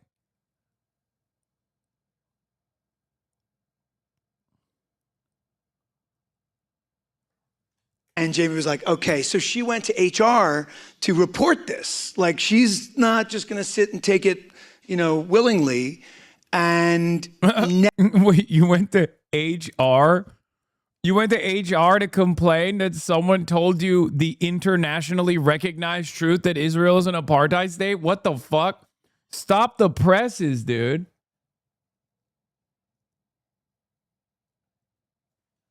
Will anyone ever be all right after this?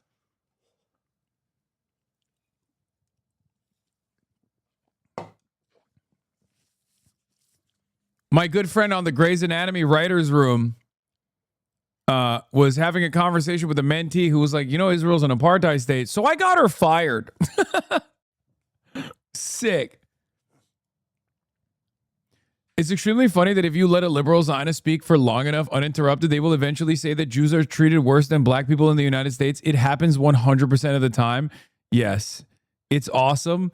And it is literally the Julian Casablancas meme, which is not a meme at all. It was just like a factually accurate statement that people got really mad about, where he was like, Zionists in the United States of America act like they are more marginalized than black people in the Jim Crow South.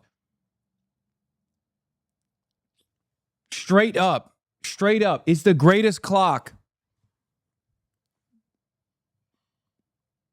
It's insane. Ever, you know, while they had great seminars about LGBTQ issues that were actually really informative and about other marginalized. Wait, buddy, Israel is an apartheid state. Having a seminar about Israel would be fucking insane. I don't know why you're trying to bob and weave through this by establishing the premise that, like, you know, saying the truth about Israel basically is anti-Semitism. But I don't think it's going to work, because, like, most people that do HR or their job is to, you know, identify harmful behavior in the workplace are not Jonathan fucking Greenblatt. So obviously, if you go to the HR and you're like, hey, can you get this person fired? They'll be like, no. And and then you have to go to the ADL, the Civil Rights Organization, ADL, and then you can get everybody fired. But, like, there's no, like, you can't, Israel is a tiny nation, your way out of this to make it seem like, you know, Israel is marginalized in some way. Groups, they never brought anyone in to do a seminar on anti-Semitism, and she quit. And she is talking about it right now at the AJC in Washington. Oh my God. Oh my God. Oh my God. It literally happened. She couldn't get what she wanted out of HR, so she went to Congress? Are you fucking kidding me?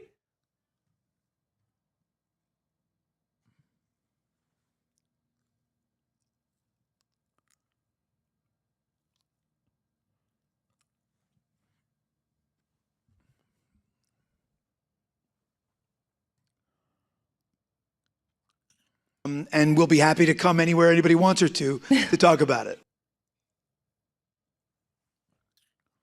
God, the level of privilege is unfathomable. Speaking of the level of privilege, though, Michael Rappaport's been complaining as well. I've never thought about changing my last name. I've never been hesitant about. Is Rappaport a Jewish last name? Don't get mad at me. I did not know that. You guys know I famously thought Michael Rappaport was like Irish or Polish. Irish and Polish, but not Jewish. I don't know. I just thought he was like East Coast. Like I thought he was like Italian, Irish, maybe a little bit of Polish, right?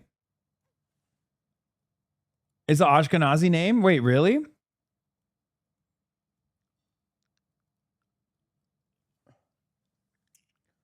Anyway, I don't know. I don't know what is a Jewish sounding last name.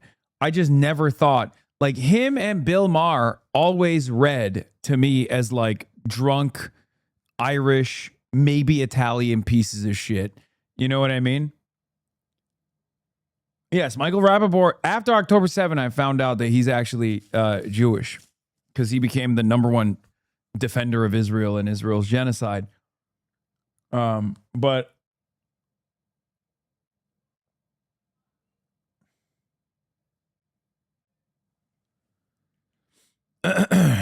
it's a very Eastern European Jewish name. I did not know that.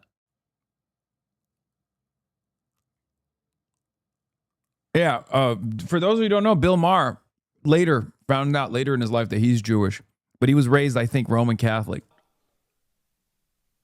Being Jewish, I've always been proud to be Jewish. Or just Catholic.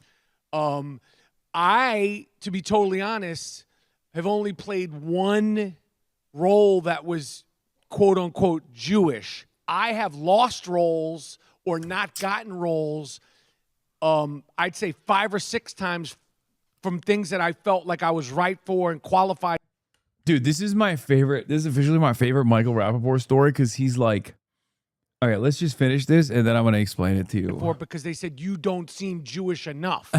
You don't seem Jewish. Now, everybody knows I'm Jewish now.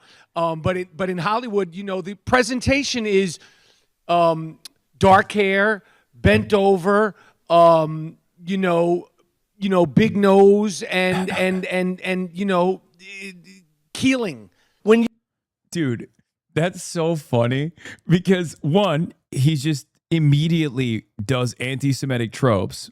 Okay. And 2, he goes, I wanted to get I want to get these fucking jobs as a Jew, right?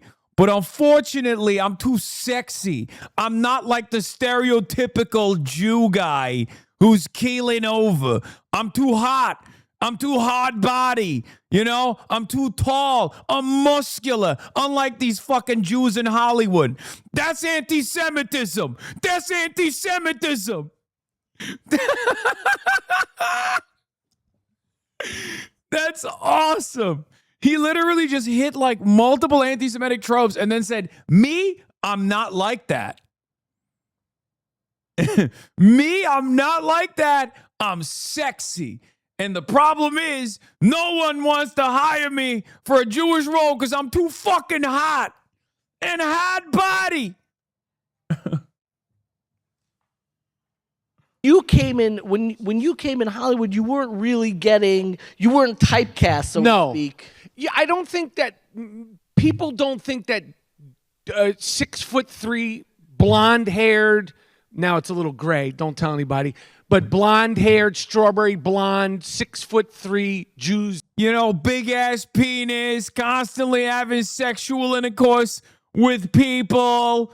Guy with $1 billion in his bank account, or at least he looks like he's got $1 billion. Guy who looks like he's more comfortable sitting in a private jet. Guy like that, just a cool guy. Me, that's who I am. Tall guy, sexy as fuck, uncut penis.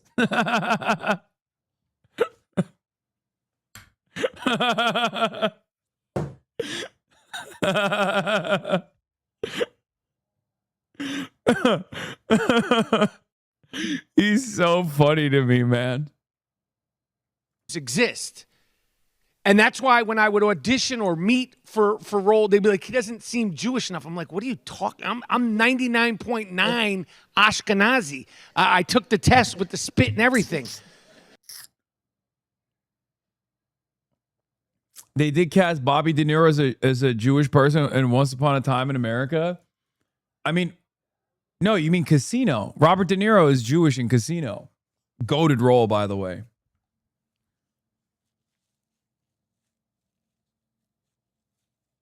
Was he also Jewish in Once Upon a Time in America? God, Casino's so good.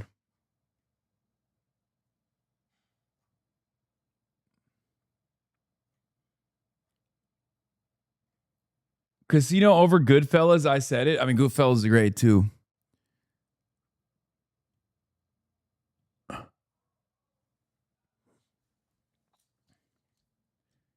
Yeah, they wouldn't make me the guy. They wouldn't make me the Jew in Casino. They went with Robert De Niro. Why? Is it because I'm too handsome? He was too meek? Huh? Casino was misogynistic as fuck. Yeah. Yes. They're bad people, Michael Fusco Art. They're not good people at all. Like, they're very bad people.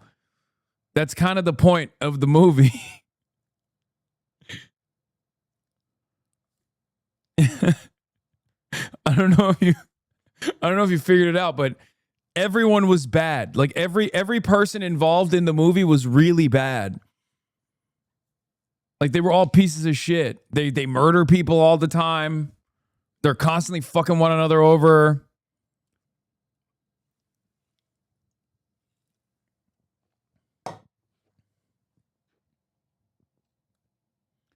I think I heard somewhere that the Italian mafia took some of the lingo and mannerisms of the Jewish people.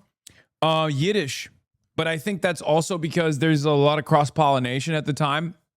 Because you had the Italian mob and you had the Jewish mob and the Irish mafia too. But like, that's probably part of the reason why there was a lot of that. They operated in tandem with one another. Because if you recall, and as I've talked about quite a bit, yeah, they lived together in New York City, but also Meyer Lansky worked with the Italian mob, but also, historically outcast and marginalized groups, like groups of migrants, oftentimes found work in the black market and went into organized crime. What is this? You had the you aren't white, but you will be if you sell out organized crime rings? Yeah. But it makes sense why Wait, can you say that? It's not anti-Semitic? The Jewish mafia? Like the Jewish mob? No, I'm not saying like organized crime. Meyer Lansky, that's just a real thing. Have you seen The Godfather? What are you talking about? That's a dog whistle. I thought you were better than this. It existed. That's a real thing that existed as, historically marginalized people came to the United States of America and couldn't find regular business, couldn't work in regular society. So they turned to organized crime. That's why I said, Italians and Jews and the Irish, they had their own, oftentimes cooperating, sometimes fighting. They had their own little organized criminal units.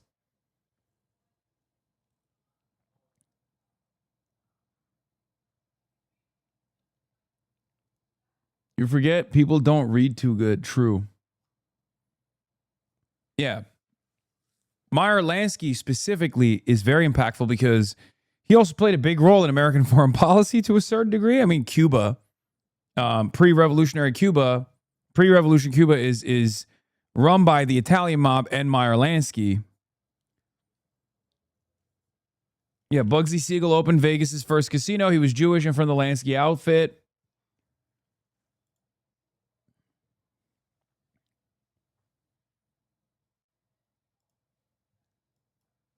Yeah, they created Las Vegas.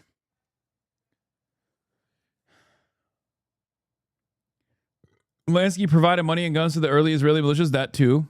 Yes.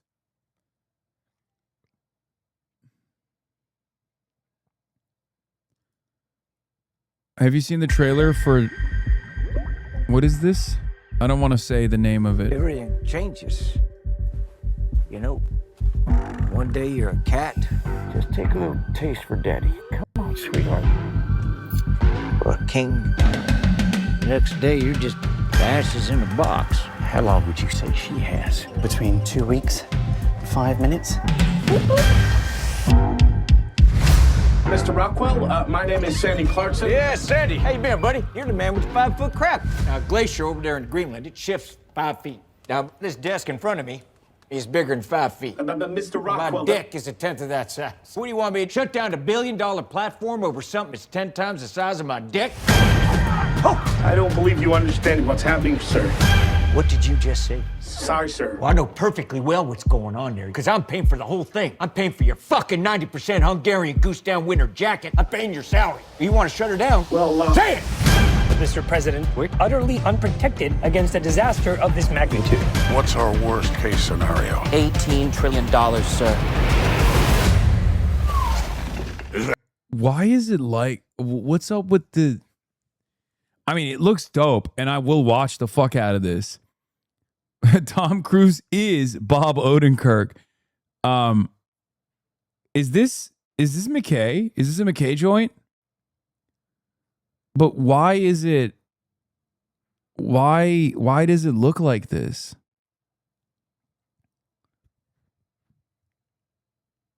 Watch the English version.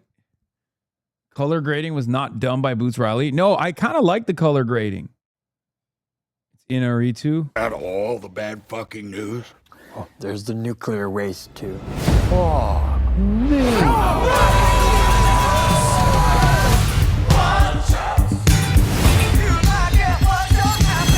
Digger here got us into this mess, and Digger's gonna dig us out again. Well, let's fucking go. You knew, long before the rest of us. That is why it is your problem! If we can't control the course of nature, at least we can control the narrative. But it happened. Mother Nature, she loved to win!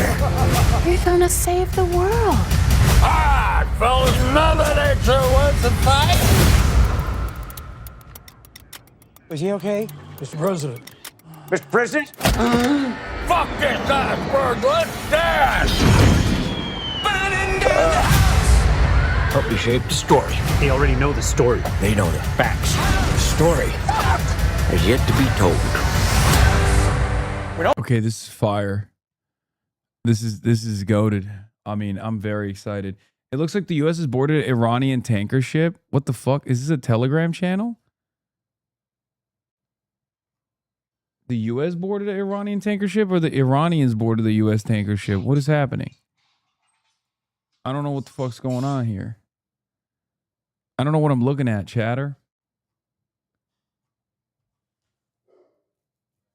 It's a typical color grade of an Inaritu joint. Yeah, Birdman was sick. HIMARS system struck in Kuwait, apparently. According to additional reports, like Iran struck American HIMARS system in Kuwait, the same missile systems that were used to attack Iran. There's large widespread fire indicating a relatively large attack. Caption alleges that the U.S. boarded an Iranian oil tanker. And civil infrastructure is hit in Iran as well. American Lucas, modified copy of Iranian Shahed, OWA UAV, which was down in Iran, is being carried by a Toyota Hilux pickup truck in the city of Dezful.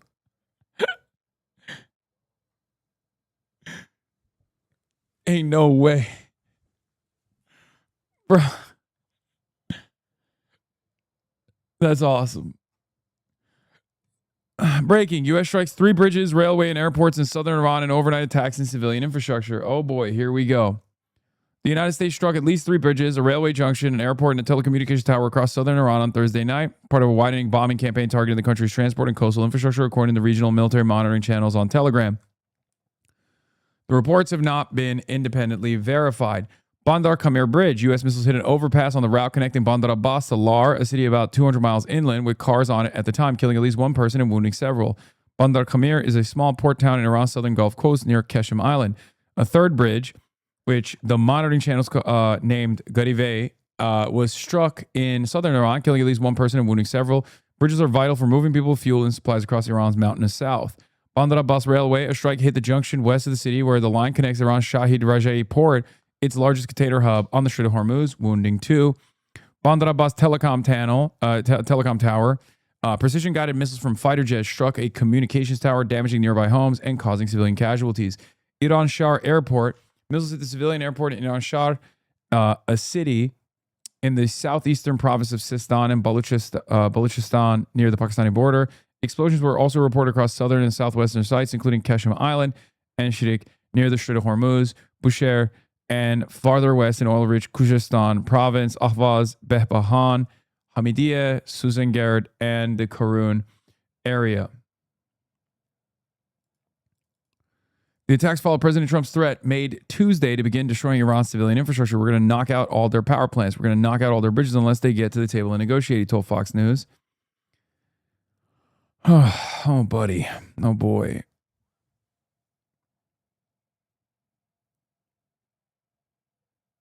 Hold on.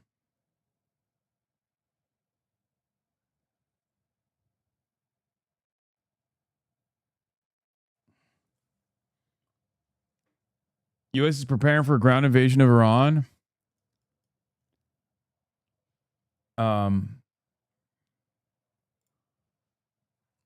I don't know about all that. Iranian officials have repeatedly rejected the ultimatum, with Parliament Speaker Mohammad Bagher Ghalibaf saying the strait will only open with Iranian arrangements, not American threats. The deliberate targeting of civilian infrastructure is a war crime under international law. A car lies beneath a bridge struck in Bandar Abbas after apparently falling through the damaged structure.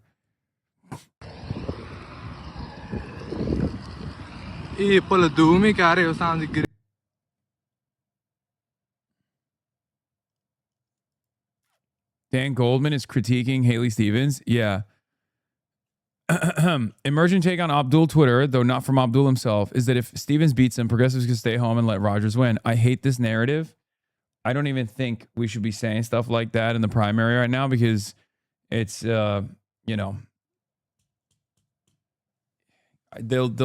Democrats will use this to create discontent and to draw people away from Abdul. I don't think people should say that. Okay? Especially because you don't need to say that, because Abdul al-Sayed is a far stronger candidate than Haley Stevens anyway, even without the potential for a lot of people not voting for Haley Stevens. A potential for a lot of people who normally wouldn't vote at all voting for Abdul but not voting for Haley Stevens is real, but it's not even necessary. So, why do I say this? Abdul put it much more diplomatically that there are a lot of guys named Abdul in Michigan who didn't vote Democrat in 2024, but would probably vote for the non-AIPAC candidate who appears to be a Muslim guy. But yes, I think the appropriate way to talk about this is the risk that Haley Stevens carries as an AIPAC-backed candidate. The idea that Michiganders are not going to catch wind of Haley Stevens' allegiances to the nation state of Israel. Israel comes to me in my dreams. And feel a certain type of way about her and not make the harm reduction decision to vote for her. It's just far too risky. It's far too big of a risk. 100%.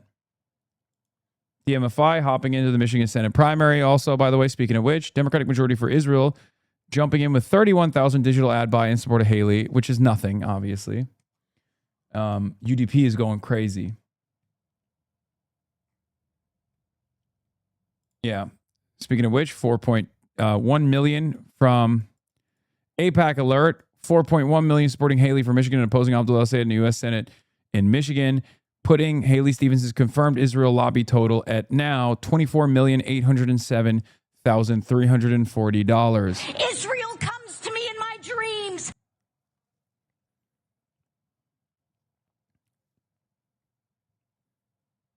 Haley in Tel Aviv. We are here in the beautiful country of Israel, learning about her democracy. It is a great day to be in Israel.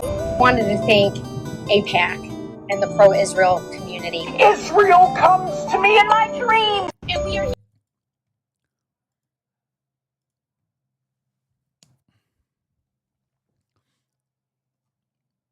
Has Hasan already covered part of the Trump address, or does he normally The way do anti-Semitism can show up in Hollywood does have some nuance because it's not always obvious. I never thought of, you know. That's crazy. That just randomly decided to play on its own. That was wild. But yeah, there was also one more thing I want to talk about with anti-Semitism in Hollywood. Where is it? Where is the Dylan Saba tweet? Before I forget, because I wanted to watch that. Where the fuck is it? Oh my God, I have too many fucking tabs open. Jesus Christ. Oh, here it is. It's extremely funny that if you let a liberal Zionist speak for long enough, uninterrupted, they will eventually say that Jews are treated worse than black people in the United States. It happens 100% of the time. I cannot be asked to choose between being a liberal and being a Zionist. Every term and all of the nomenclature that many of us used to use, especially if we are, you know, liberals or Democrats, right? Right. None of that seems relevant anymore. This spectrum on both ends has been pulled so far that it's just a circle. Totally. It's like a messed up circle. So I don't identify, you know, with many politics of the far left. I mean, Sure. And I don't identify with many of the things that the Democratic Party has chosen to prioritize, not just for the Israel reason or the Jewish reason. I think many of us feel very confused about our identity as Democrats because I think the Democratic Party has really let a lot of us down. And saying that earned me accusations of being a Republican in my own home, right? That's how polarized it got. Right. That if you questioned what's going on in the Democratic Party, all of a sudden there's only one solution, that means you're a Republican. No, I got a lot of other choices in between, you know? The principles of liberalism hold true no matter what. I believe in upholding the fallen and healing the sick. I'm okay with also living in a country where some people believe in the welfare system and some people don't. Like, I was raised to understand that people have differences of opinion. We don't go shooting each other in the street about it, right? So none of that has changed for me. I believe in many of the policies surrounding legalization of drugs, of prostitution. You know, I'm a liberal. However, this notion that support for Israel is in conflict with the Democratic Party is fallacious and it's sinful. And in addition, She's like, you know, we have differences in opinion and we don't go shooting each other about it unless you're an IDF soldier and there's a Palestinian teenager in your vicinity in a territory that you are illegally occupying and patrolling on also illegally. At which point, shooting that Palestinian teenager is obviously perfectly fine. And I have no problem with that whatsoever because that's what it means to be a defender of Israel. So what the fuck are you talking about? Of course it's contradictory.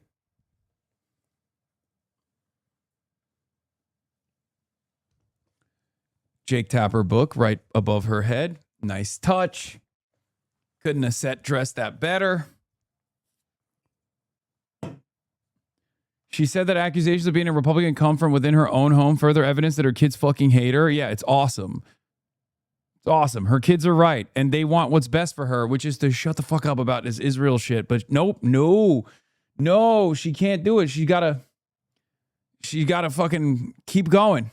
I watched exactly 2 interview clips of this woman in my life, and both times she's brought up unprompted the fact that her kids think she's a genocidal right-wing monster. whatever's happening on those far fringes of the right is also not appreciated. We have to get out of that binary, right?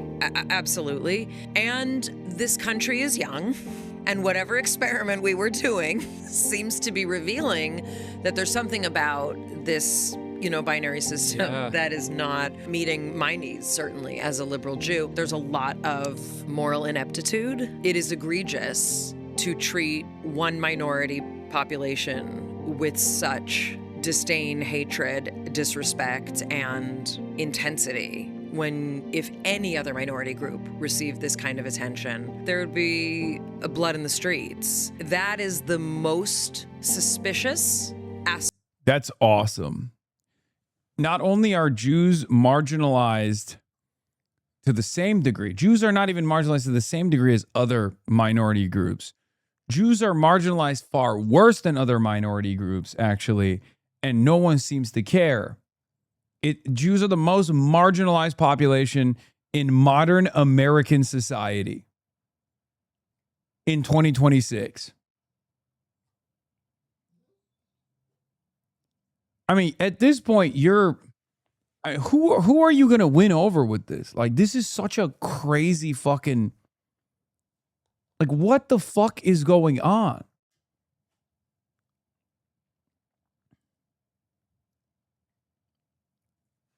Like, I wonder what this conversation would look like if you had this with a black person. Like, what would, or with like a, like a Latino person who is at any given point possibly the next victim of ICE. You know what I mean? They're roaming the fucking streets looking for brown guys, right? To do a Kavanaugh stop on that could turn dangerous in a moment's notice. I'm not even talking about my own shit. You know what I mean? Oh, like Muslims, whatever. Like, that's not even, we're not going there. But they're, She said, I'm done. I'm done with this. I don't want to hear about this no more. I'm out.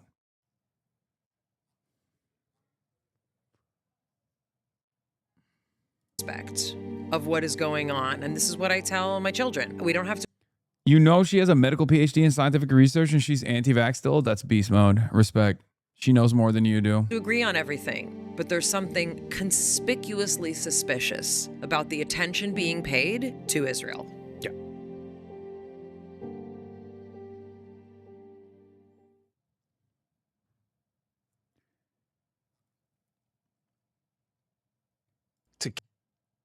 John Podhoretz was losing his fucking mind again. My favorite.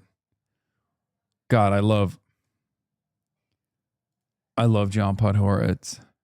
If half the Muslim American population of the United States actively supports a movement to kill my people, they are my enemy. And if they made up 10% of the Muslim population, American population in the United States, I would say, look, there are some bad people among American Jews too, and I'm not, I don't want you to hold me responsible for them.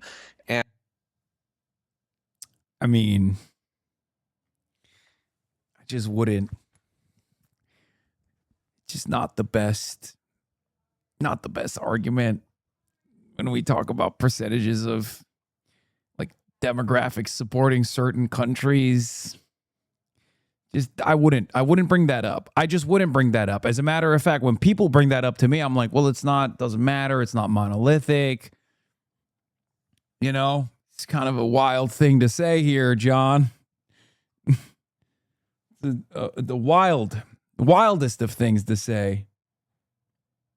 And I won't hold you responsible for your bad actors, but if half of you are for it, don't blame us for Morris Katz. I'm not gonna. It's enough. Yeah, right. But I mean, no. It's like I'm not gonna be constrained with the. He's talking about. I think there was some poll that came out that like polled different demographics in the country and like their support for Hamas. And I think the American Muslims obviously they had a far higher percentage. I think it was like 44% or something. Which is funny because like when you look at the youth numbers, I think it's like at 25%, and that was a couple of years ago. So, just saying. But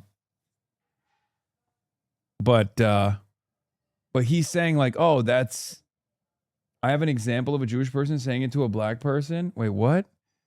Word that seems to come up a lot in these. One assumption about Jewish privilege is that we can pass as non-Jews, which makes the racism we suffer lesser than some other minorities. This certainly makes it different.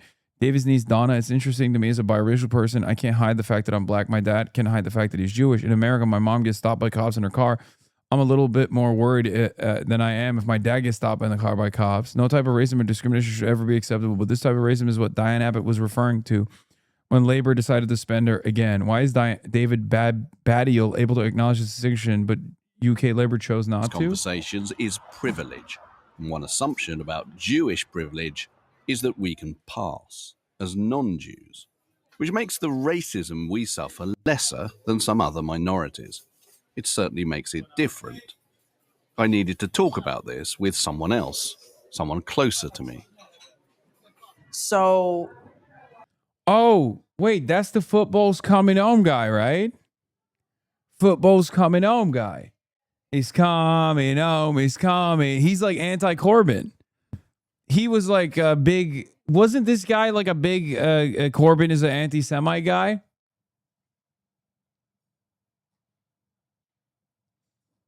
Initially, when I did Ancestry, it came up as 50% European Jewish. The other bit of it was mostly Nigerian, different like areas in West Africa. He's also racist as fuck and did blackface. I did also notice on my mom's side, there was a smidgen of, I think it was Scottish or something, and I assume was some, slave master that raped some. Yeah. It's interesting for me as a biracial person because there's this feeling of not necessarily belonging in either community and kind of struggling to feel like there's a place that you do belong. Why are you guys saying very extreme blackface? What is like blackface is blackface, man? What how could it be more extreme than like regular? Oh wait, do I want to see this? Oh my god, you weren't fucking wrong. Oh my god.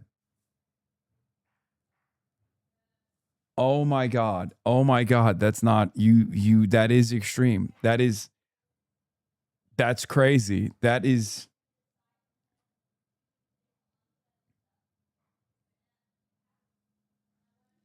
okay. That was advanced. I did not know what I was expecting. I don't think there's a tasteful way to do blackface, but that was extreme. He never apologized for it. That's crazy. Okay. I can't hide the fact that I'm black. Yeah. My dad can hide the fact that he's Jewish. In America, if my mom gets stopped by the cops in her car, I'm a little more worried than I am if my dad gets stopped in the car by the cops. So why would you be worried if your Jewish father got stopped by the cops? Like, even if the cops found out he's Jewish, why would that? I mean, I'm asking this sincerely, okay? Because, like, look, I'm white, okay?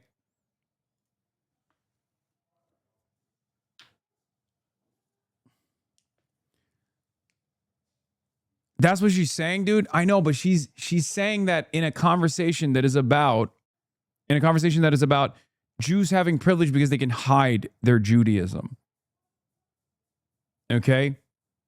That's what she's saying. This conversation that the blackface guy is trying to have is about how Jews have privilege over other minorities because they can hide that they're Jewish. She's saying, yeah, it's true.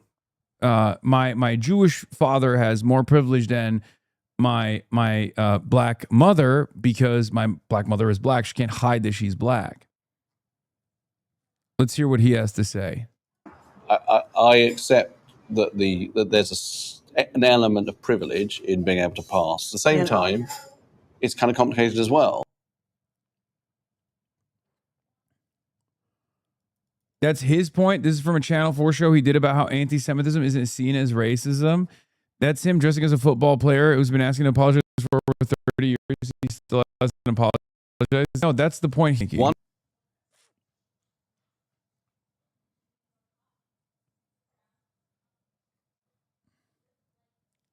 Is it effing? What the fuck? Uh-oh. Are we good? Are we back? It seems like we're back. It's coming home. It's coming home. It was a mini F. Football's coming home.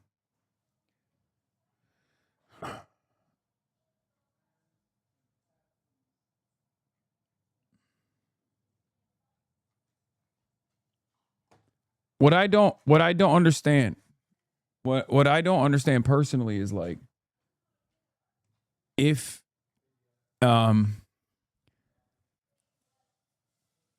like I'm white, okay, but I got a Muslim name.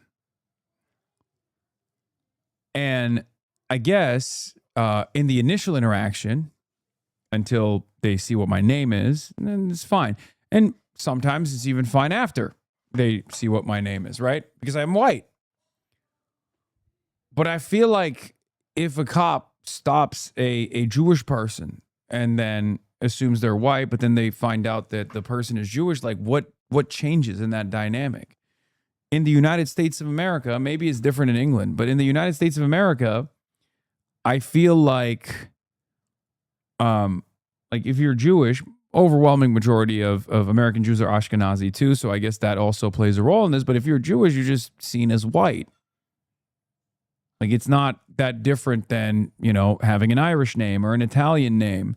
I'm sure there's like neo-Nazi cops, but that would be like an extreme level of, you know, there's neo-Nazi cops are like, I would assume that they're not, you know, they're not weird, extra weird to like, they're rare is what I mean. Not that racist cops are rare, but cops that are specifically anti-Semitic.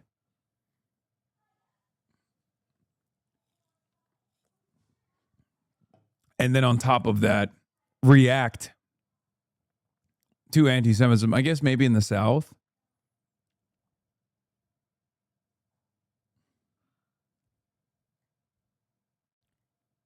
But if we're talking about like, if we're talking about, you know, cops being violent across the board to white people as well, yes, I agree. They are. But if we're talking about racial discrimination that leads to disparate outcomes, like racial discrimination that happens in the hands of the police, in the hands of law enforcement, that leads to disproportionately negative outcomes for certain groups,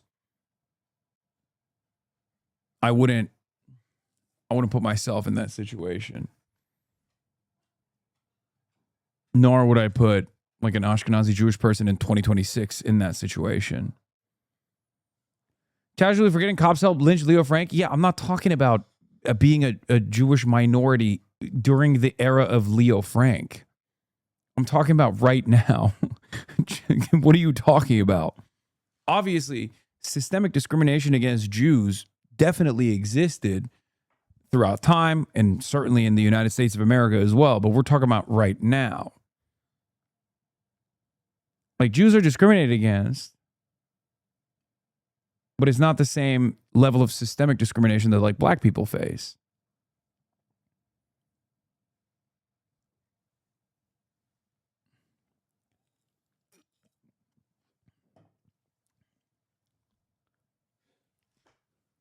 Cops are famously pro-Palestine, like a campus brothers. I mean, that doesn't matter. Cops can be fucking vehemently anti-Palestine and still be anti-Semitic. They're just often right-wing, reactionary, and fairly hateful people.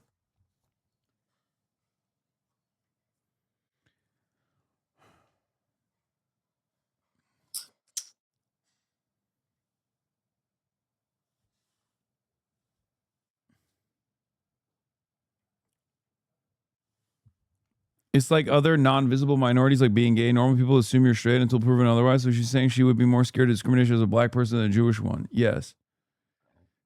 David did apologize on a podcast he did with Jason.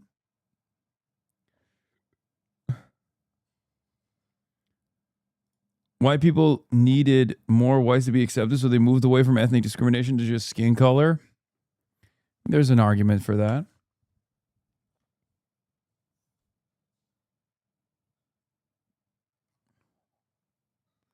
Like Elijah Manley running for Florida 20, who was here.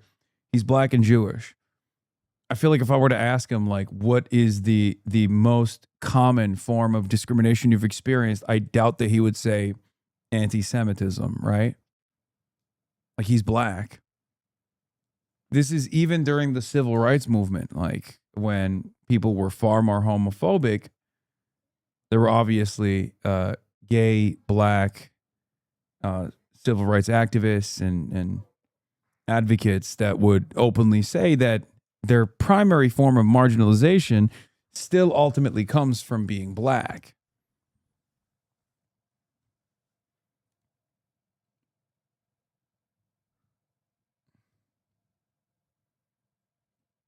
As a brown Jew, I've gotten more discrimination for people think I'm Muslim. Yes, this is actually a very funny conversation I've had with some Jewish Persian Shah defending friends of mine in the past who are vehemently Islamophobic, but then would tell me their experiences of being stopped by the TSA because they were suspected of being Muslim.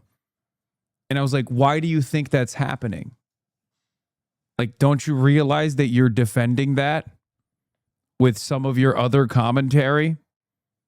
Like, how do you think they're stopping you because you're Jewish? Or do you think they're stopping you because you're Persian and therefore you have an Iranian name and you look, you look brown?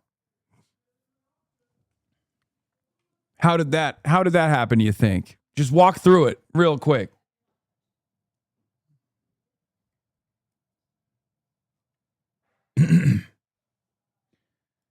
Felix used to lie and say he was Armenian all the time whenever other Jewish people would come up and ask to pray with him. That's the only case where a passing as a non-Jewish might be helpful. Oh, you're talking about like Orthodox folks that want to rap or people that want to do the tefillin, a mitzvah. Idea that I can't openly say that person should not be in the House or in the Senate because they are Muslim. I mean, that's the bridge here. The bridge here is they hate Jews. They want to kill Jews. They support a movement that has actively sought to murder thousands of Jews. And if that's I love defending racist opinions with statistics and not even recognizing how ironic this is. I mean, this is literally the 1350 argument. It's like, well, I'm not saying all black people are violent, but, well, 13% of the population responsible for 50% of the crimes. I mean, can you fault me? Like, that's literally what he's doing. Awesome. But he's doing it wokely. Thank you, John Pot Horeds. Something that they support. What on earth? How can we? What comfort can we take in the idea that they will be constrained by American law not to do it here? They're going to do whatever it is that they're going to do to defend or advance the interests of. Weirdly, as a black Muslim, I didn't face as much discrimination for being black, being Muslim. Growing up, I've seen my mom in hijab. My friends were surprised and said they never knew I was Muslim and thought I was black. Yeah, of course, because anti-blackness is the primary form of racism in this country. That's it. There's nothing that comes close to it. Can you read my very serious question in my last message? Is this justification for me as a Jew to be anti-Semitic because of certain other statistics? Yeah, no, he is doing that. Yes, he's doing that, which is crazy to do that, especially because that's literally the Nazi argument against Jews. he's doing the Nazi argument against Jews while simultaneously not even recognizing it. He's doing that against Muslims. He's like, well, come on, all these Muslims believe this. I mean, how can you fault me for being hateful towards these people who want to kill me? All Muslims want to kill me. These groups that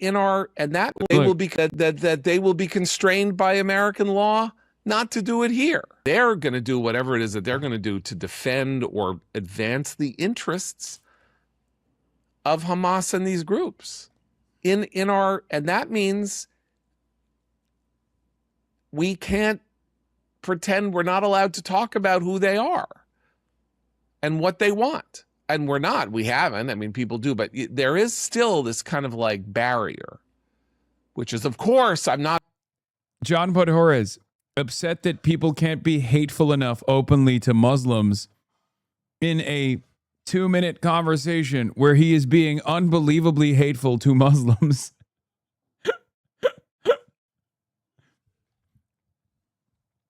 That's awesome. It's like, yeah, you know what society needs more of, I think? John Podhoretz. You know what society needs more of? I'm here to tell you. More Islamophobia, please. It's not enough. It's not enough for my taste. Clearly, all Muslims are Hamas. They love Hamas. And therefore, I should be able to hate them openly. Attacking all Muslims. Well, okay, fine. I'm not attacking. I will, however, be happy to attack 44% of Muslim Americans and say, you're pieces of shit, you're garbage, you love terrorists, and you're my enemy, and you're America's enemy, and I will do everything in my power. Again, I don't do this. I don't do this for Jewish people. I don't go, oh, what percentage of Jewish people love the IDF or love Israel in the United States of America? That means all Jews believe this. Because I'm not a fucking racist dickhead, okay? Only racist dickheads operate like this because they have this perspective that, by the way, I'm not even making the comparison here. I'm just saying that, like, one is normalized, one is obviously not.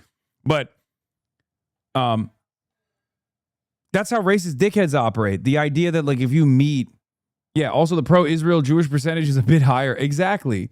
But even then, I think it's fucked up to behave like that.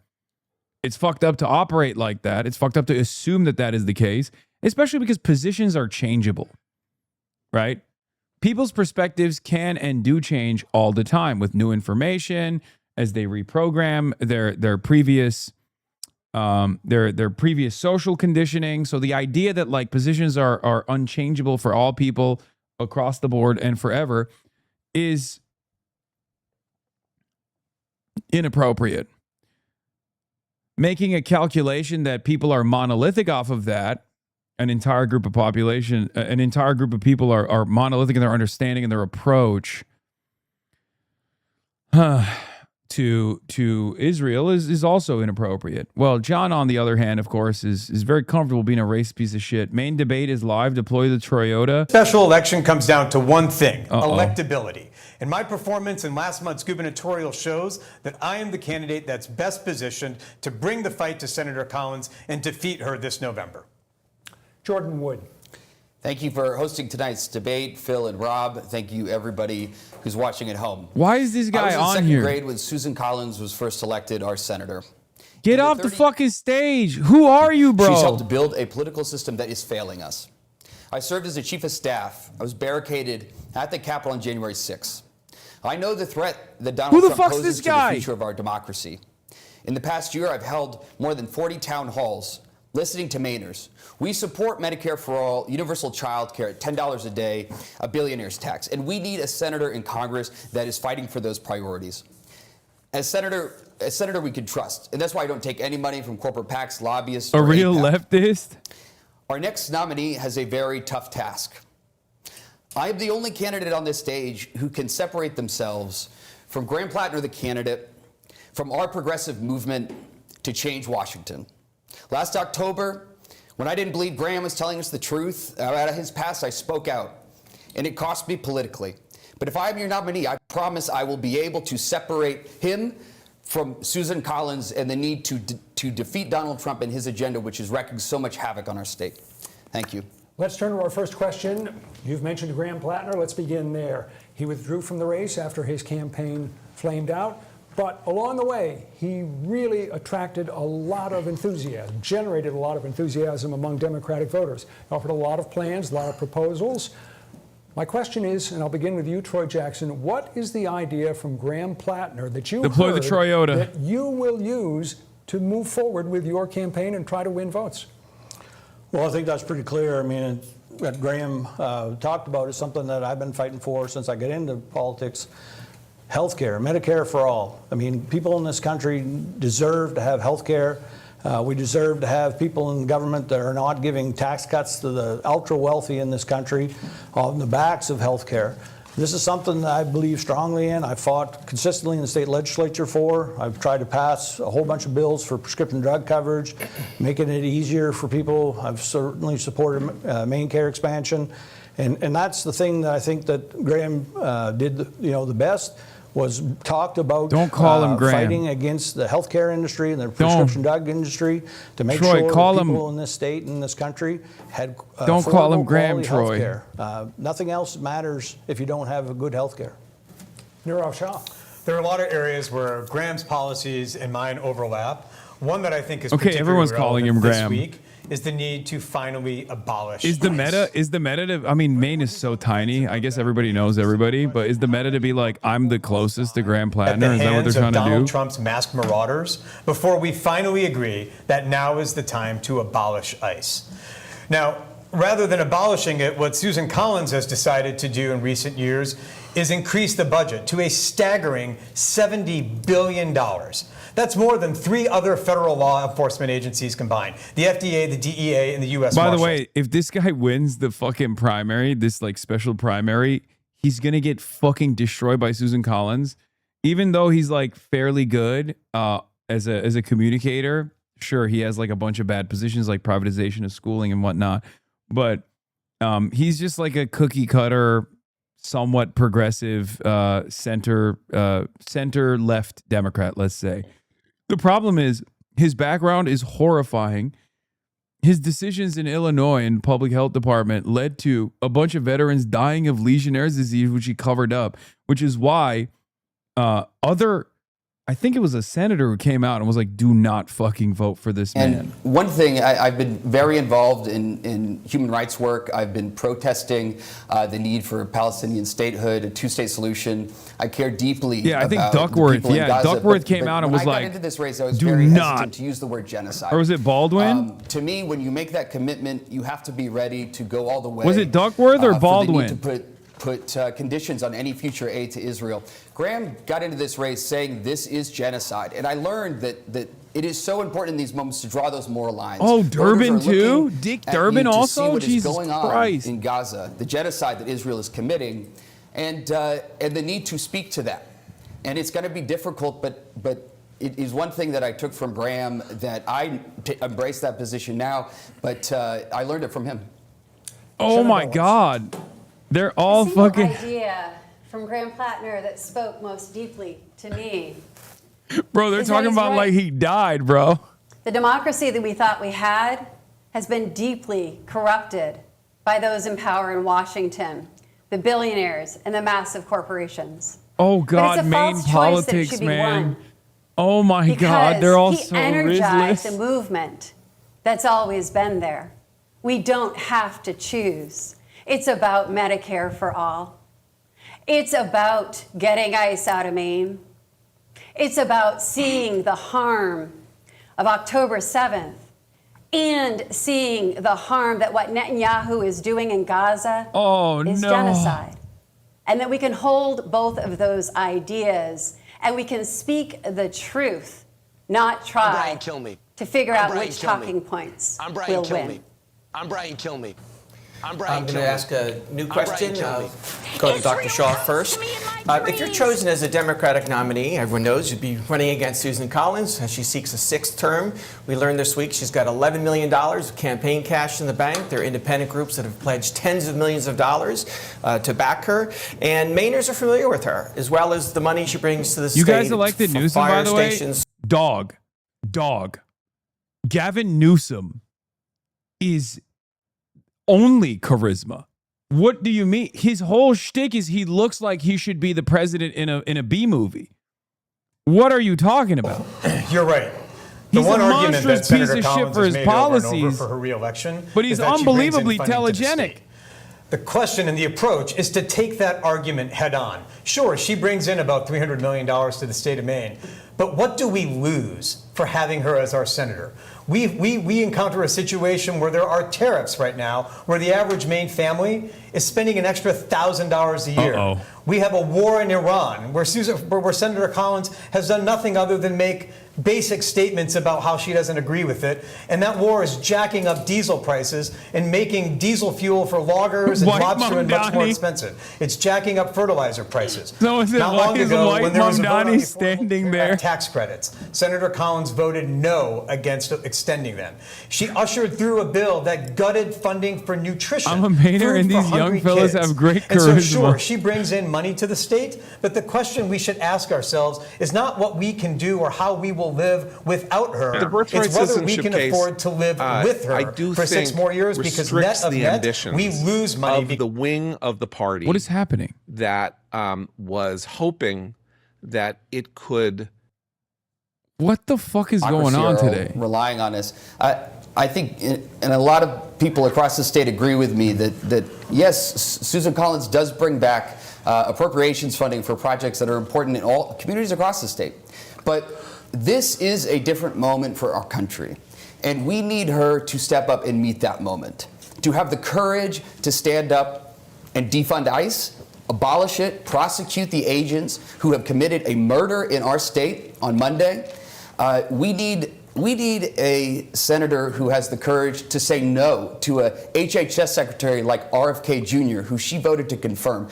But we all remember when she voted to put Kavanaugh on the Supreme Court, knowing that this could overturn the right to abortion for all women in this country. She did not have the courage to do something differently. So I appreciate what she's done as appropriations, but we need a lot more right now from our senator. Thank you. Shanna Bellows. We're going to beat Susan Collins in November, and I am running because I'm the best candidate to win, to unite a fractured party, to bring Mainers together in sake of a common goal, and that is that the stakes are too high not to have change in Washington, not only to hold Trump accountable, but also to stand up for our friends and neighbors that are really struggling right now. And I'm the only one who has run against Susan Collins before. And she had all of the advantages in 2014 she has now. But there's one constant in this life, and that is change. And I've gotten stronger because I've been doxxed and swatted and threatened, and I've still never backed down to Trump. And she's changed too, and the country's changed with Trump and the end of Roe v. Wade and so much more. So I'm ready to win. Troy Jackson? Well, Senator Collins is just a rubber stamp for the wealthy elite in this country. And that is nothing that's ever going to help the people here in Maine. I mean, we watch people lose their health care. We've watched people lose their Roe versus Wade. So many things that she's not been willing to stand up for. To bring in, $300 million or whatever. We've lost a lot more than that in what she's given up. And that's the point, is that, being the appropriations chair, she should have been able to stop ICE. She should have been able to stop so many of these things. And she wasn't willing to, because she'd rather go along with the Trump administration and make it harder for everyday working class people. All across the state, people are having a hard time to pay for health insurance, prescription drugs, child care, nursing homes. I mean, you name it. And Senator Collins has done nothing. Actually, when she talks about bringing money into the hospitals, how much more money did she take away from the hospitals in the big, beautiful bill? I mean, that is what the problem is she won't stand up for the average working class people in this state. Let's move on to what happened in Biddeford a few days ago when an ICE agent shot and killed a young Colombian immigrant who had a legal work permit. We do not know all the facts. There's a lot to be determined. They got to pump our boy Troy with some fucking White Monster Energy bevs, you know what I mean, before they put him on that stage. With Donald Trump as president, that's almost certainly okay, all I'm going to say is this. Look. A lot of people shit on fucking Morris Katz and Fight Agency, and they're like, oh, you didn't do vetting. But like Graham Plattner, obviously, if you look at the rest of like the candidates coming out of Maine from Susan Collins onward, yeah, Graham Plattner comes across like as the most charismatic person that any Mainer has ever experienced in their whole lives. trust. And what happened, even with the fucking red flags before the obviously credible rape allegation. when a member of our community who is So they here probably legally thought they found a is shot fucking real trying to gem flee in a the scene. wild, you know what I He mean? had a 3-year-old in the car. He was not trying to run over anybody. Nobody in a moment like that, unless they were in a life and death situation to protect their child, would do what he did. So I think we need a new agency, but the U.S. Senate is it controls our taxing and spending. It's in the Constitution. I would not approve a budget that did not reform ICE to include no longer being able to wear masks, IDs, body cameras. I mean, there should have been body cameras on these agents, but there has to be real accountability and prosecution of those that break the law. Senator Bellows. I've been really struggling this week because Johan and his 3-year-old daughter were murdered in Maine streets by the government. And we say we don't know the facts. We know the facts. He was a good guy. All of his neighbors said so. He was legally here. And you know what? It doesn't matter. Nobody deserves to get shot and Okay, killed I could in run the for Maine streets Senate, I think. when their 3-year-old daughter is still in her pajamas. And there are other kids and other families nearby just getting ready to work, getting ready to go about their day. So what I want to say is I remember when there was no ICE because I was an ACLU organizer. In 2003, it was one of my first campaigns. They said we needed ICE to replace INS. Well, I remember a day when the thugs weren't in the government and they didn't have arms. Troy Jackson. So, I mean, I support law enforcement, but ICE is not law enforcement. It's a rogue agency that goes around doing things that they're being told to on high. You know, this winter, whenever they were here, we saw a lot of people here in Portland that were pulled out of their vehicles. Even one law enforcement themselves was pulled out of a vehicle. Other people at schools, churches, and things like that. And Susan told us that she had used her power to get ICE out of here. Well, now we have somebody that was actually murdered here in Biddeford under her watch. And it's horrific, it's sad. I mean, at 26 years old, I had a 3-year-old son. I mean, I can't imagine anyone thinking, and the other thing about this is, we don't have to wait. I mean, he was the wrong person. They were after the wrong person, and they shot him. We do not need that type of law enforcement. I mean, that they need to be dismantled because they give us nothing in this country but heartache and racism. You're off, Shaw. I am beyond furious about the murder that happened on our streets here.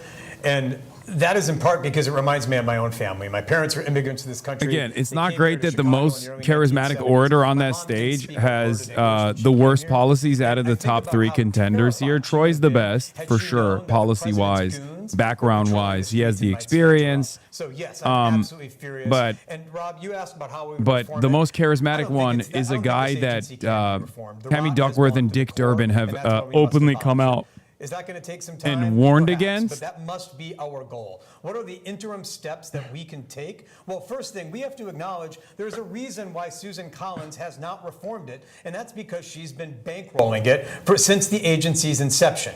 How might we actually put safeguards around ICE? Number one, we must put appropriations riders on that ban masks from federal agents. It's not Number like Susan two, we Collins must is charismatic require either. I mean, actual it's wearing of body cameras. The money's been there, but ICE and Susan Collins have done nothing to put them in place. And number three, we must lift the immunity that has protected them from prosecution. Now is the time to actually introduce accountability, and I will as our next senator.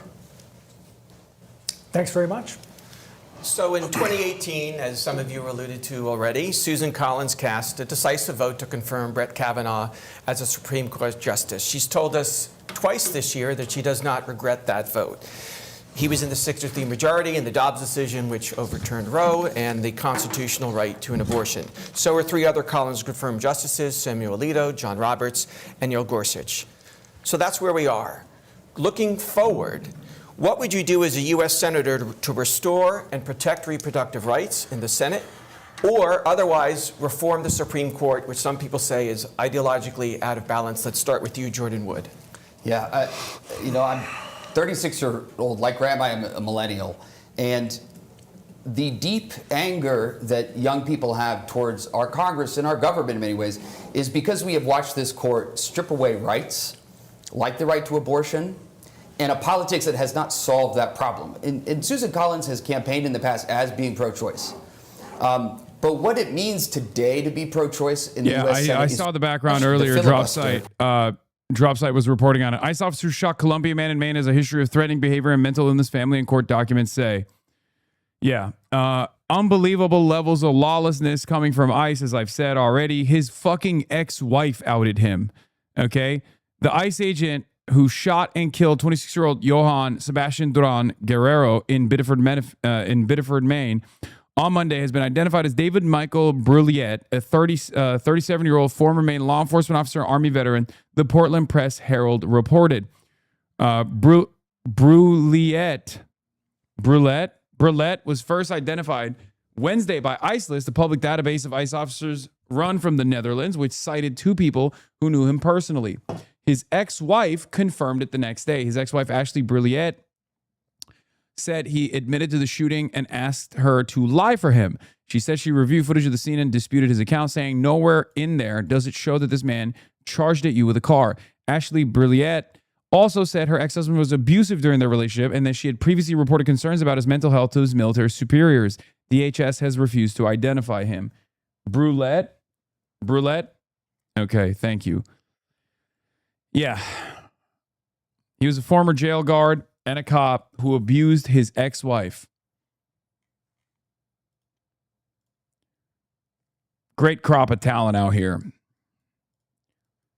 Also, it is kind of wild that it's kind of wild that AP is also fucking straight up unmasking ICE agents now. Kind of beast mode, if you ask me. I feel like this is something that they would, like maybe in the beginning of this administration, they would shy away from this sort of stuff. They're just, once again, this tells me that there is a noticeable attitude shift.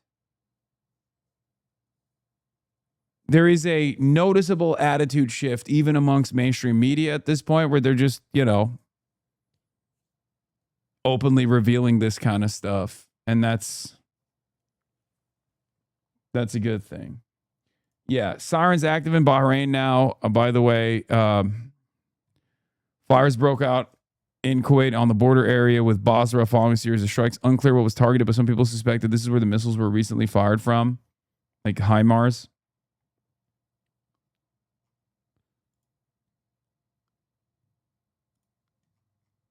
But yeah, his troubling past further challenges how thoroughly the Department of Homeland Security has vetted recruits as it went on a hiring spree to help carry out President Donald Trump's immigration crackdown.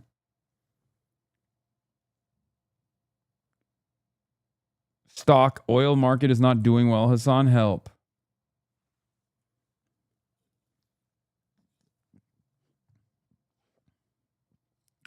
Iran says they targeted U.S. helicopters and recon aircraft at the Sakhir Air Base in Bahrain drone attack.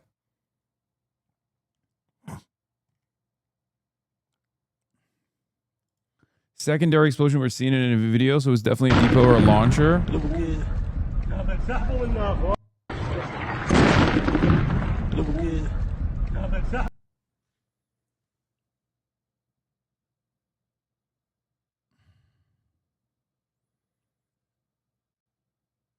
Yeah.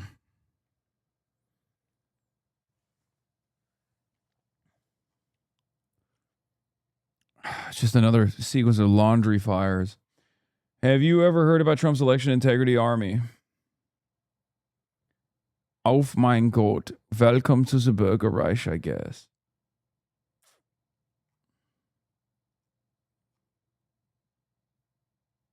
Are you going to cover the address today? Yes, I am hopefully going to be able to cover the address, yes. As a funder of your broadcast, I cannot visit the U.S. anymore. Yeah, I already covered this morning, and it freaked me the fuck out. Today, the State Department is imposing new visa restrictions to bar far-left terrorists from entering our country. Foreigners who finance, incite, or aid and abet far-left terrorists are enemies of our civilization. They are not welcome in the U.S. The address is in an hour and a half. Odds Trump calls you a Chinese-funded Antifa terrorist, KW, bro, it is not funny, okay? But yes, the odds are unfortunately not zero. Under normal circumstances in a normal universe, it would be zero, but unfortunately, we are not living in that universe, okay?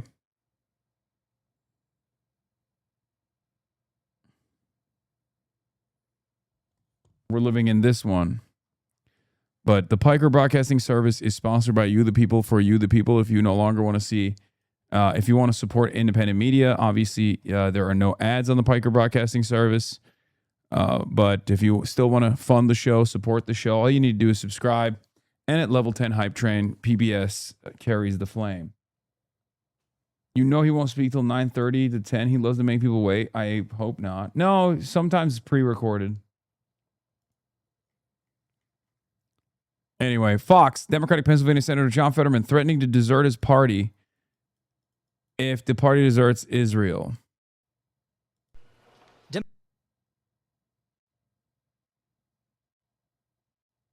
Democratic Pennsylvania Senator John Fetterman threatening to desert his party if the party deserts Israel. That's my red line in the Democratic Party. Look at Bro, it's not even oh no, anyway, he's not going to do it. You want to know why? Because he's irrelevant as the fucking 51st Republican.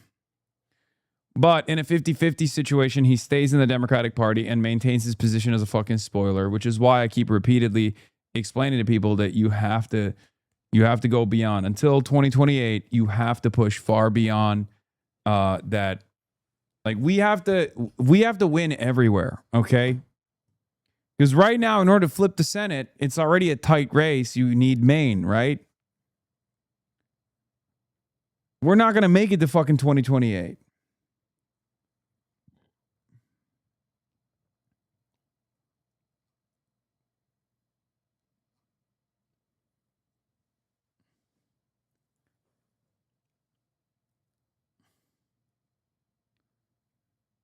the people that are winning these primaries right now.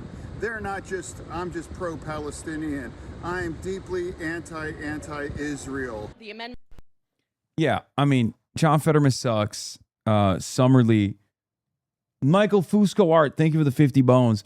John Fetterman sucks. Summerlee will, inshallah, replace him as the next senator from Pennsylvania. 100%. However, if we're talking about like the current situation, I was wrong. Chris RABB unfortunately can't make it today. He's available tomorrow, and I'm not going to be here. I'm going to be in DC, so I should delete that. He just got off the plane. Mary Lou has said abolish ICE on the most recent episode. Necessary conversation. The tides are turning. Good.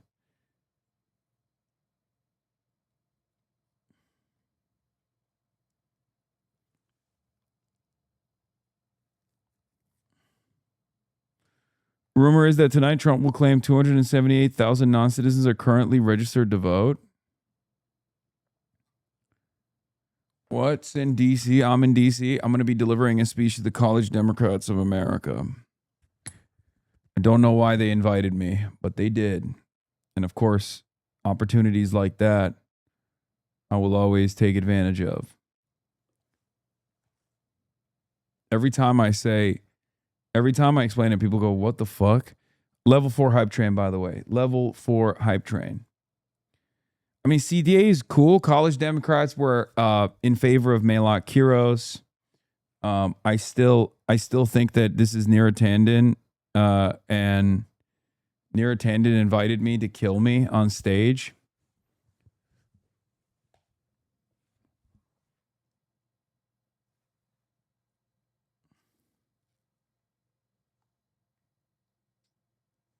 But we'll see. Is J Street affiliated? I don't trust. Yeah, I mean, I looked at their donors and stuff, and it's a Democratic Party thing.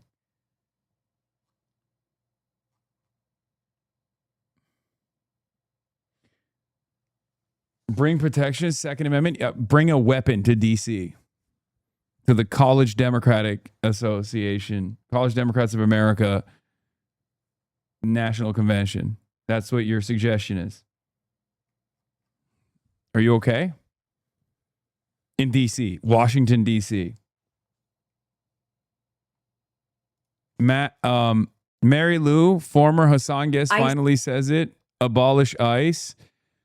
Bro, where is Bobbert, dude? Where is Bob to set her straight? This is totally out of control.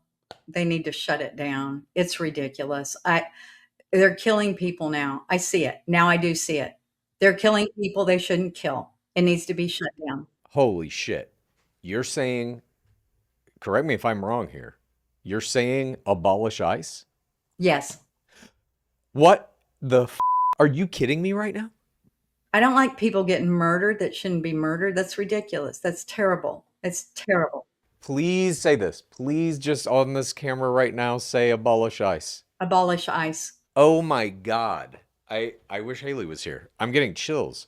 Get rid of them. This is the biggest step forward you have ever taken in the we've been doing the show for 4 and whatever amount of years. 4 and change. That video got to me. That lady was good. Yeah. You're saying abolish ICE. Yes, I am. I talked to Dad about it today. He said, nah. I said, yes.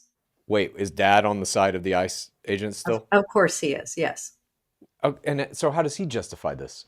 I don't think he has seen that clip, but he knew about the one in Houston. Holy crap. I can't believe this. I don't even know what to say.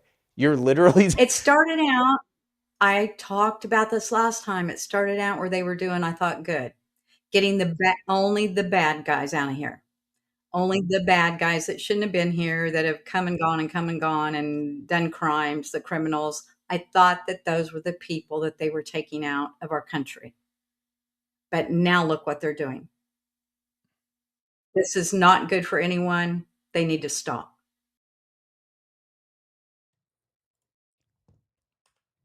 Okay, Mary. ICE. Okay, Mary. We linked up one time. She's been defending me ever since. And now she's on the abolish ICE train. Let's go.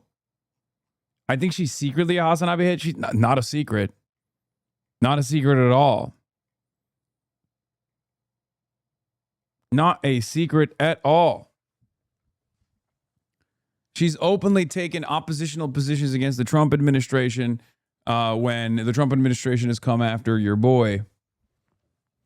So, hell yeah. Bob is the tough one. Bob's the tough nut to crack, but we'll get there too one day.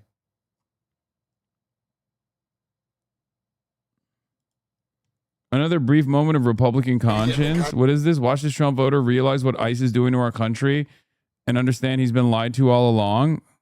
And there's a wrong way to get in the country, and anyone that skips the line is just like if me or you were waiting in a steakhouse and some jerk just skipped the whole line and said, screw you, screw you, screw you, and screw you. There's a right way to get in the country and a wrong way to get in the country. And for the people that are doing it the right way, congratulations. And for the people that are doing it the wrong way, well, unfortunately, that's what happens. So he had a social security number and a work permit. Did you know that? I did not. I did not. And he obtained them illegally? You can't do that. You get it from the social security administration. I'm saying he got them legally? Yeah. So then... He wasn't even the target of the investigation. But he had a firearm. No, he didn't. What is happening?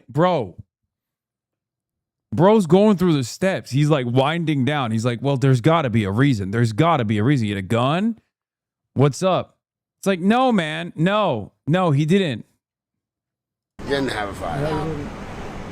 No, they shot him because they claimed they were trying to protect the public at large, not even officer safety.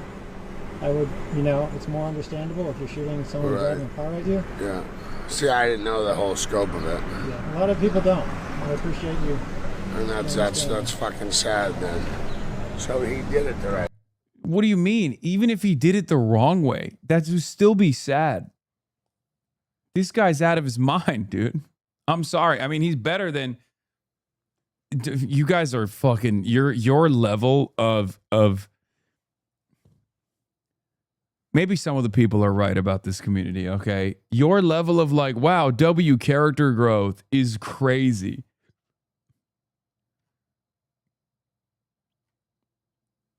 Bro, the character growth should be murder is bad and wrong. Not, oh, he came in the right way, he didn't have a gun, and also he wasn't a threat to anybody's safety. Then it's like, okay. Yeah, what if he was undocumented? Would that be appropriate? No, it would. Stop punching left. True. I'm punching left. That's the president of the DSA. Yeah, good. And still that's what happens. Yeah, that's sad. That's fucking sad. Yep, definitely. Yeah, this guy's the woke CEO now.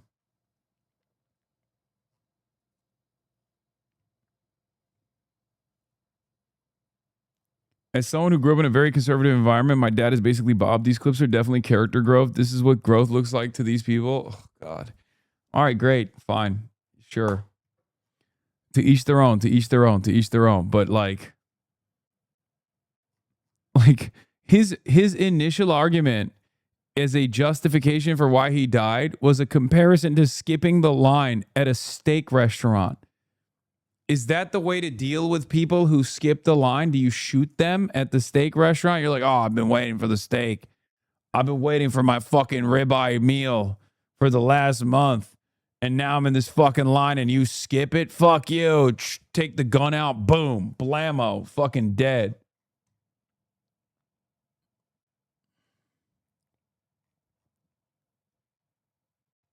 In South Jersey, absolutely. Okay, well, I find it very odd that is the case for a lot of people. I love how she cropped out the publication. If you're wondering, it's far-right rag Free Beacon, whose main funder is AIPAC megadonor billionaire staunch Republican Paul Singer. Stevens continues boosting Republicans to drive up the negatives of a potential Dem nominee. Weird.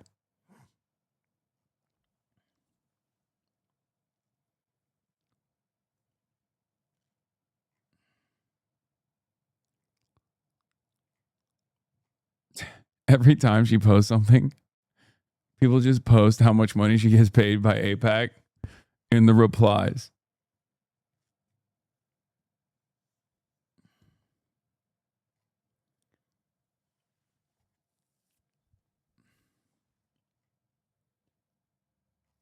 You've never been to the Outback Steakhouse for the gun night and it shows? That's true. I have never been for the gun night. Here's Trump admitting that the war is for the defense contractors. It's great. Fucking fantastic, dude. Are you concerned, though, that renewed operations in Iran might turn that around, or is that going to be a trend? Well, look, we're making a lot of money. The defense companies are doing great. It's jobs. It's all jobs. I'm not doing this for jobs, but when you think of it, we make our own equipment. Are you concerned? This guy. Always saying the fucking quiet part out loud, man. What can I even say? Oh, speaking of which, by the way. Wait, what is this? Shut the fuck up or we'll kill you? What is this fucking demon saying? To the Dems who want to continually attack ICE and tell people to evade them, tell people don't comply, tell people to resist, and tell people ICE isn't real law enforcement agency. You and I talked about this 1.5 years ago, Laura. I said if the hateful rhetoric didn't stop, there will be bloodshed. And I'm saying it right now. There's still going to be more bloodshed unless they shut their mouth and let ICE enforce the laws that they enacted.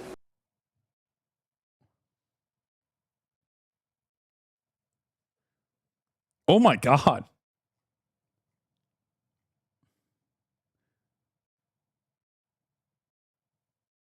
Asmold has a lady over, but the toilet is unusable. Can't believe people listen to this man. Wait, what? What the fuck is this? What is this clip that you linked me? What is this clip that you linked me? Wrong link. My bad. What the fuck?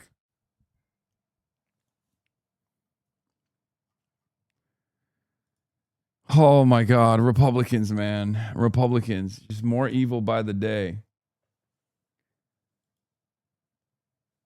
New American Priorities, the anti-AIPAC PAC, is out with a mass fundraiser for all 103 Dems who voted to defund Israel. Democratic Unity Fund. I like that they're just doing the reverse APAC, like United Democracy Project, Democratic Unity Fund.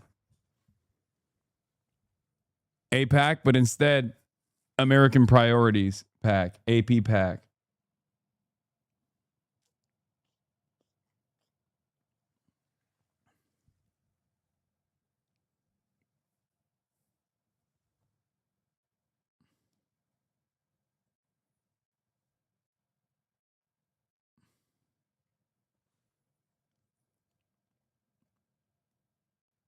Ugh.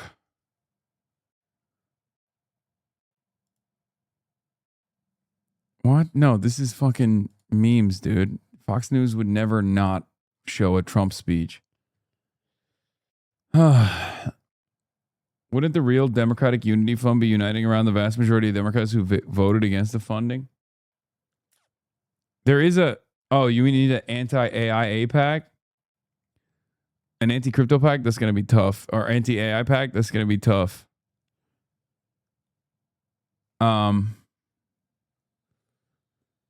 El-Sayed campaign, which has been focusing on electability since McMorrow's collapse, sending around the memo contrasting its polls and fundraising with Stevens. Which one of these looks like the strongest general election campaign to you? Fundraising in the second quarter for Abdul El-Sayed, $4.5 million versus Haley Stevens, $2 million. Fundraising growth, quarter one to quarter two, plus 99%, plus 3% for Haley Stevens. Small dollar fundraising growth, 108% increase in small dollar fundraising growth. For Haley Stevens, it's minus 16%. Currently listed volunteer events, 86 versus Haley Stevens is 13. Average poll margin over Rogers. Abdul plus 2.5, Haley plus 1.3. Amount of supportive super PAC spending on TV, $853,000 for Abdul El-Sayed, $52 million for Haley Israel comes to me in my dreams. Stevens. Net favorability average last three primary polls, DFP, Glengarriff, and Tavern. Abdul El-Sayed at plus 45. Haley Stevens is plus 30. Number of donations on ActBlue, 149,650 to 84,857. With only 19 days until the Democratic primary for Michigan Senate seat, Haley Stevens' campaign is showing major signs of weakness as her grassroots support lags.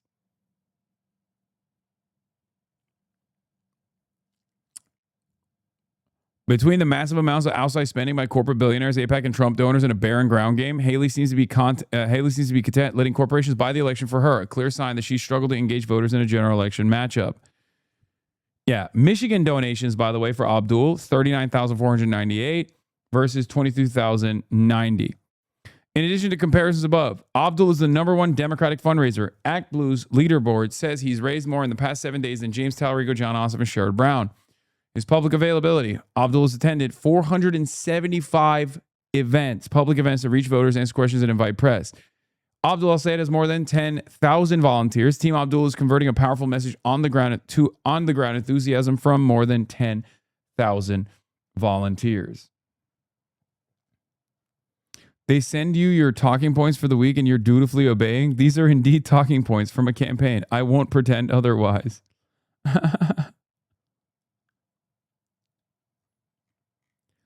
It is kind of crazy that this is the level of enthusiasm you have to generate. This is the level of real on-the-ground grassroots support you need to have. And your opposition doesn't even need to do any real events at all, make herself readily available at all. All she has to do at most is just sit there and wait it out.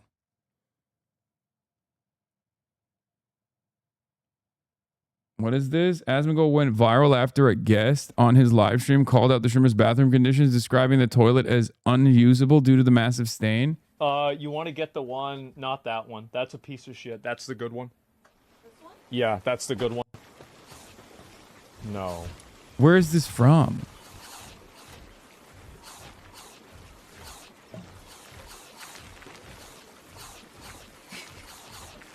Let's see your base. What's so funny about it? What's so funny? It's a great base. What do you mean? You're ugly. What do you mean? It's a cool base. Homeless. I do? Yeah. Wait. Do you mean in real life or in game? In game. Oh, okay. Well, Obviously. Well, no, my base is great. I was just saying, in real life, I'd agree with you. No, it's my base is fine. It's optimized. It's optimized. Everything about this is perfect. I was gonna go pee earlier. Yeah. What about it? Is it? What happened to your toilet? It's unusable. What? I mean, it's unusable. There's like the biggest dookie stain. No, there's not. There is. I can't use it.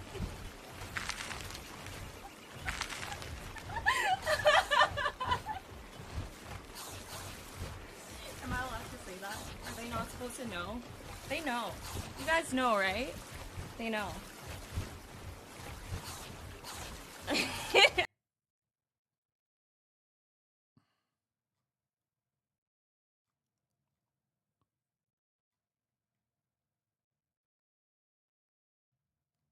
She's a known OnlyFans gold digger who was on his shit back in 2024. I mean, let's not act like it's not impressive that a woman, regardless of what their background is, chose to go into this otherwise toxic zone.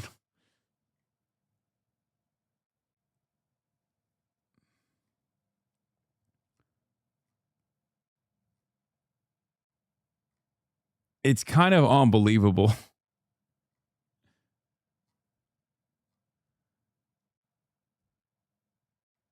This is Chernobyl. She don't even have a fucking hazmat suit. Okay, this goes back to what I was saying about Ken Paxton. Okay? What the fuck's going on in Texas? Are people in Texas all right? Because earlier today, I was talking about Ken Paxton, who seemingly is always fucking, okay? And he is chopped as shit. But I guess Ken Paxton also has a lot of money, just like Asmongold does. What the fuck's going on? What the hell is going on in Texas? Is this a Texas thing? What is happening? No, we are not all right.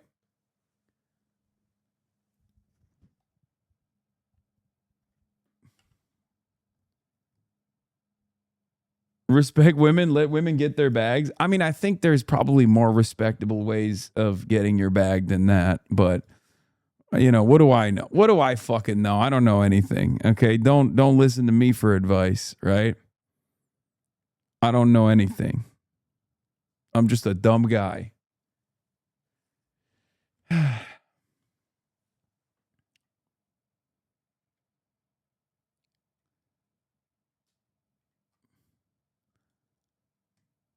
I thought you were pro sex work. I am, but not all sex work is equal. You know what I mean? Maybe some is a little too much, you know? Perhaps some sex work I'm like, oh, okay. I mean, I see what you're doing, but also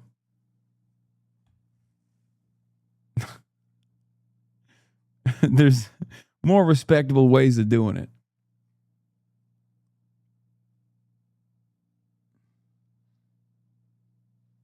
You can't take the turby out of the turby derby. It's true. Yeah, it's good to also make sure that, you know, sex work is safe and clean. You know, this is a very unsafe work condition.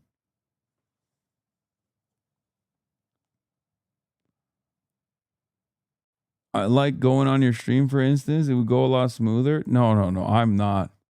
I don't even want the secondary contact. Not that it was ever offered or anything, but we applaud our frontline workers. Yeah, I'm gonna go outside with a pan and start banging on it like the frontline workers during COVID. for the OnlyFans model that made her way into the den.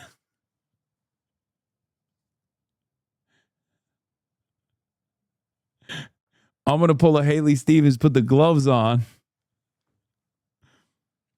and reclaim my time on the fucking floor of Congress.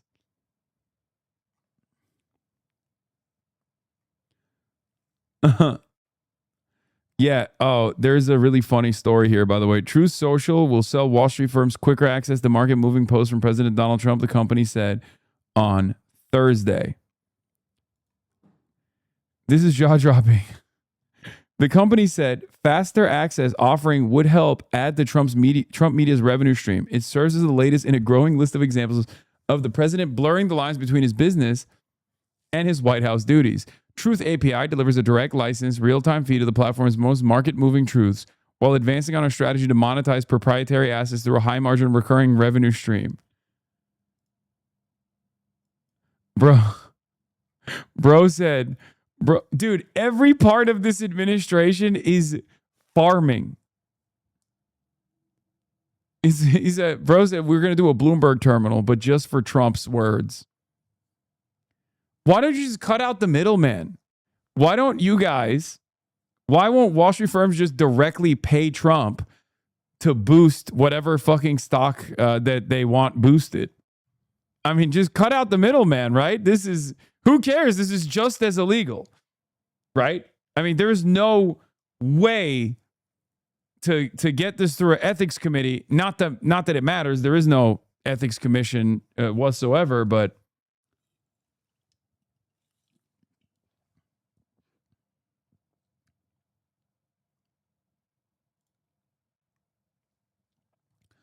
Bernie Moreno. I was just briefed by the White House on what to expect this evening. I would encourage every American to tune into tonight to the president's speech. This may be the most important Oval Office address since the Cuban Missile Crisis. The time for complacency with China is over. Okay, I'm going to be honest with you.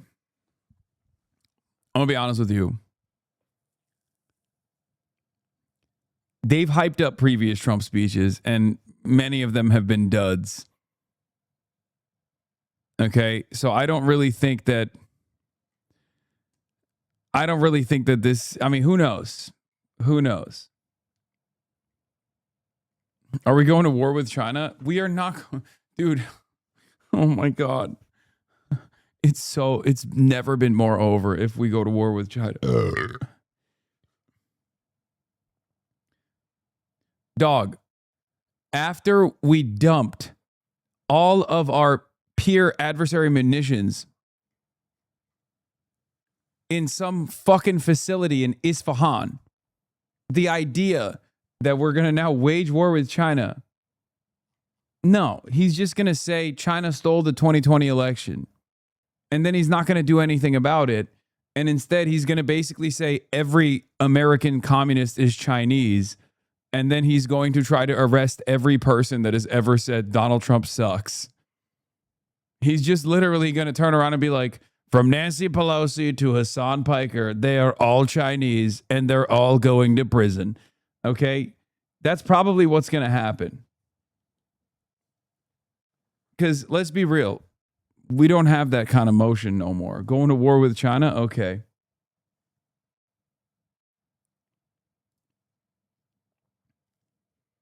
Yeah, he's going to say China stole the 2020 election because they really wanted Joseph Robinette Brandon to be president. China did COVID on purpose. And every American that has ever actually voted for Joe Biden is Chinese. Every American Chinese is going to prison. And also, we have to take over all the vote, in order to ensure that this never happens again. Unfortunately, elections are basically off unless you're Republican, and votes for the Democrats will not be counted. Only votes for the Republicans will be counted going forward. Sounds like the major focus of the speech is going to be China and the suggestion that the IC concealed from POTUS and Congress the extent of China's involvement in the 2020 election. The most valuable resource remains the 2021 ICA, which was prepared under Trump by John Ratcliffe and briefed to him on January 7, 2021. Most importantly, there's a huge distinction between interference and influence. There's some debate within the IC, intelligence community, reflected in the ICA on page 8 about whether China actively tried to influence the election. There's unanimous agreement that they did not interfere with the vote. Tonight, I expect Trump to use the fact that China accessed voter databases to claim there was interference. To be 100% clear, it has been known since 2020 that China accessed these databases. This is touched upon in the ICA. Beijing probably continued to collect intelligence on election-related targets and topics. China probably also continued long-standing efforts to gather information on U.S. voters and public opinion, political parties, candidates and their staffs, and senior government officials. We assess Beijing probably sought to use this information to predict electoral outcomes and to inform its efforts to influence U.S. policy towards China under either election outcome. Okay, here's the thing that I said earlier today, and I will repeat it one more time. Donald Trump is the greatest gift to China. Okay, so if China was intervening in the American elections, they would probably lean in the direction of Donald Trump. As a matter of fact, they probably stayed out of it because they were like, both of these fucking guys hate us, and neither is going to impact Chinese growth in any meaningful capacity. Okay? Here is the problem. Donald Trump won. And look, I think America needs to restrain itself around the world. Okay? I think America has been a unfathomably hostile entity around the world, specifically for nations in the periphery. We've destroyed them. Okay? And I think it's good for us to restrain ourselves a little bit and focus on ourselves, build our roads, build our bridges, instead of blowing up bridges in Iran. Okay? Having said all of that, Donald Trump has destroyed American empire. Donald Trump has destroyed American force projection capabilities. Donald Trump is such a beacon of instability from the throne that he occupies that the rest of the world has moved in the direction of China, and which is perhaps the reason why there's a meme now that even normies know about. It's no longer a meme that we use in this community. Normies use it all the time. It's do nothing, win. And it's a photo of Xi Jinping looking like a Chad. America has destroyed its soft power. America has destroyed its hard power. Why is China allowed to collect our political databases? They're not. They're not.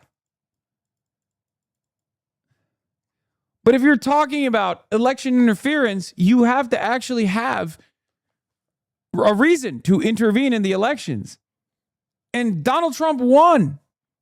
In 2020, Donald Trump lost. But in 2024, Donald Trump won.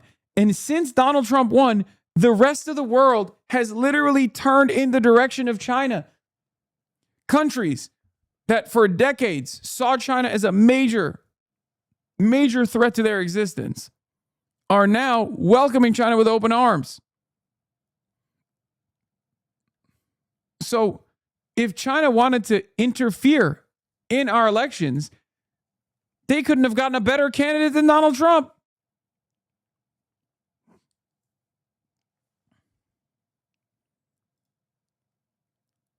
Let's be clear. These are the same voter files you can walk into a state registrar or board of elections office, or in our case, Virginia, a state party office, and purchase a copy of.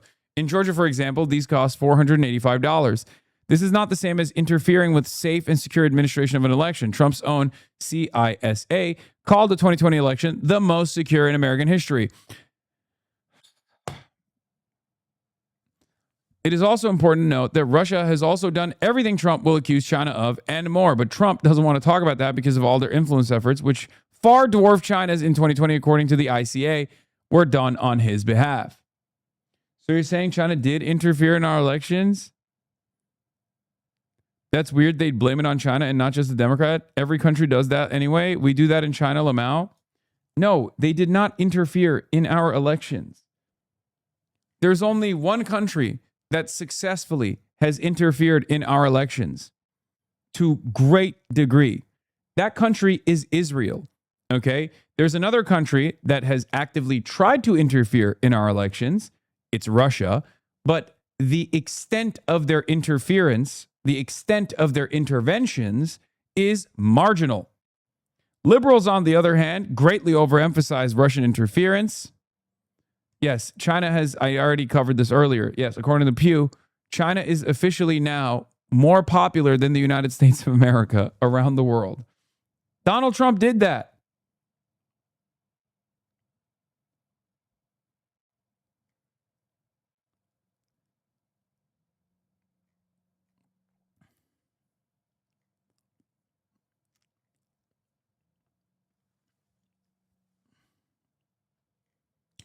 China was window shopping. They never walked into the store. Also, again, let's say China was window shopping. Let's say China walked into the store. What did China steal from the store? Because simply acquiring this data is not election interference. It shows intent to intervene in American elections, certainly. Okay, you can make that argument. But that's precisely the reason why the intelligence community assessment will then follow through and try to see what they could have potentially targeted, what they could have potentially tried to do. Did they do influence peddling? Because it's one way that they can intervene in the elections. Russia has done plenty of that, obviously, in 2016, if you recall, right? Did they try to manipulate the outcome? Did they try to hack the database or something? Did they try to change the vote tabulations?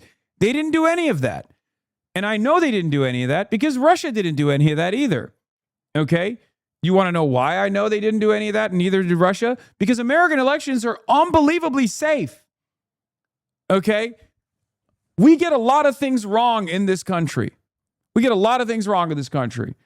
We have a rampant inflation crisis. We do not give a shit about the American working class. We spend all of our productive output, all of our resources on a death machine that only makes money for a handful of petrocapitalist, pedophilic Epstein elite. However, there are a couple things we do really well in this country. Elections happens to be one of them. In some states, it's very slow. In some states, it's much more efficient. The voter tabulation, the collection of the ballots. Having said that, no one disputes that it's safe. You want to know why no one disputes that it's safe? Because we constantly check it. Okay? We constantly check this shit. And not only do we check this shit, but also on top of that, it's not safe. Here we go. Yes, it is. What are you, fucking Michael Pillow? Of course it's safe. What are you talking about?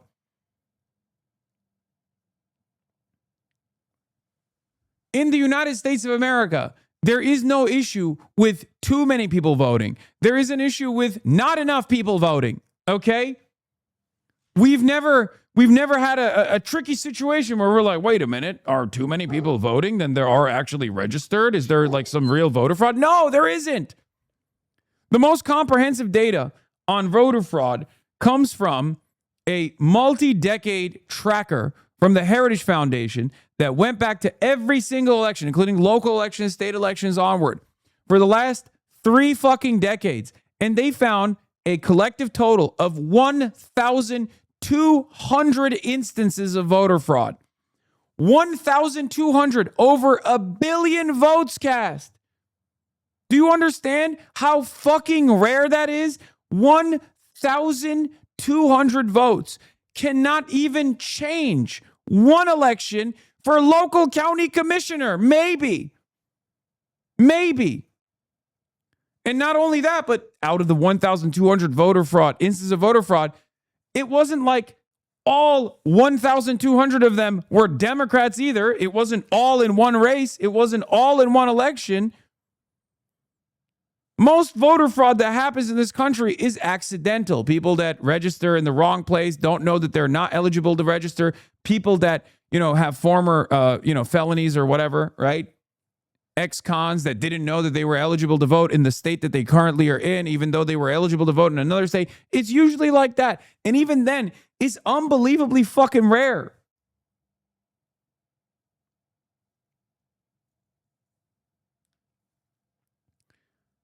And we know that because right-wingers have made false accusations of voter fraud a fundamental plank of the Republican agenda, because for the longest time, their goals, and still to this day, their goals were to disenfranchise voters. So in an effort to disenfranchise voters, they made up the lie that illegal voters vote. It's not real. They just lied about it. Just totally made up. Okay? One of the biggest lies, or not the biggest lie necessarily, but like one of the most commonly repeated lies of all time is this idea that voter fraud is rampant in this country. It's a great message because you can just lie and say Democrats are shipping in illegals to have them illegally vote in races, right? Democrats are shipping in illegals. Those illegals are voting. They're not allowed to vote. They're doing it. How are they doing it? Well, they're just doing it. They did that, and this wasn't just like Donald Trump doing it. Donald Trump just took it to its fucking logical endpoint with January 6th. But it was like Paul Ryan and all these other normal Democrats would always cast doubt on electoral outcomes. They would do this for California all the time, for example. Okay? Why were they doing it? Well, they were doing it because they wanted to justify voter suppression. They wanted to justify creating additional hurdles in front of specifically black, brown, and working class neighborhoods that want to go out and vote. This is part of the reason why.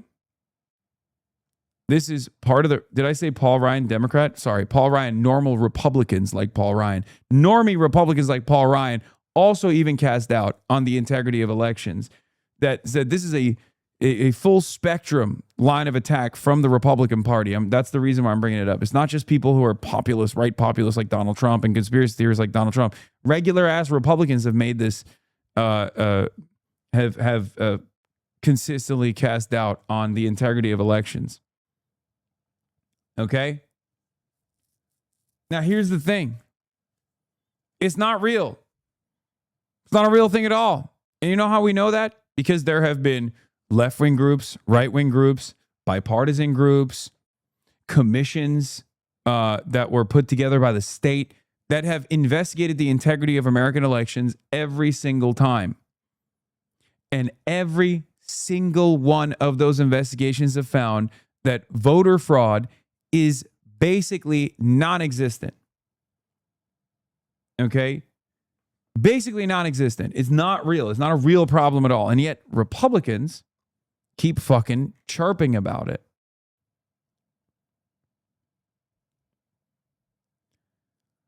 So there it is. So what do you do? What the fuck do you do? What is real, however, what is a real problem, however, is the malign influence that moneyed interests have in American elections. That's real. What is real is the hurdles, the very real hurdles that are placed upon working class individuals that stop them from going out and voting. For example, why the fuck is election day in the middle of a goddamn work day? If you work, then you're less likely to go out and vote on election day. That is a direct hurdle. That is deliberate. That is by design. Why are there not enough voting stations in black neighborhoods, brown neighborhoods? That is by design. It's to make it more difficult. Okay? This is paired up with the fact that the Electoral College makes people feel like their state is irrelevant, or rather, definitely blue or definitely red. So who cares? Who cares to go out and vote? That's the mentality that many Americans deploy during the elections. And also paired up with the fact that most people see politicians as not really moving the needle for them and not really fighting for them. So there's nothing to, go out and vote for. Paired up with all of those reasons, a lot of people don't vote in this country. That's the problem. Decade after decade, the plurality of the voter eligible population has never voted.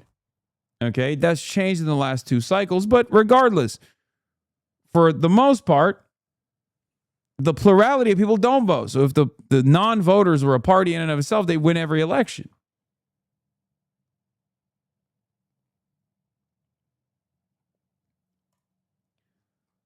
So it's very clear to me that Donald Trump is going to try to push for the SAVE Act in this primetime speech tonight.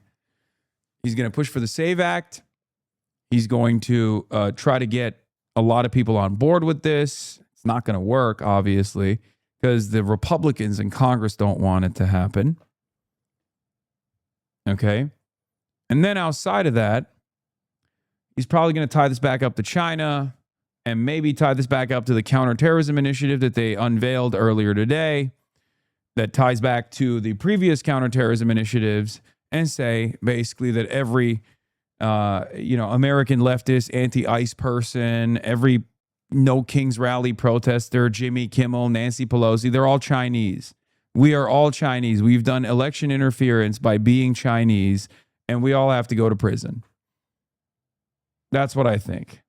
Why do Republicans not want the SAVE Act? Because it's chock full of nonsensical bullshit that under a Democratic leadership could potentially cook Republican chances as well. Federalizing elections is something that a lot of Republicans are fearful of. Okay, Donald Trump wants to do it in the interim. Donald Trump wants to do it in the short term because he thinks it's going to save his ass in the short term in this upcoming elections. He wants to have control over it.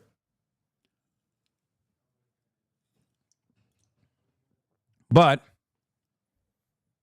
Republicans don't want it. It also eviscerates mail-in ballots, which, again, plenty of red states, specifically red states with a lot of rural farmland, with a lot of older voters, they rely on mail-in ballots, right?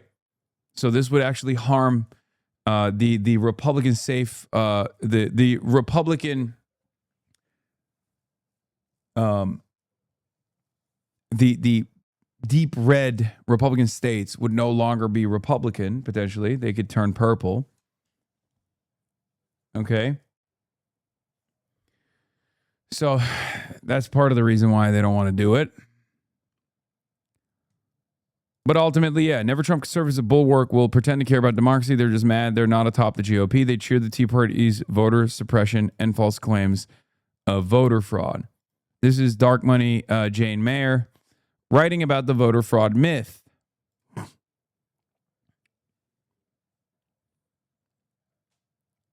Republican lawyer who served in the Bush administration, he's now a senior legal fellow with the Heritage Foundation conservative think tank. Hans, very, very helpful, Engelbrecht said.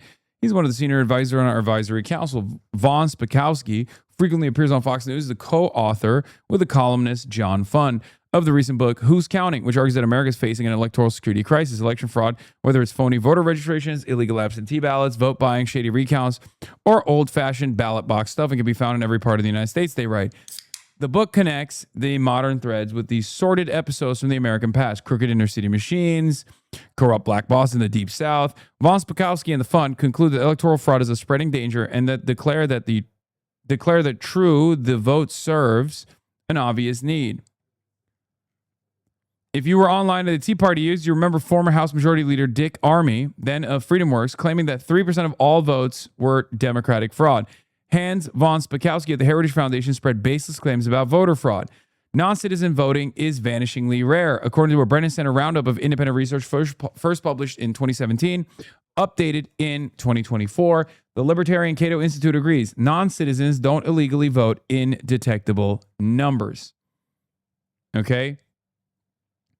Dick Armey declared that 3% of ballots were fraudulent votes cast by Democrats using coded language. He told Fox News the problem is pinpointed to the major urban areas, to the inner cities. Dick Morris. Now, this is a bygone era, okay? This is a bygone era. This is the Tea Party. The Tea Party movement is a former era, okay? Now the entire Republican Party is basically the Tea Party, which is why they wouldn't just say, they wouldn't use shrouded language like this. They wouldn't just say like, oh, it's pinpointed to the major urban areas where the Democrats are doing the illegal voting. Today, the modern version of this on the Republican movement is basically saying black people vote illegally. And so do Mexicans that are coming from Mexico. This is back when they used to try to be polite about it. Anyway,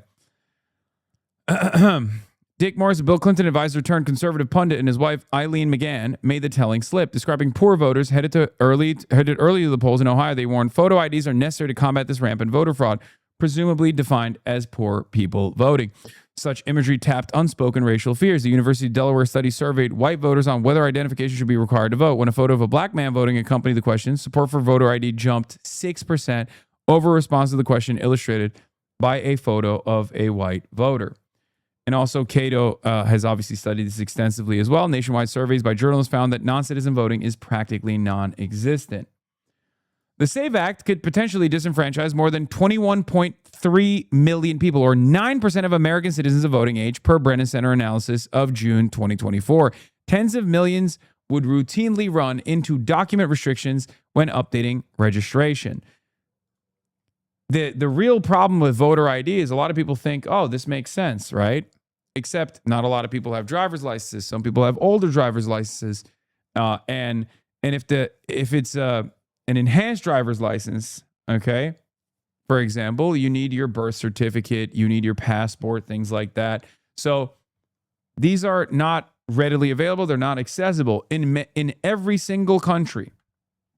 In every single country where voter ID is a requirement to go out and vote, and plenty of countries have voter ID requirements, by the way, you get a real ID at birth, like a social security number.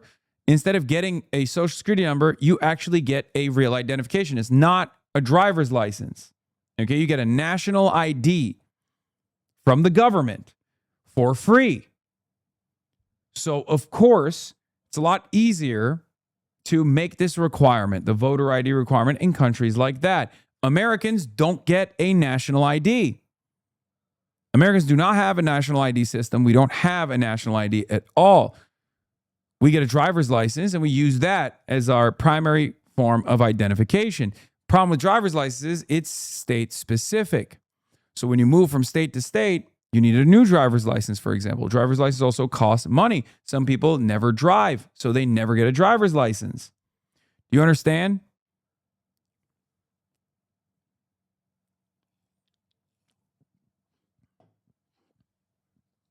These are some of the many reasons as to why a voter ID system sounds good in theory, but will be devastating in practice because it will disenfranchise tens of millions of eligible American voters.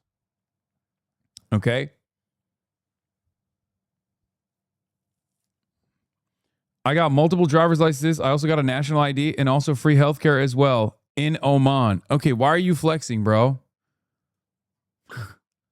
Why are you flexing?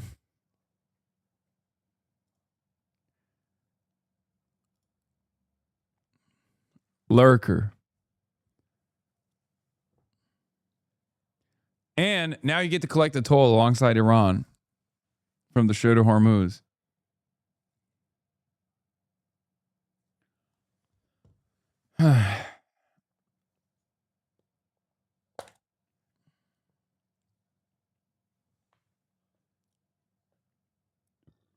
Anyway.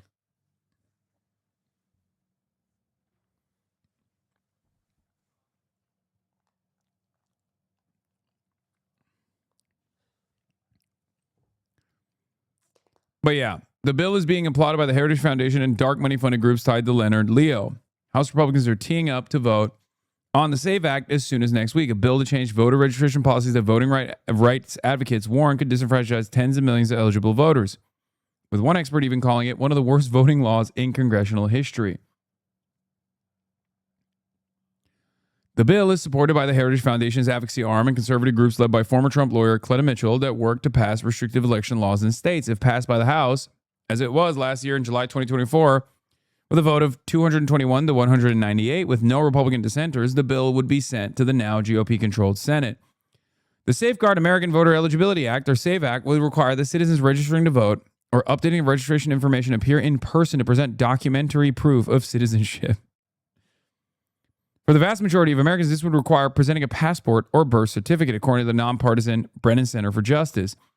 A Brennan Center analysis found that more than 21 million citizens don't have these documents available, more than 9% of eligible voters. Damn, bro. Okay, new Johnny Harris video on Iran. You're that excited? You've been Hasan Redguard? How are you a Maoist Johnny Harris head?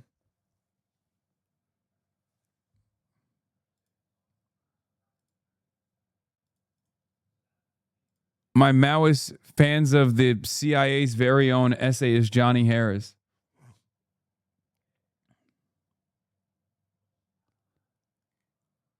Anyway, where were we? Let's continue with this. This is not a paywall. Man. Fuck. Anyway, so yeah. SAVE Act has a lot of issues, okay? Has a lot of problems. You need a passport or birth certificate. And then also on top of that, you need time. You need money. You need money for a passport. If you can't even, if you don't even have a passport, you need time to get a passport.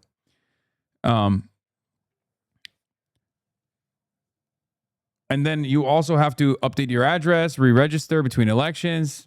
That's also another problem. The bill would also allow enhanced driver's licenses that show proof of citizenship to be used for voter registration, but only 5 states, Michigan, Minnesota, New York, Vermont, and Washington, currently offer them. Most Real ID compliant documents would not be accepted under the law. So even Real ID, like the one I have in California, is not eligible, because they generally do not state that the holder is a citizen. Neither will most military or tribal IDs. The nonprofit campaign Legal Center and other groups flag that people of color, young people, elderly people, and married people who have changed their names are more likely to lack access to their passport or birth certificate. Around 69 million American women who changed their names in marriage do not have a birth certificate that could be used as proof, according to Center for American Poo-Poo.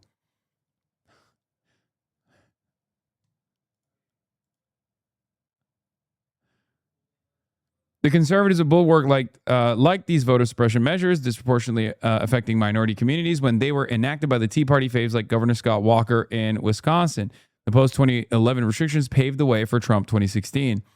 The Bulwark, Lincoln Project, and other never-Trumpers are raking it in from gullible liberals who don't remember that the right-wing Tea Party birthers presaged MAGA's white nationalism. Don't listen to the Bulwark, says David Moore, co-founder of Sludge.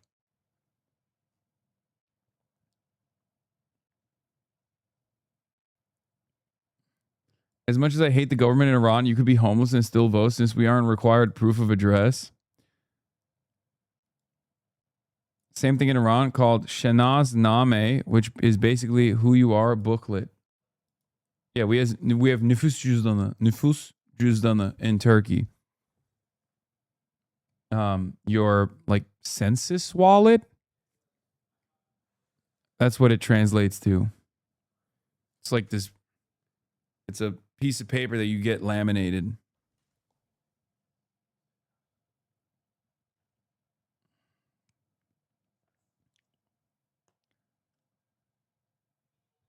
Anyway, you can't vote if you're homeless, bro. How does America keep up the PR? What do you mean? Why do you think we say third world country with a Gucci belt all the time, bro? Hamid Reza Azizi believes that the United States might be preparing for a ground invasion of Iran. Oh, fuck. Current indicators suggest that we may be approaching the most significant escalation in the U.S.-Iran confrontation since February, driven by Washington's failure to achieve its strategic objectives. Trump thinks his madman strategy failed because he didn't madman it enough. Oh, brother. Fuck me. Jesus Christ, dude. Vote exactly for what in Iran, chatter? Don't fucking... Blacksmith Kaveh? Aren't you Iranian? What do you mean? You should know. There's still an electoral process in Iran. Come on now.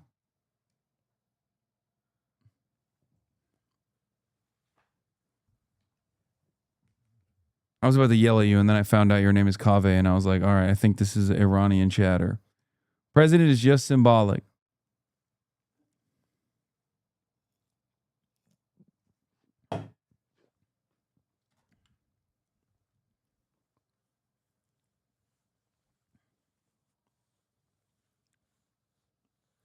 You have, yeah, so is ours. Unless you're talking about Benjamin Netanyahu.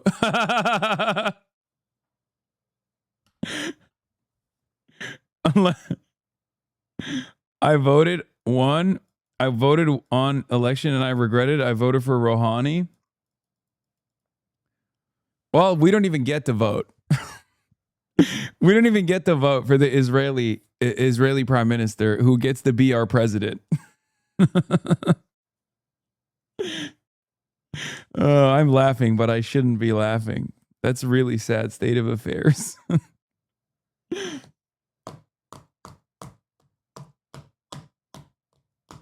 Yeah.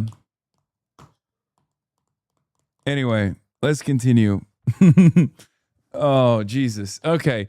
Is the United States preparing for a ground invasion of Iran? The escalating pattern of U.S. strikes against southern Iran in recent days, particularly over the past several hours, may point to a gradual strategy aimed at preparing the ground for a potential deployment of ground forces. Such an operation, if it were to materialize, could be intended to seize control of Iran's southern coastal belt in order to remove Iranian control over the Strait of Hormuz. Oh my God. Oh my God. I just don't think that they have actually bombed a sufficient number of launchers and deactivated a sufficient number of places where you can just, lob drones from to be able to stop Iran from pummeling whichever area that the Americans try to militarily take over. Reports indicate that the recent U.S. strikes have targeted several bridges and railway links in southern Iran. At the same time, there have been reports of attacks on airports. These actions may have been intended to disrupt the logistics and mobility of the Iranian military force in the south. Additional reports also suggest strikes against fuel tankers in Bandar Abbas. Meanwhile, attacks in Sistan and Baluchistan in southeastern Iran targeted the Iranian Army's 88th Armored Division, alongside similar strikes against positions of the 92nd Armored Division in Khuzestan in the southwest. Some analysts interpret these operations as an effort to degrade Iran's military capabilities along its principal southern axis, aimed at reducing the risks associated with any future ground deployment. At the same time, in what appears to be a recurring pattern, U.S. strikes have continued to target Iranian military, missile, drone, and radar installations, as well as IRGC Navy facilities along Iran's southern coastline on the Persian Gulf. Taken together, these developments increasingly suggest a gradual but persistent U.S. movement towards a possible ground operation in southern Iran. In other words, the campaign may extend beyond simply degrading Iran's ability to threaten shipping in the Strait of Hormuz.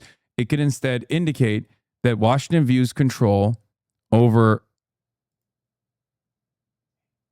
What are you doing? Yes, I can. And now everyone can. Yes, you're on camera. What the fuck are you doing? Yes, I'm going to watch the Trump speech. Do you see this? Do you see this fucking guy, chat? Yeah. Thank you.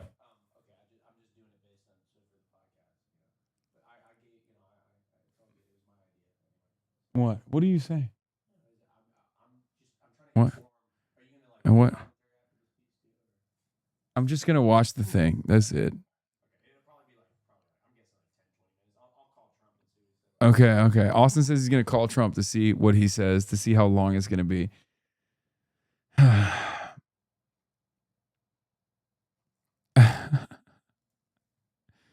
Taken together, these developments increasingly suggest a gradual but persistent U.S. movement towards a possible ground operation in southern Iran. In other words, the campaign may extend beyond simply degrading Iran's ability to threaten shipping in the Strait of Hormuz. It could instead indicate that Washington views control of Iran's southern coastal strip as the only definitive solution to the Strait of Hormuz challenge. If such an approach exists, it would go well beyond earlier ideas of centered on seizing Karg Island to cut off Iran's oil exports or occupying islands overlooking the strait to secure maritime traffic. However, given the length of Iran's southern coastline, roughly 1,800 kilometers, and the country's considerable strategic depth, establishing comprehensive control would likely require hundreds of thousands of troops. Moreover, even capturing these areas would not necessarily translate into the ability to sustain long-term control. In any event, current indicators suggest that we may be approaching the most significant escalation in the U.S.-Iran confrontation since February, driven by Washington's failure to achieve its strategic objectives. On the other hand, as noted previously, Iran's actions thus far have also failed to present a meaningful obstacle to this gradual trajectory.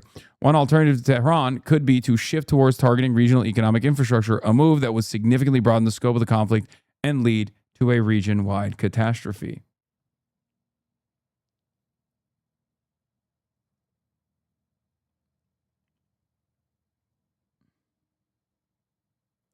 Did you at least get Austin more Chex Mix and apologize for leaving a gay man hungry less than 1 month after Pride Month ended? Yeah, he's refeeding right now because he was starving himself.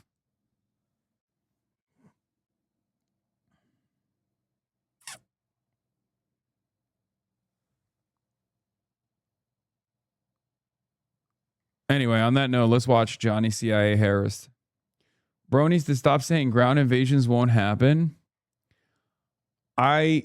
I think it would be an unbelievably stupid decision by the American government and the American military to try to do a ground invasion of Iran because it would directly put American troops in the crosshairs of the meat grinder, the kill zone, especially considering that those drones are virtually impossible to fight back against. And it's not just difficult to combat against for regular ships. Those drones are going to be lobbed in the direction of American troops. Do you understand what that would be like? What that would look like?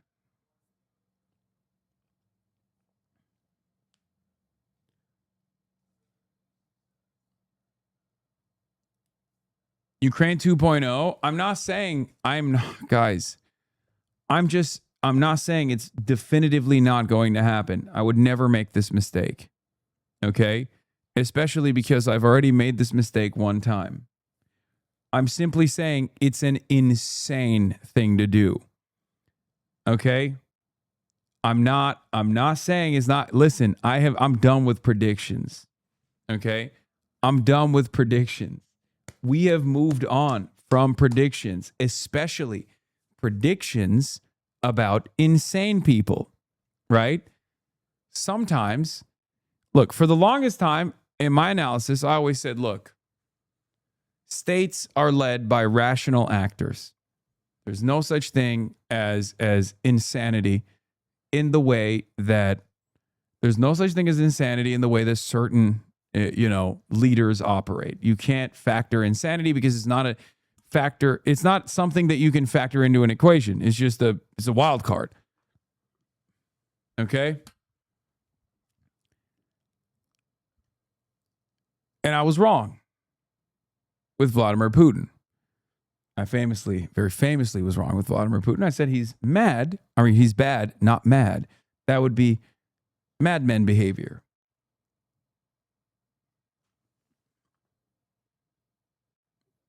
I'm just simply stating that a ground invasion of southern Iran or the Iranian coastline or Qasem Island or Karg Island would lead to a fuck ton of troops dying in the process, American troops dying in the process. I have long maintained the position.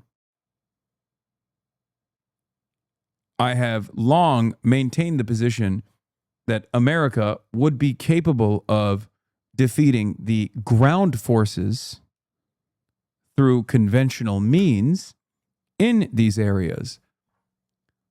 Having said that, this would open them up to great threat from Iranian ballistic munitions and Iranian drone barrages and drone salvos. And therefore, this is a risk that I assume most military officials would not be willing to sign off on, even if Trump is willing and able to do it. That's it. Having said that, insanity, much like in the case of Vladimir Putin, is absolutely a factor in this equation as well, because Donald Trump is fucking also stupid. So who knows? I don't.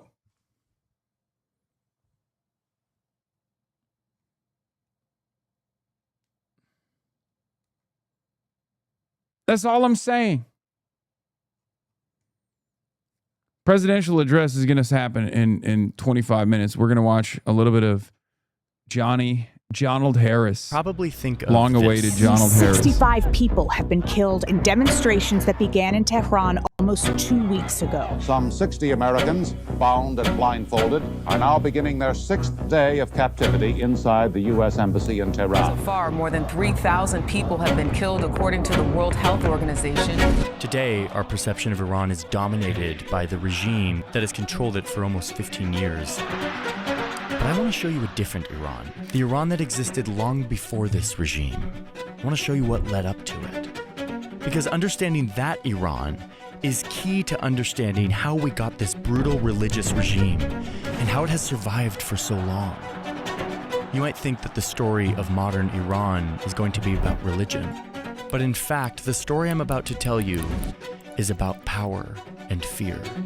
Okay, frame one. Interesting. Is Johnny Harris picking up different books? Wow. Oh my God. Oh my God. It almost feels like that is the story of every conflict around the world.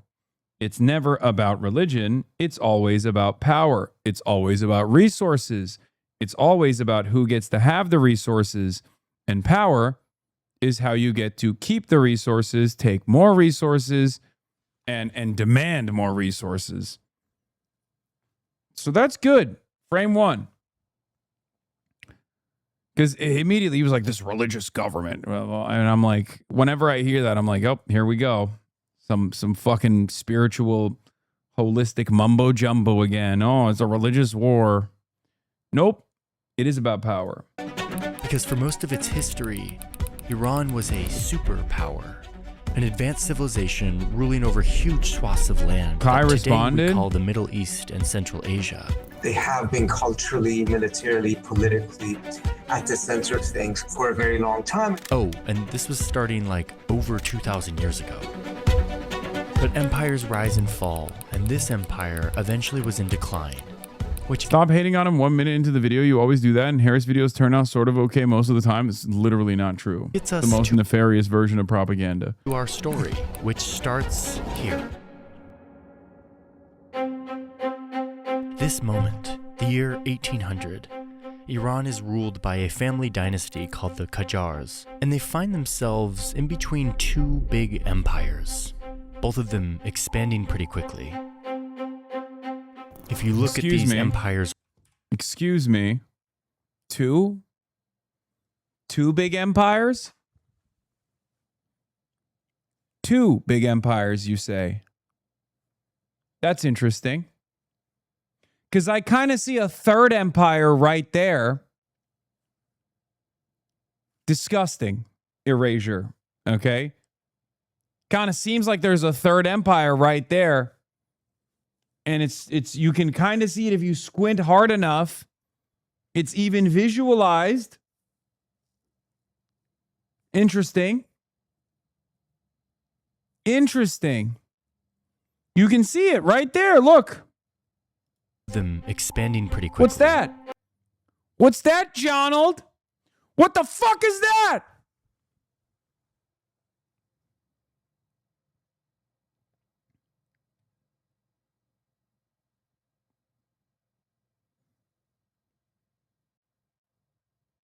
Messed up.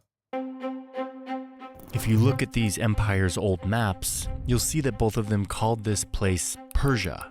That's what outsiders called Iran. The Russian Empire had been fighting to get access to this land between these two seas. Seas that, by the way, are usable during winter. Look, motherfucker, look! Why? Why is the opacity so fucking low?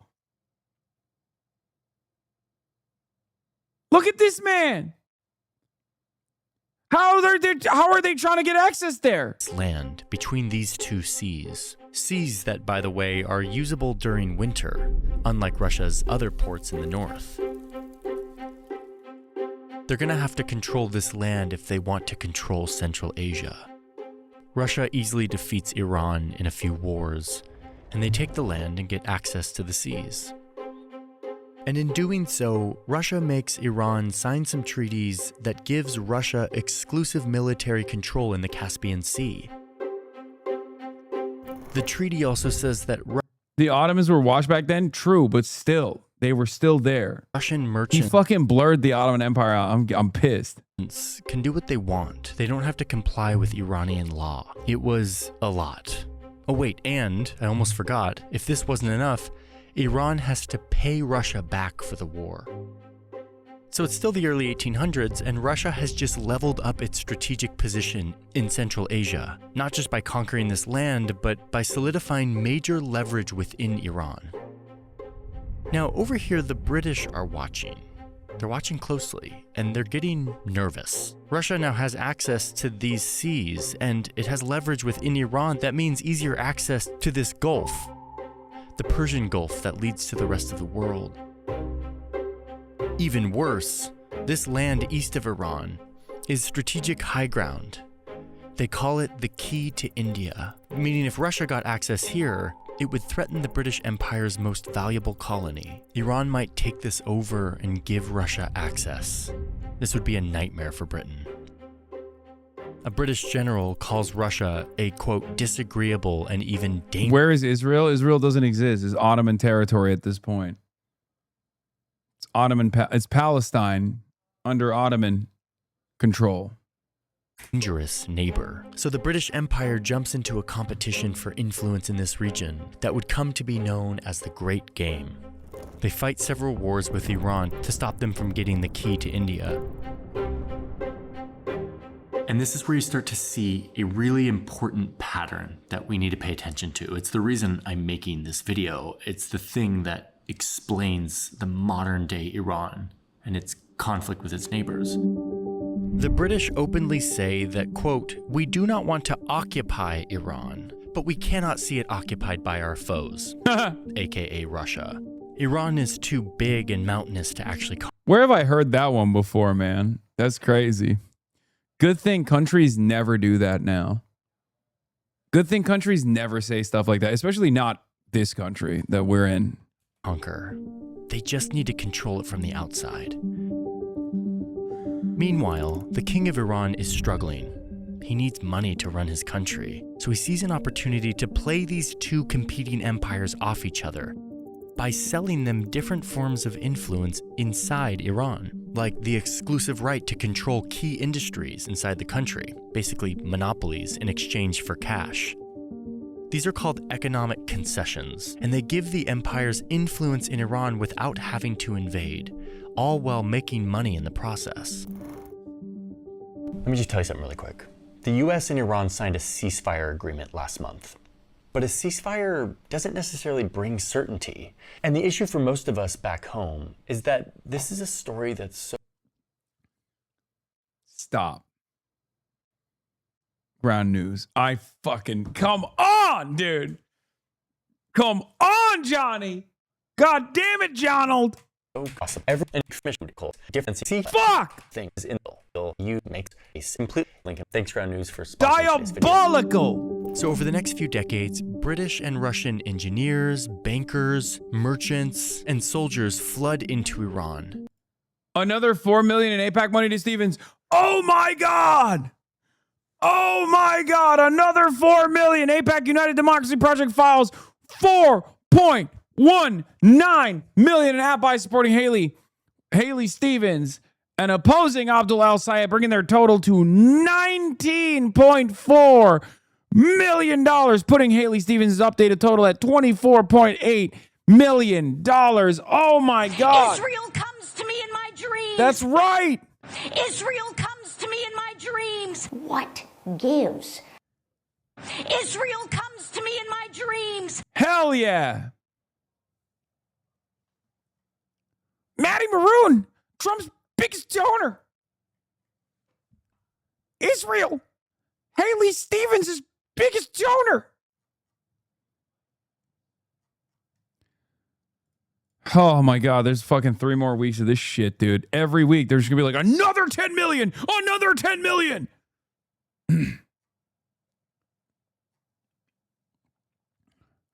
UDP also files for $545,000 in ad buys opposing Cory Bush, bringing up their total in Missouri 1 to $1.7 million. Holy moly. They're exploiting natural resources, making money off everything from railroads to dams to bridges to factories. They're collecting tolls on customs and taxes. They're running lucrative banks. They build some infrastructure, but much of the benefit flows outward. Britain builds this telegraph line across the country, but it's run by British subjects, and it's a... This video is fine, however, the Russian Empire's flag wasn't the current Russian Federation one. I found this discrepancy very upsetting. Thought I would point this out. I mean, yeah. Game changer for Britain. Messages that once took months and traveled to India in minutes. And the Iranian king is making money for the country, but he's using a good amount of it for his personal lifestyle. As kings do. By the way, I'm going to start using the Farsi word for king to describe this leader. The word is Shah. And even though this guy's basically a king, he is a king within the particular political context of Iran. It's the same reason we use like Tsar to talk about Russian kings, or Sultan to talk about an Ottoman king, or Pharaoh in ancient Egypt, or Emperor in China. You get the point. So the king going forward is the Shah. Okay, so the Shah is selling all of these industries Shah of Persia, Shah of Iran. And then in 1890, the Shah sells Britain a total monopoly on tobacco for 50 years. Tobacco is a major This is how you talk about Japan, by the way, man. Shut up. part of daily social life in the country, but now everything has to go through a British middleman. This really hits a nerve. The people are starting to become fed up with outsiders controlling their country. So they band together and protest.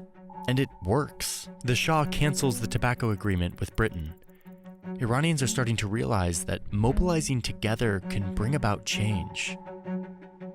They rise up again in 1905, demanding a constitution. They want to put limits on the king's power. They want to create a parliament. They want to have representation. And they want to limit all these secret deals that the Shah has been making, selling off their country to foreigners. This is among the first constitutional revolutions in the Middle East, and it's looking like it's working. It's the early 1900s, and Iran has a parliament. The Shah is letting this happen, but very soon after, I'm he gonna dies. lose it, dude. And the next guy, his son, I'm gonna fucking lose it. hates I'm gonna fucking lose it. I'm gonna lose it. He said this is among the first constitutional revolutions in the Middle East. Okay. I didn't like the Ottoman erasure initially. Okay. I didn't like the Ottoman erasure initially, but this is a bridge too far. Excuse me. It's right there. It's right fucking there. And it was 30 years prior. Hello? God damn it. Jonald.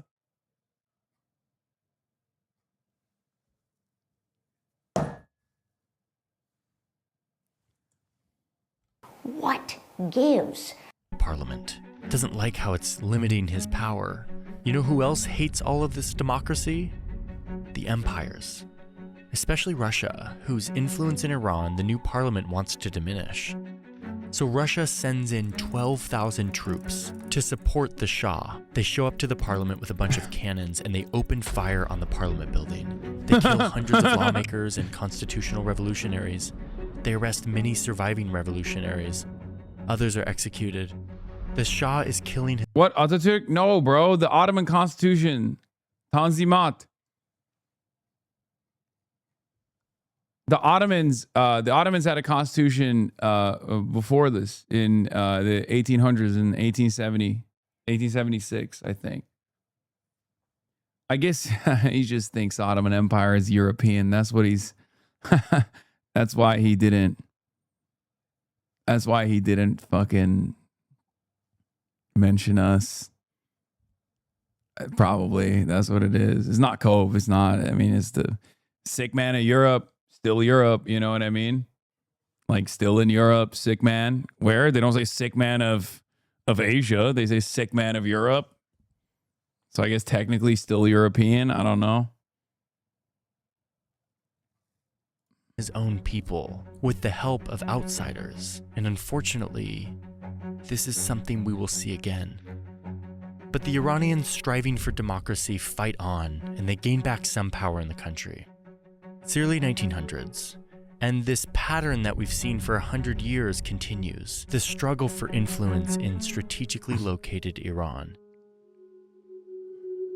Germany enters the scene, and Russia and Britain realize that they need to team up to keep German influence out. So instead of fighting each other, they divide Iran into spheres of influence and promise not to cross into each other's area. Of course, Iranians had no say over these lines of influence. And then, a year after the empires slice up the country into spheres of influence, there's a discovery that will make Iran even more valuable to control. Oil. Lots of oil. Now, the Shah had sold the rights to explore for oil to a wealthy Englishman in 1901, and after 6 years of searching, he finally found it. Now, the British Navy would be switching from powering its ships with coal to oil. So look what happened here. Iran went from being a buffer zone that protected British trade routes and their vital colony to holding the key to Britain's naval dominance, which is their global dominance. Britain is not leaving Iran anytime soon. They would go on to establish a company we know today as British Petroleum, or BP. And of course, they send troops to protect this vital resource. Right in time for a war to break out in Europe. When World War I begins, Iran declares neutrality. They want no part in this fight, but the fight comes to them anyway. Iran is too strategically important, especially with all this oil. The war ravages Iran's economy, and at least 2 million Iranians die. Maybe he'll mention these guys this time. I don't know. I mean, they were an active player, you know, won the battles, lost the war type of thing, you know, maybe like a brief mention. I don't know. I mean, from food shortages and disease caused by the war. Once again, Iranians are paying the price while the empires fight to protect their wealth and influence. After the First World War, Russia is going through a communist revolution, turning into the USSR or Soviet Union, and they leave Iran. But they're just next door. They could come back at any time. But for now, it's just the British Empire, who wants to increase their influence here even more due to the vast oil reserves they're discovering. Oil had been a game changer in World War I. It's one of the reasons the British won, and Germany, who didn't have access to nearly as much oil, lost. Oil is a strategic weapon. They can't leave Iran. yeah, it is kind of crazy. It's got to be a bit that he has the Ottoman flag at 20% opacity for the whole video without mentioning it once, while also talking about like regional events that took place that are, you know, fairly impactful. I don't know what the F is about. I'm not seeing it. I'm not experiencing it. I'm not seeing it. I'm not experiencing it. We're waiting 7 minutes from now. We're going to see our president, the big, beautiful president, tell us about China. But Iranians are fed up with what has been over 100 years of foreigners running their country from the outside. So this military man rises up. He works with the parliament to throw out the old Shah and promises to make Iran great again, trying to get the people to remember that this was a superpower. They need to restore that greatness. His name was Reza Shah. At a time of rising nationalism everywhere, Reza Shah emphasizes Persian identity and greatness, reminding people that the majority of Iranians speak Farsi, not Arabic like much of the Middle East. And this Shah says that Iran was great before the Arabs brought Islam to Iran, so he wants to reduce the influence of religion in the society. He wants to make the secular state the only political and legal power. In 1936, he bans women from wearing any kind of cover or veil. He wants to modernize Iran and push back against all the humiliating foreign influence that has been stopping the country from being able to determine their own destiny for decades. It feels like a new era for the country. He's building hospitals and schools and roads and a university. Farsi becomes the official language. Nomads are forced to settle down. He builds a railway across the country. He builds a strong centralized bureaucracy, a secular court system, a powerful army. Didn't Turkey do something similar? I don't know. Maybe this video would elaborate or enlighten us a little bit about a similar revolution that took place in Turkey, but I don't know because it's at 20% opacity the entire time. So I don't know. Perhaps.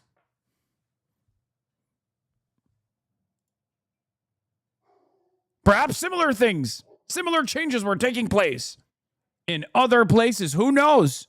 Places very close, places bordering Iran. And he demands that outsiders call it Iran instead of Persia. And he crushes anyone who opposes his modernizing efforts. Okay, but not too fast. This is where we're going to see that pattern again. As part of all of this modernizing effort, the new leader brings in German engineers.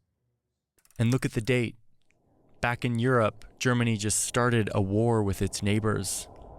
This is World War II. Why did he sound so sad? Wait. Wait, that's kind of, I'm sorry. Look. And look at the date. Back in Europe, Germany just started a war with its neighbors. This is World War II.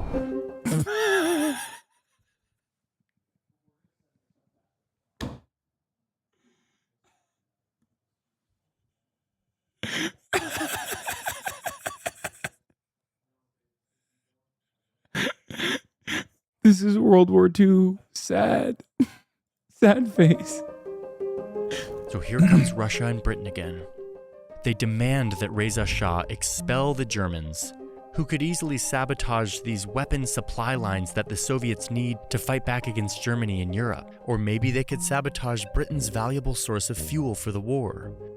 Reza Shah doesn't want to give in to the big empires. He's done with that. So he stalls, tries to negotiate with them, tries to play these empires off each other, and tries to remain neutral once again. But the British and Soviets are not having it.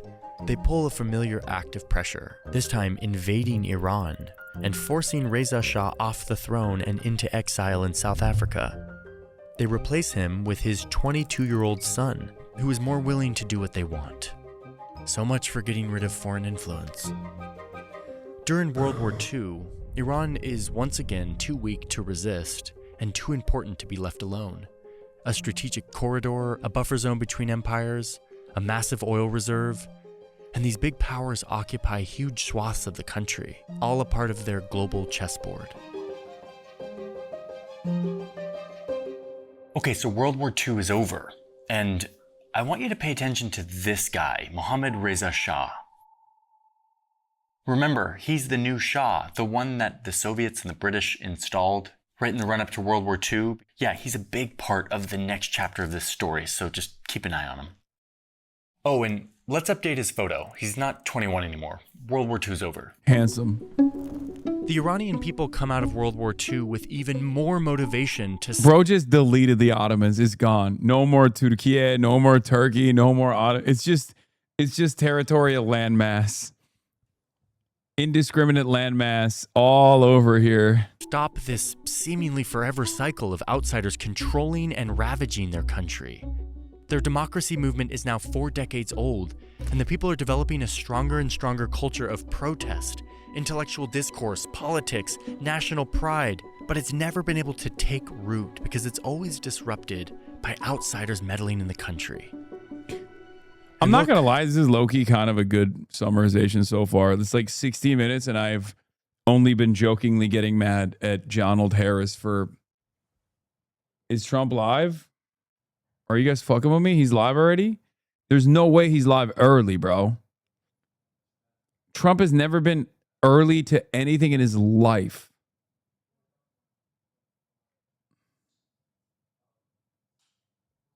No, it's not. It's super reductive. Yeah, of course it's reductive. It's YouTube history, but I'm saying that like it's not, there's nothing that's like too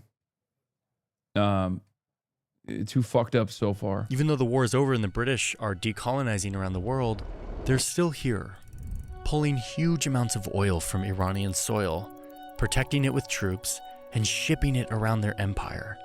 And the Shah is okay with this. Because remember, the British installed this Shah, their friends. But the people really don't like this Shah. He's Britain's Shah, not Iran's. He's a symbol of more of the same, foreigners controlling the country. But you know who they do like? This guy, Mohammad Mossadegh. He's a political leader, and he rises up with a strong voice, calling for Iranians to reclaim their country. Mossadegh wants to reject all imperial powers so that Iran can chart its own course. And item number 1 on his list is oil.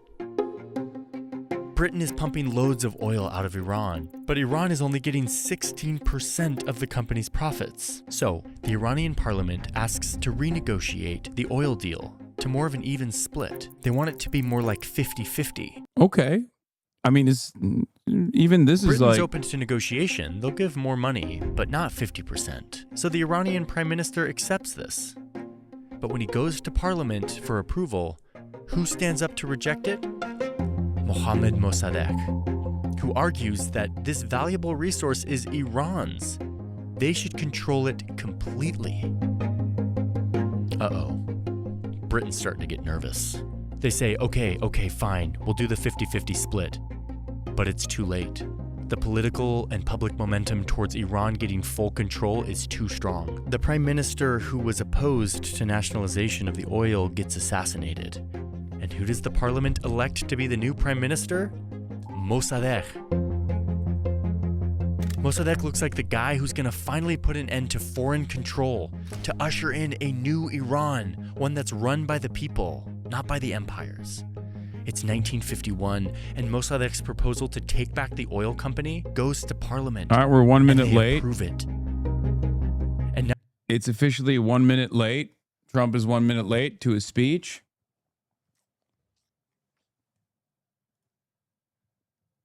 waiting, Donald Trump. We're going from Jonald to Donald. I can't believe I have to stop watching Streamer You to watch this fat old bitch deny an election 6 years later. Fuck my life. What are the Aussie declares war on China? I don't think there's any. I don't fucking know anymore, man. What is the speech about? Election denial. Good evening. Before we begin, I'm proud to report that our country is safer, stronger, and far wealthier than it has ever been before. We are doing great. Less than 2 years ago, we inherited an economic and social disaster. After the worst inflation in 48 years, the wide open borders with millions and millions of people pouring in from all over the world, including criminals of all types, and 11,888 murders, many of whom killed more than one person. We had transgender for everybody, men and women's sports, crime ravaging our cities. How is this and the guy whole the world was president? laughing at us as a nation, but not anymore. 2 years ago, our country was dead. Now we are the hottest country anywhere in the world. America is respected like we have never been respected before. We have more money being invested in the United States than at any time in the history of our country. More Americans are working today than ever before. This week it was announced that inflation saw the largest monthly decline in more than 6 years. Just happened. It was just given out. The media reported it, and we accept it. The best in 6 years. The tax cuts in our great, big, beautiful bill are saving hardworking families thousands and thousands of dollars, like with the provisions, no tax on tips, no tax on overtime, and no tax on Social Security for our great seniors, along with the interest deduction on a loan used to purchase a car, but only if that car is made in America, and a 100% expensing for our job-creating businesses. Our stock markets are at their highest point in many years, but we can actually say of all time. And your 401ks, pensions, and retirement accounts are setting records every single day, the highest in history. For years, we paid the highest price for prescription drugs anywhere in the world. Now we pay the lowest price under my most favored nation's policy, because I was able to get the rest of the world and the pharmaceutical companies to act responsibly. Drug prices are coming down by 70, 80, and 90%. TrumpRx.gov, this will ultimately reduce the cost of health care. You have to go to TrumpRx.gov and take advantage of it. But the cost of health care is coming way down because of what we've done with prescription drugs. And with Trump accounts, every child in America now has access to a tax-free investment account to save for their future. Billions and billions of dollars are being invested, put in by companies and individuals to take care of our children so that at age 18, they will have potentially hundreds of thousands of dollars in their account, and they'll get off to a great start in life. So for that, go to TrumpAccounts.gov and sign up your child or any child who'd like to sign up. Our previously wide open borders have been transformed into the most secure borders in the history of our country. That was a crazy with change. 0 illegal aliens being admitted to the United States in the past 14 months. That is 0. Nobody thought it was possible. We had the worst border in the history of our country, and now we have the best. Crime is plummeting nationwide, with the murder rate at its lowest level since 1900, or more than 125 years ago. We're making a record investment in our armed forces, and we have the strongest and most powerful military by far anywhere in the world. I built it during my first term, and unfortunately, we're forced to Use it now. We won in Venezuela, which is now working with us to produce millions and millions of barrels. It's weird that he's front We are loading. likewise winning. It's weird that he's front loading so much. You will see the fruits of that labor very, I very feel like shortly. when he front loads this much about how good we're doing, the news is going to be really bad. Well, but we still have a major challenge that must be urgently addressed because no country can be great without fair and honest elections. Uh-oh. You have to trust your country because if there can be no trust, there can be no greatness. And that's very simple. No trust, no greatness. For many years, I've called for bold, swift, and decisive action to protect the integrity of America's elections. Every American deserves to know that when they cast their vote, that vote will be counted accurately in a system, and that is to make that system secure, one where cheating and interference are not just difficult, but virtually impossible. Unfortunately, the system we have today falls catastrophically short of that standard.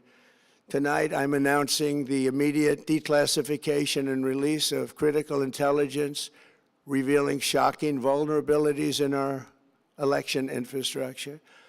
This evidence shows that the election system we have dangerously exposes and really exposes like levels never thought possible to hacking, exploitation, and foreign interference. Just as disturbingly, this vital information has for many years been covered up and hidden from you, the American people, our beautiful, our great American people. But that all changes right now.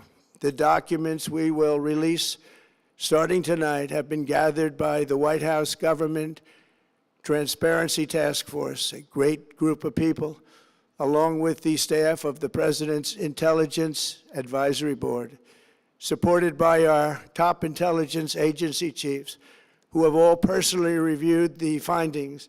We are presenting this evening and fully confirmed their authenticity. You can see these documents for yourself at whitehouse.gov. That's whitehouse.gov. Go check it out. Our purpose in disclosing this information is not to weaken confidence in election. Bro will declassify anything but the Epstein files. Confronting vulnerabilities and correcting them very, very quickly, and that's what we're doing. The documents cover 5 major areas of concern.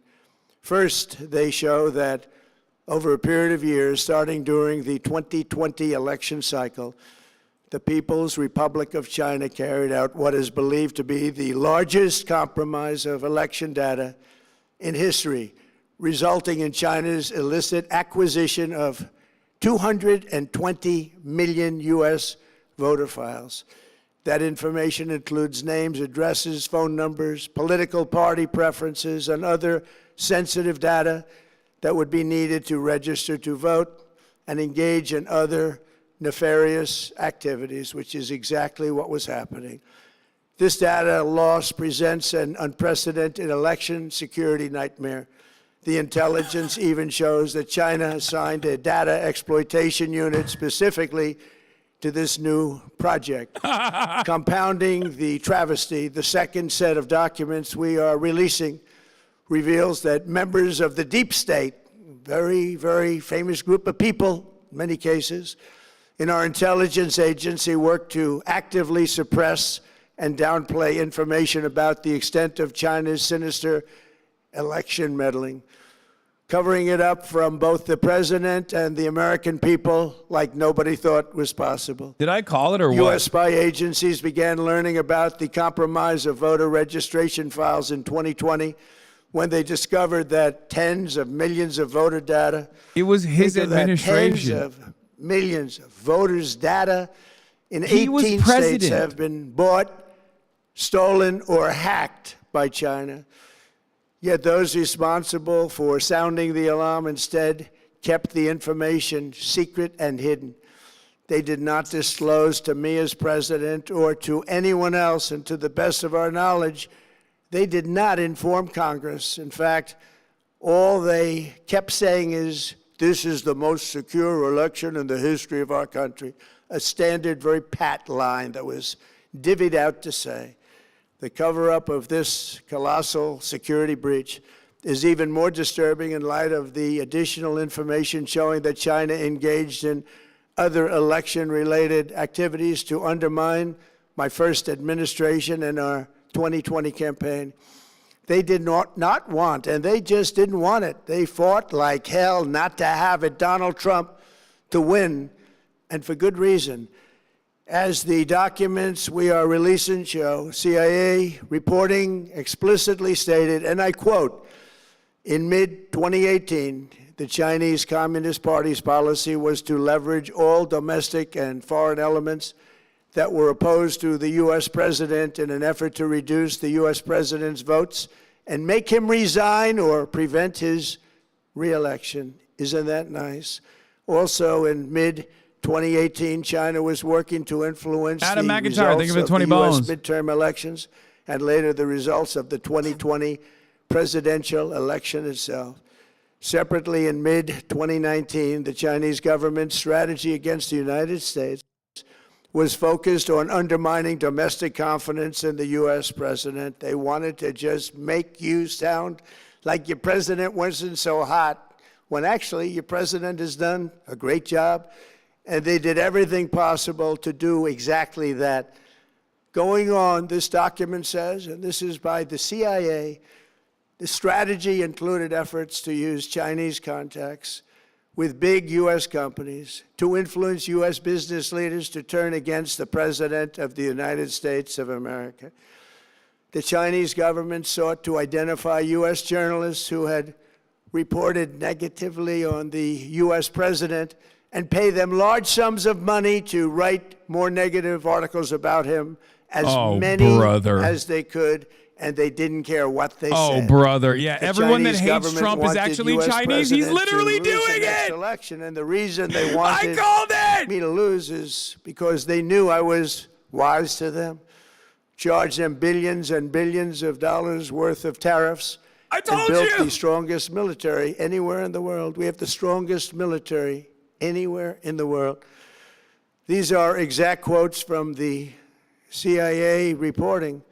The name of the person doing the quote is now under review, but it gets even worse. Raw intelligence obtained by the FBI in 2020, yet buried by rogue bureaucrats, stated that China's activities even included an attempt to manufacture illegal ballots for Joe Biden. Documents show that during this period, dozens of significant CIA and NSA reports about China's election targeting were kept out of the presidential briefing. These were briefings I would get almost every day. Everything was kept out that was of importance. One email among intelligence analysts admitted that they had, quote, deliberately Joe Biden is massaged Chinese. the presidential daily briefing to withhold information regarding Chinese activities related to the election. Another official inside the FBI wrote that she was running, quote, a shadow government, unquote, to keep intelligence about China's election meddling from becoming known and to keep it away from the honorable press. Other officials who witnessed such efforts perceived the motivations to be blatantly political. Recently, we found significant What the fuck is numbers happening? of Adam burn McIntyre. bags information, and this is a group of bags that were used to destroy information given by President Barack Hussein Obama to be burned. It was supposed to be burned. These bags were supposed to be at a different level Farm by and shout out different subs. You people, got 40K viewers. incinerated and checked. Yes. But it never Piker happened. Broadcasting Service. Maybe we got Subscribe lucky. to support We independent believe media this was like Adam not McIntyre. done on purpose, but rather through gross incompetence of the people that were supposed to burn the bags. But the findings are stunning. Today, I'm asking the Office of the Director of National Intelligence, the Department of Justice, the FBI, and the CIA to investigate how and why such crucial information was hidden, to fire those involved in the cover-up, and to file criminal charges, if appropriate, against these people. Yet concealing China's meddling was only the beginning. The third set of documents we are releasing proves that for many years, Americans were blatantly lied Another to 100 about bones, the Jesus security Christ. of our election infrastructure, including electronic voting machines and ballot counting systems, dishonest, almost all. They're vulnerable and they're easily compromised, and people within our government knew that. The NSCOP, Tonight, thank you for we're 25. publishing a series of previously classified U.S. intelligence community assessments and other reports proving that our government has long known these machines are extremely exposed to attack. As one assessment states, we judge that the United States, everything that he's quote-unquote adversaries, declassifying including, is already at a shit that we minimum, knew about. Russia, China, election, Iran, North Korea, election vulnerabilities as well as far as like non-state registration groups and shit like have the that. capability to compromise U.S. election infrastructure. That's unquote, but that's some statement, isn't it? Made by supposedly great patriots of our country. The document goes on to further state that, quote, we assess that centralized election-related data repositories, Adam, with such as another voter 50, what the registration hell? databases, poll books, and other official election websites, are most vulnerable to exploitation, and adversaries could use this access to these systems to disrupt election processes within the United States of America. Tonight, we're releasing all of those findings, and spanning from January 2020 to June 2026. This is a cyber threat aimed at the very heart of our democracy. Many people have questioned whether it could PBD. actually be possible to electronically manipulate vote totals or change election results on these terrible machines. Today, we are releasing documents that show the CIA obtained reporting of a specific plot to do a big number in favor of the corrupt Maduro regime in Venezuela.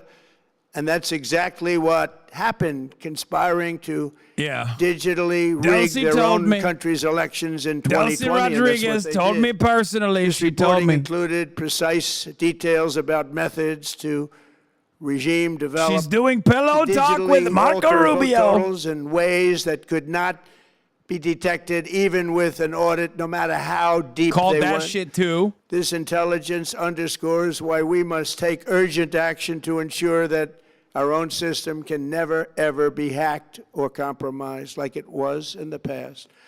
The fourth set of documents reveals that even when significant evidence of fraud has been detected, it has been buried and covered up. Among the disclosures tonight are FBI files detailing evidence gonna of work? alleged The idiots are fraud strong by a and mighty? large-scale voter registration operation in Michigan. In 2020, Michigan State You think Police so? raided a Democrat Get Out the Vote organization, corrupt group in Muskegon. And we're so concerned by what they found. They were just so concerned. They couldn't believe it, actually, that they contacted the FBI in Detroit. The documents state that some canvassers admitted to FBI agents that they signed voter registration forms in other people's names, submitted fraudulent registration for people who did not exist, and received gift cards tied to their number of I'm officially no applications longer that they funded by produced. foreign adversaries. I'm words, funded by Adam it McIntyre was with another 50. Pay, play, and cheat. The FBI agents working on the case believe that crimes were committed, yet the Biden Department of Justice slow-walked the investigation and killed it. Tonight, I'm asking the FBI director to ensure that the matter is fully investigated and to work with the Department of Justice to prosecute those responsible for any crimes. Finally, to reveal just how vulnerable our elections continue to be, we are releasing the results of a stunning investigation by the Department of Homeland Security. According to the DHS review of state voter rolls and public records, they identified approximately 278,000 non-citizens who are registered to vote in federal elections. Since Democrat states refuse to share their voter files, the real number is actually much higher than that. Okay, dude. Yet, sure. Even this limited analysis found more than 250,000 foreigners illegally registered to vote. Put together, these disclosures reveal an election system so broken and so vulnerable that no one can possibly defend it. It is not defensible. Hundreds of millions of U.S. voter files are in the hands of foreign governments. Our machines and ballot counting systems are exposed to hacking and manipulation and corruption. China and other countries have been trying to meddle in our elections. Evidence of fraud has been buried. Hundreds of thousands of non-citizens and did dead you win people the are last listed and election? Active on the voter rolls. And This yet we happened still under have his watch elections when he was with president. no voter And then he ID, won the last no election proof of when Biden citizenship, was president. and tens of millions of ballots What? floating None of this makes aimlessly through sense. the mail. As one example of the insanity, California's recent election for mayor of LA and governor was held on June 2nd, a long time ago, but it was just completed a few days ago on July 10th. Think of that, much more than 1 month. Took a month to count the votes. I wonder what they were doing. This is worse than any third world country. There's no third world country that has elections like we have. In a rare move, NBC and ABC Fake News have both said that they would not cover this speech. They knew what it was about because of the fact that they don't like the topic, because they know how corrupt our system is and they don't want to reveal it. They and others in the media are part of a plot. They want to continue this fraud for whatever reason. They want to keep it going. They want to protect the radical left. They can't have a great country, and that's true. You can't have a great country without free and fair elections. Fraud like this should mean a revocation of their licenses. They use our public multi-billion-dollar in value airways for absolutely no money. They pay nothing. All we want is honesty in our elections and honesty in reporting. They pay nothing for multi-billion-dollar assets. Great damage has been done to our country. Our elections were left vulnerable to being rigged and stolen, and the trust of the American people was lost. This cannot be allowed to continue. Every American, whether you're a Republican, Democrat, Independent, or otherwise, should be able to agree that we deserve the most secure, honest, and fair election system anywhere in the world. Secure elections should be a partisan, really, we should be together, Democrats, Republicans, Independents, everybody, and it should not be a partisan issue. It should cause to unite us, not to divide us. This should be a cause. We should be united, not divided. In light of the brand new and irrefutable information I have revealed tonight, my administration is in the process of notifying the states whose election data was compromised by the People's Republic of China and many others.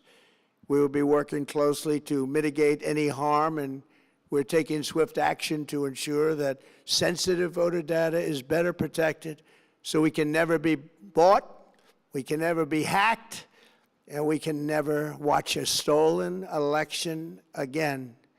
Tomorrow, the Secretary of Homeland Security will hold a briefing to outline his department's recent work confirming cyber vulnerabilities in our electronic voting systems. They are bad. We're in the process of informing governors, senators, and members of Congress of potential issues in their states. If you look at voting today, it's in such bad shape in so many states, and we are committing to fix it. And we're also committing to be working with those states and local jurisdictions to help them fix and patch known technical vulnerabilities before the midterm elections. How did he We win have the election very is a important question I keep elections asking coming up. myself. We want those elections, to be honest. I've also ordered DHS to notify every state about non-citizens on their voter rolls and direct them to remove all ineligible voters from the lists immediately. Why is Trump even talking about this? But He wants to most create a importantly, just cause. addressing this crisis of He wants to get his election dumb fuck, security stupid demands that Congress baboon of a must cult pass to be the on board Save with what he does America next Act. because he knows he's going to get fucking clobbered in the midterm How elections. easy is that to do unless you want to cheat? The only reason you wouldn't do it is you want to cheat because your policies are so bad and your candidates are so pathetic that you can't get away or can't get elected any other way. This landmark bill requires that all voters must show photo, voter ID. How simple is that? Could I have your photo, please? Photo, voter ID. All voters must provide proof of citizenship. Are you a citizen of our country, please? And hopefully there will be no corrupt mail-in ballots, which if you watched California and so many other places, mail-in ballots are inherently corrupt. So you would have no mail-in ballots. He's only voted by mail. He is a vote by mail voter. Deployment or he is only travel, voted by mail in Florida. He does not. Vacation. Ah! These reforms are urgently needed to stop the vulnerabilities that I've mentioned. To all Americans, I ask you to pick up your phone tomorrow, call your representatives in the House and Senate, and demand that they pass the Save America Act without delay. Together we will restore faith and confidence in our country, and we will be bigger, better, and stronger than ever before. Thank you. God bless you. God bless our great military, and God bless America. Thank you very much. Oh my fucking God, dude. I don't even know what to say. Okay.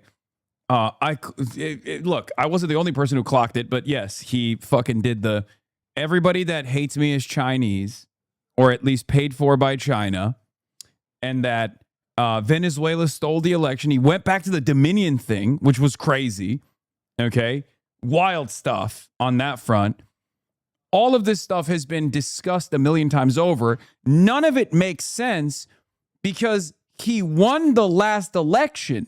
So, like, in his world, in his mind, it's like when Obama was president, Donald Trump won the election in 2016.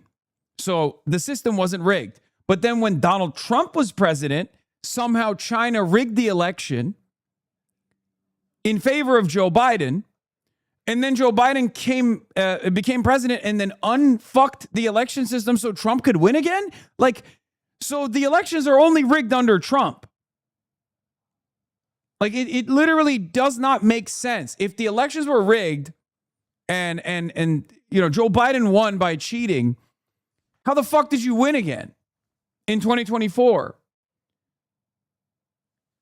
But of course, we don't deal in truths any longer, and we don't have a lot of strong critical thinkers in the United States of America. There's tens of millions of people who just will listen to every single thing that he said and then just repeat it verbatim and will demand these changes. But this whole fucking speech was just about demanding the SAVE Act. And everyone on Fox News is going to make it seem like this is the most consequential thing. They're going to bitch and moan about how major networks didn't fucking run it. Primetime address of a president. Yeah, they're going to bitch and moan about how major networks didn't run it. Trump is probably going to demand that their licenses are pulled and put on whitehouse.gov. Right? Anyway, here with more on tonight's speech. Aisha Hasni is with us. Aisha, he covered a lot of ground tonight. Yeah. Also, 250,000 illegals. He claims these documents will now show were registered to vote in our country.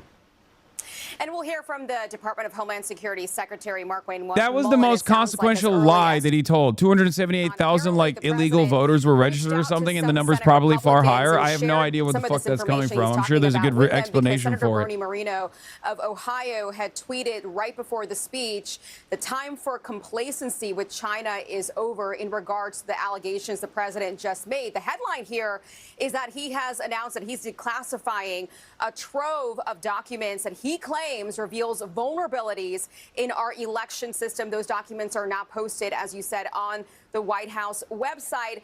The part that you mentioned here about China, where he's alleging that they hacked and gathered voter information on some 200 million Americans over a number of years.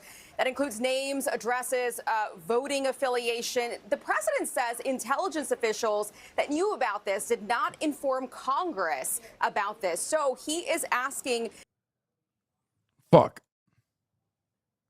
intelligence, the Department of Justice, the FBI, the CIA to look into this. I think he's just trying to fuck with the elections, right? Like, simply put, there's no other way to explain what he's doing other than he is going to use this as a just cause.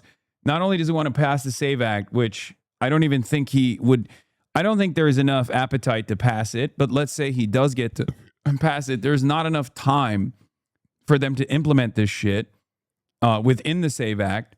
So I think like, because there's only, I mean, the midterms are here, right? The midterms are happening very soon.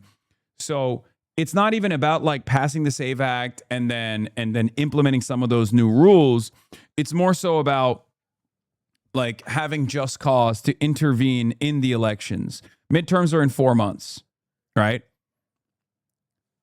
Moving that bill through Congress and then signing it into law and then creating the necessary authorities to like regulate and federalize elections and demand like, and this would purge virtually every single American voter from the ballots, right? There is a likelihood that this would actually make the elections favor Democrats more so than Republicans. There's also that reality. So that's part of the reason why Republicans don't want to do this, because they think this is insane. Okay? Because there is also that element here. Like, you know, Democrats at this point are college educated, have passports, have more free time, a higher likelihood of going out and like being able to get this new registration done, more on the ball, certainly more involved in wanting to, like, certainly have more motivation to go out and do this stuff so they can fucking elect Democrats as opposed to Republicans. So there is also a real problem for the Republicans if, and this is a big if, this is implemented evenly. Now, of course, it's not going to be implemented evenly because it's never implemented evenly. When he says, like, we want to purge mail-in ballots, that would destroy Utah and Florida and numerous other red states where people rely on mail-in ballots, right? So I assume that this is going to be a selective application situation where he will only, if he were to implement these rules, he would only weaponize them against blue states or blue districts, right? There's no shot that this would be there's no shot that this would be universally applied.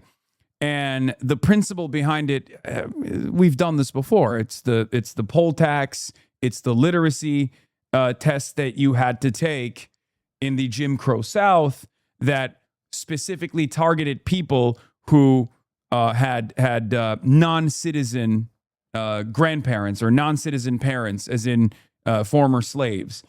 So it wouldn't trigger for white people, even if white people were not capable of passing the literacy test either. So like the grandfather law was a devious way to selectively apply this to black people, right? So I assume a version of that is going to happen, even if he is capable of implementing something like this.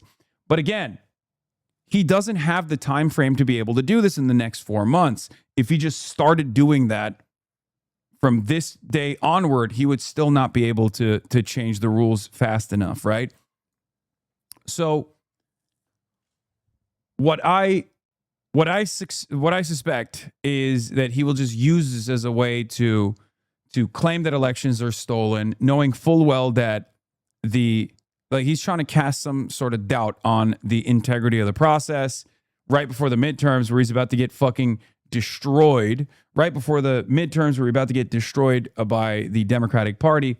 So all Trump has here is to just cast doubt and maybe even potentially do some stuff to harm the process, like do some stuff to impede on the process of going out and voting in blue states and in blue districts. Even Fox News is playing it a little safe.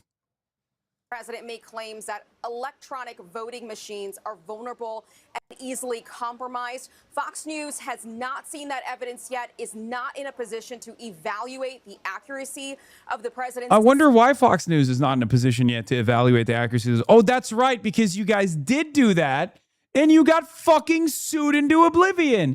That's right. Oh, that's right. You lost $1 billion to Dominion in that fucking lawsuit. Look at that. Even fucking Fox News is playing it safe.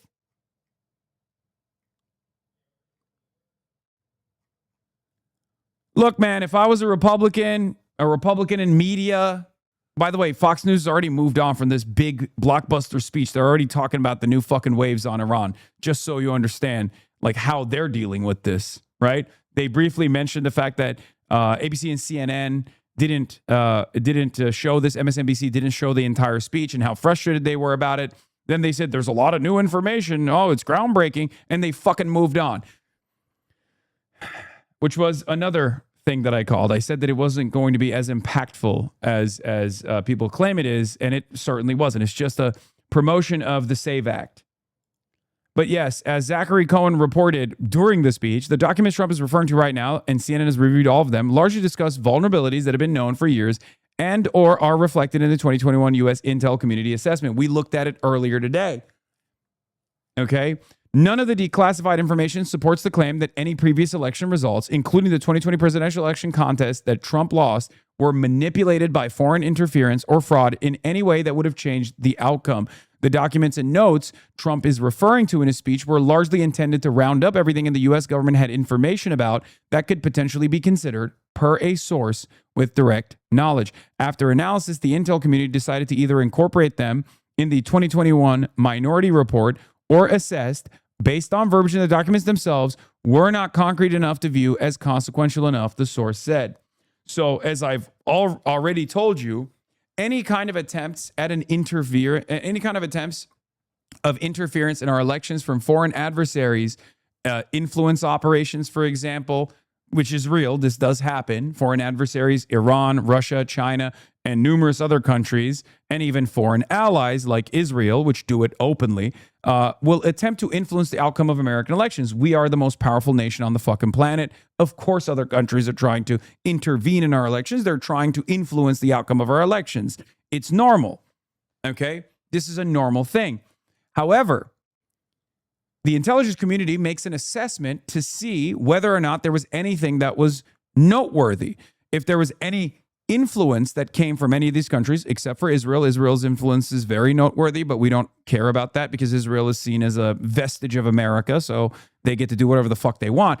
But all of these other countries, the foreign adversaries specifically, what we look at is the impact that it has. What we look at is the outcome. Is it actually, did it actually change the outcome in any meaningful manner? And the answer is no. It's not. There's obviously more direct forms of intervention, like trying to gain access to, the election systems and things like that. But none of those happened.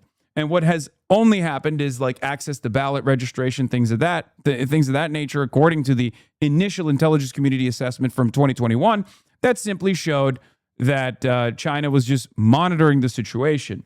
Donald Trump also then took this a step further in his conversation, which was really funny, where he made it seem like China was paying people to hate Donald Trump. And one word he used, I'm paraphrasing here, that I thought was really funny, and ruin the confidence that people had in your president. That's something along those lines. He says something along those lines, which I thought was funny, because it's basically also like a face-saving operation for him. He's like, oh, people only hate me because Xi told them to. This is the funniest version of Russiagate that could have ever happened, because even liberals that went crazy with the Russiagate stuff because they were coping with the reality that an incompetent man-child like Donald Trump could defeat someone like Hillary Rodham Clinton, that was unfathomable by all these Democrats. So they had to find a reason why Donald Trump won in 2016. They said, oh, it's Russian interference, Russiagate. That's how it started. But at least the Democrats were trying to point to Russian interference and influence peddling. They weren't saying, oh, people hate Hillary Clinton because Russia told them to. This is even funnier. So the Trump version of Russiagate is now Chinagate, but it's even dumber somehow because it's even lower stakes than the Democratic version that was concocted. Also, there was a lot more evidence with the Russia one as opposed to what they're cooking up right now. Mike Nellis says, you have to be a special kind of stupid to believe Democrats were capable of stealing the 2020 election while out of power, but somehow incapable of doing the same in 2024 while in power. That is a categorically phenomenally dumb thing to believe. Yes, it's also one that I cannot comprehend and understand, as I also pointed out as well. So You know, Donald Trump won the election when a Democrat was in office, when there was no interference. Donald Trump lost the election when he was in office, and then there was interference. Donald Trump won again when another Democrat that he had lost to was in office because there was no interference. None of it fucking makes sense. None of it makes sense. And guess what? It doesn't have to. Number one, it doesn't make sense because our president is a fucking moron. He's a massive narcissist, and he's a fucking moron. Okay. And yes, he is blaming China for his unpopularity, which is fucking phenomenal. Okay. This is the craziest thing that I have ever watched unfold in my entire political career. And I watched January 6th happen in real time. Why am I saying this? It's my last thing I'm going to say before I got to go do the podcast. The reason why this is fucking crazy is because the American government is single-handedly under the control of a narcissistic tyrant who is using all of this unfathomable power that he has consolidated in his hands to, one, enrich his dumbfuck, fail-son, inbred family, his close cohorts, the Epstein class, and also to engage the intelligence community in this face-saving operation. To say, people don't like me because China said so. That is fucking insane. At least if you're going to be a corrupt, despotic tyrant, do it for something worthy, something more than yourself, a movement, an idea, a policy. No, he's using all of the forces of the state to basically massage his fucking ego. That is insane to me. Anyway, he's still going to try and steal the fucking midterm elections. On that note, I got to go. I got to do the podcast. And I will see you guys tomorrow from Washington, D.C., the nation's capital, heart of empire, belly of the beast, and all that. We're going to have some very fun guests when I'm out there. Love you guys. And, of course, I'll be offering a lot more coverage and a lot more analysis from Washington, D.C. I'll be a little bit later in my broadcast. I'll probably start around like 12, hopefully a little bit, or as early as I can, but it'll probably be around 12.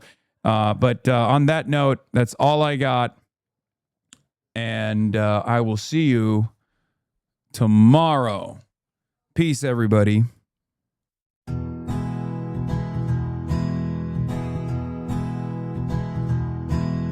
Stunning lo-fi introduction, starting off the day. All the chatter's trickling in, hostile people hate. Sunny in Los Angeles, California, says Hasan.